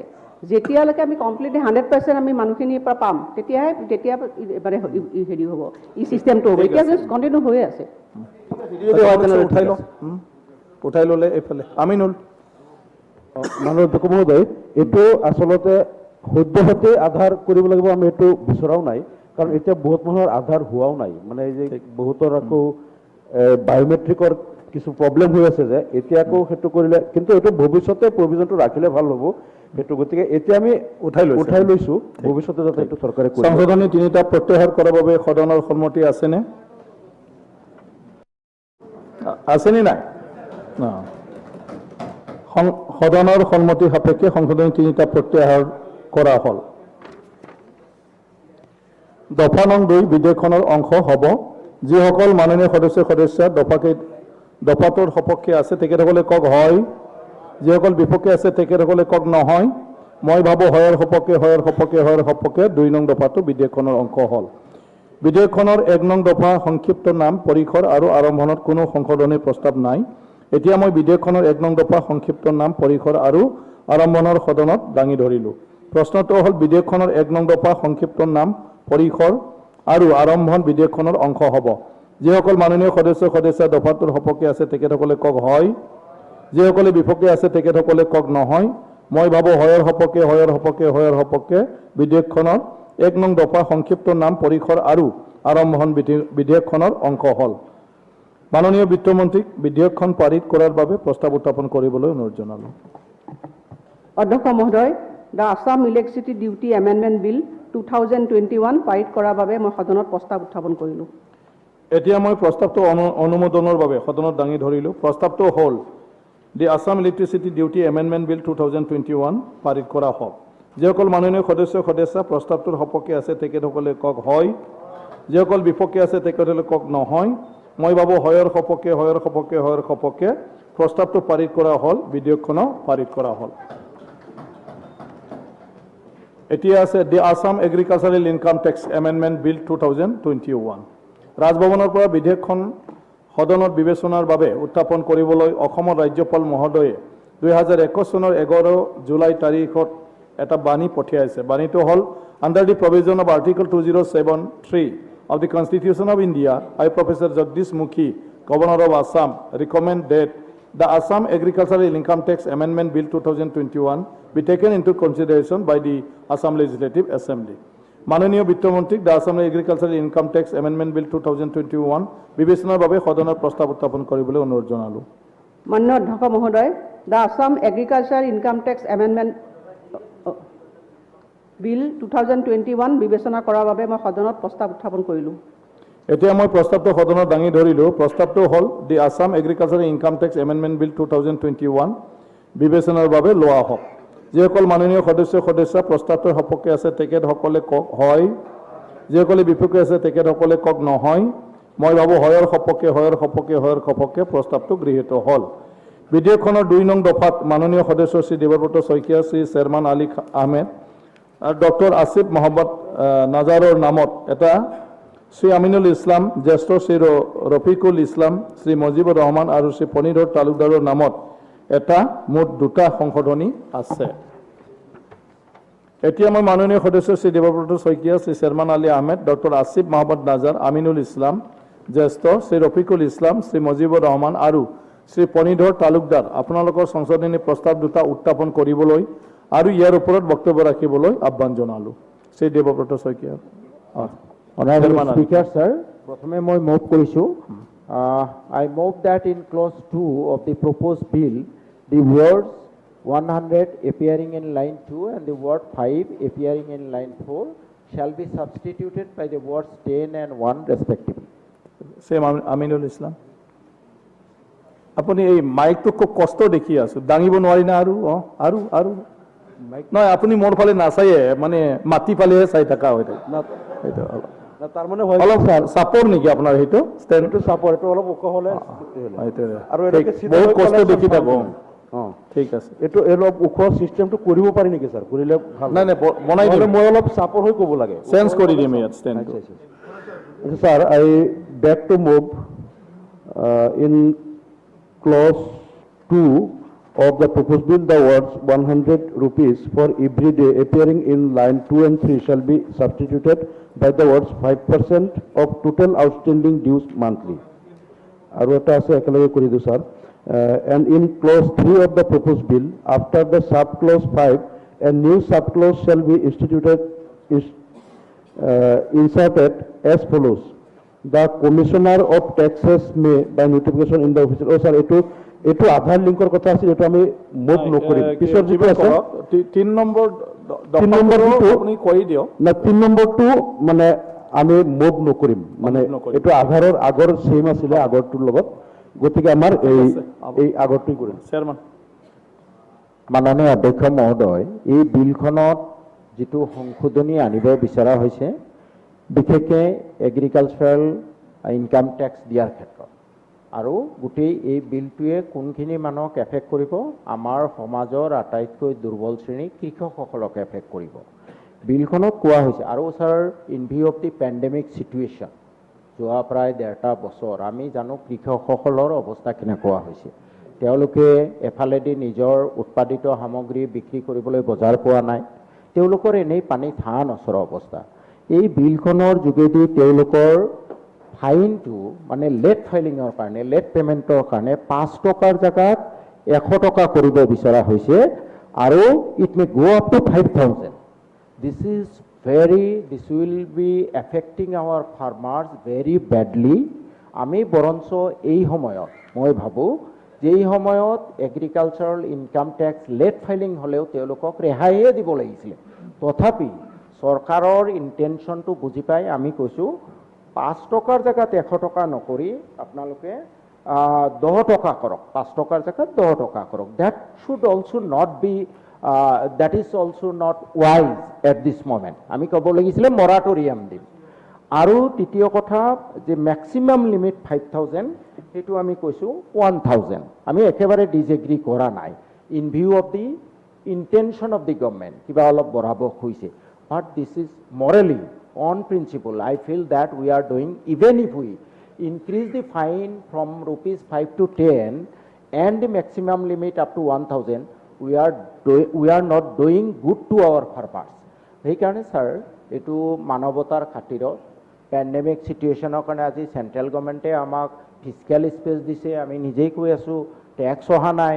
আমাৰ এগ্ৰিকালচাৰ ফাৰ্মাৰসকলে যে তেওঁলোকৰ উৎপাদিত দ্ৰব্য বিক্ৰী কৰিব পৰা নাই, সেইটো আমি সকলোৱে জানো। তেওঁলোকৰ ওপৰত এই 5 টকাৰ জেগাত 100 টকা কৰি আৰু 5,000 মানে আপাৰ লিমিট দি পেলাই তেওঁলোকৰ ওপৰত মাধমাৰ সুধোৱাটো বোধহয় অত্যন্ত গৰ্হিত কাম হ'ব।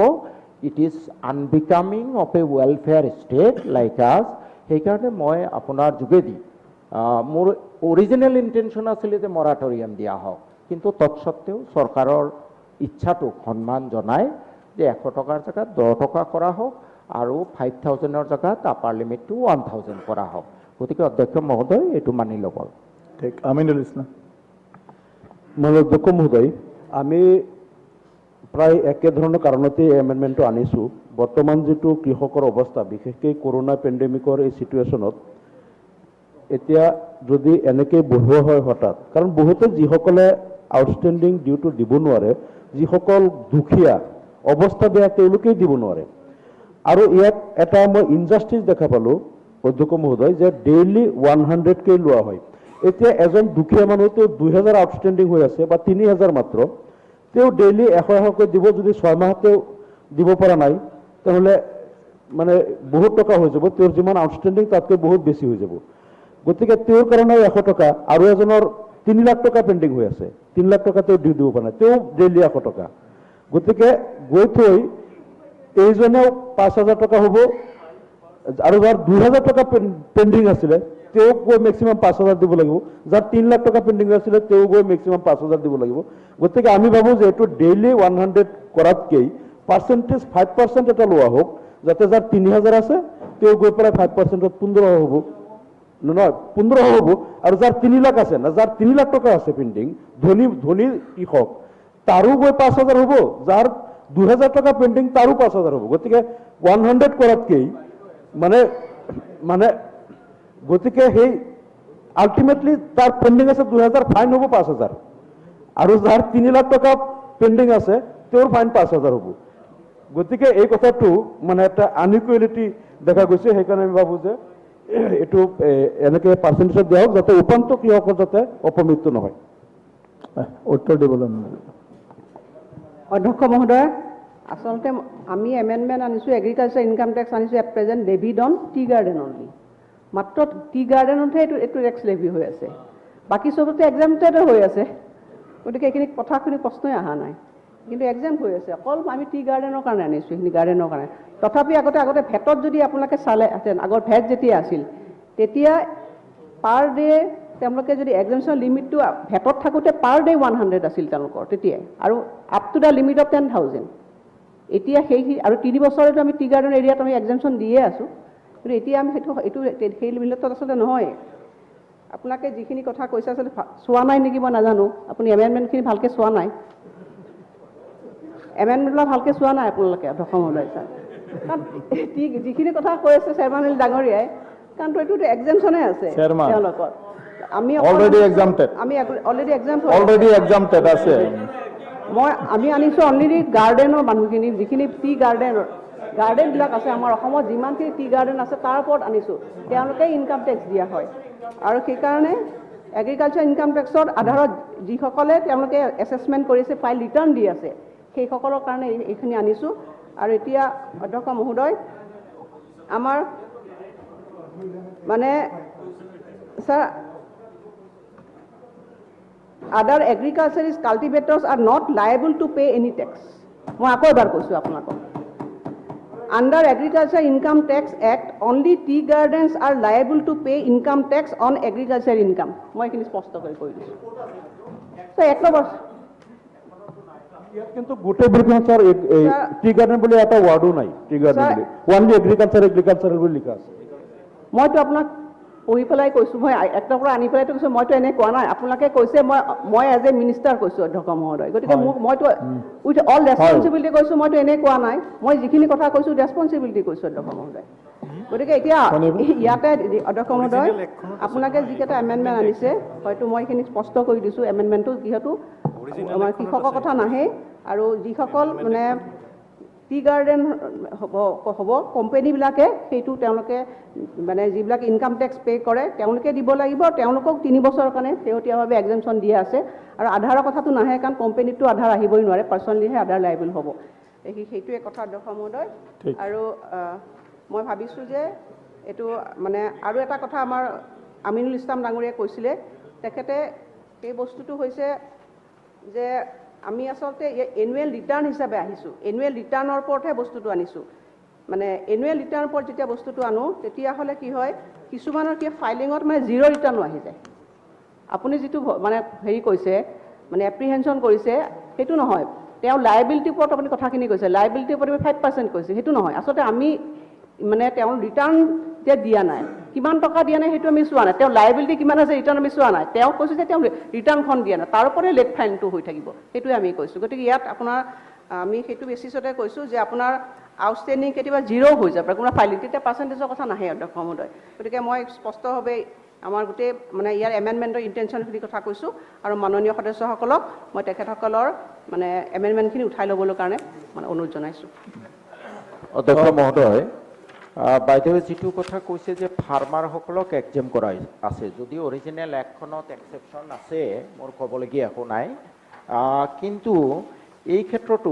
বাইদেৱে কৈছে কমাইছোঁহে এইটো নহয় কিন্তু ক্লজ 2ত আছে 5 rupees for every day during which the default continues the word 100 rupees for every day during which the default continues or a maximum of ₹5,000 অৰ্থাৎ 5 টকাৰ জেগাত 100 টকা কৰা হৈছে may be for tea garden আৰু টি গাৰ্ডেনৰ ক্ষেত্ৰতো tea garden owners are also' passing through very bad time আৰু আমাৰ টি গাৰ্ডেনৰ দুটা কেটেগৰী আছে এটা হ'ল স্মল টি গ্ৰোৱাৰ আৰু এটা হ'ল big tea grower at least there should be exception for the small tea grower তেওঁলোকৰ কাৰণেতো এটলিষ্ট মানে এক্সেপশ্যন থাকিব লাগিছিলে, থাকিব লাগে বুলি ভাবোঁ। দে আৰ অলছ' ছাফাৰিং। অসমৰ এতিয়াতো 3 বছৰৰ কাৰণে এক্সামশ্যন আছে অসমতে, মই কৈছোঁৱেই 3 বছৰ আমাৰ এক্সামশ্যন পিৰিয়ড চলি আছে। আৰু মই কৈছোঁ আগতে আপোনালোকে নিশ্চয় ইয়াৰ সদনত বহুতবাৰ এমেণ্ডমেণ্ট আছিল, এতিয়াতো 10,000লৈকে আছিলে লিমিটটো, এতিয়াতো 5,000 কৰা হৈছে অসমত। ঠিক আছে, এতিয়া উইড্ৰল কৰিবনে? Chairman Ali withdrawal, Aminul Islam withdrawal.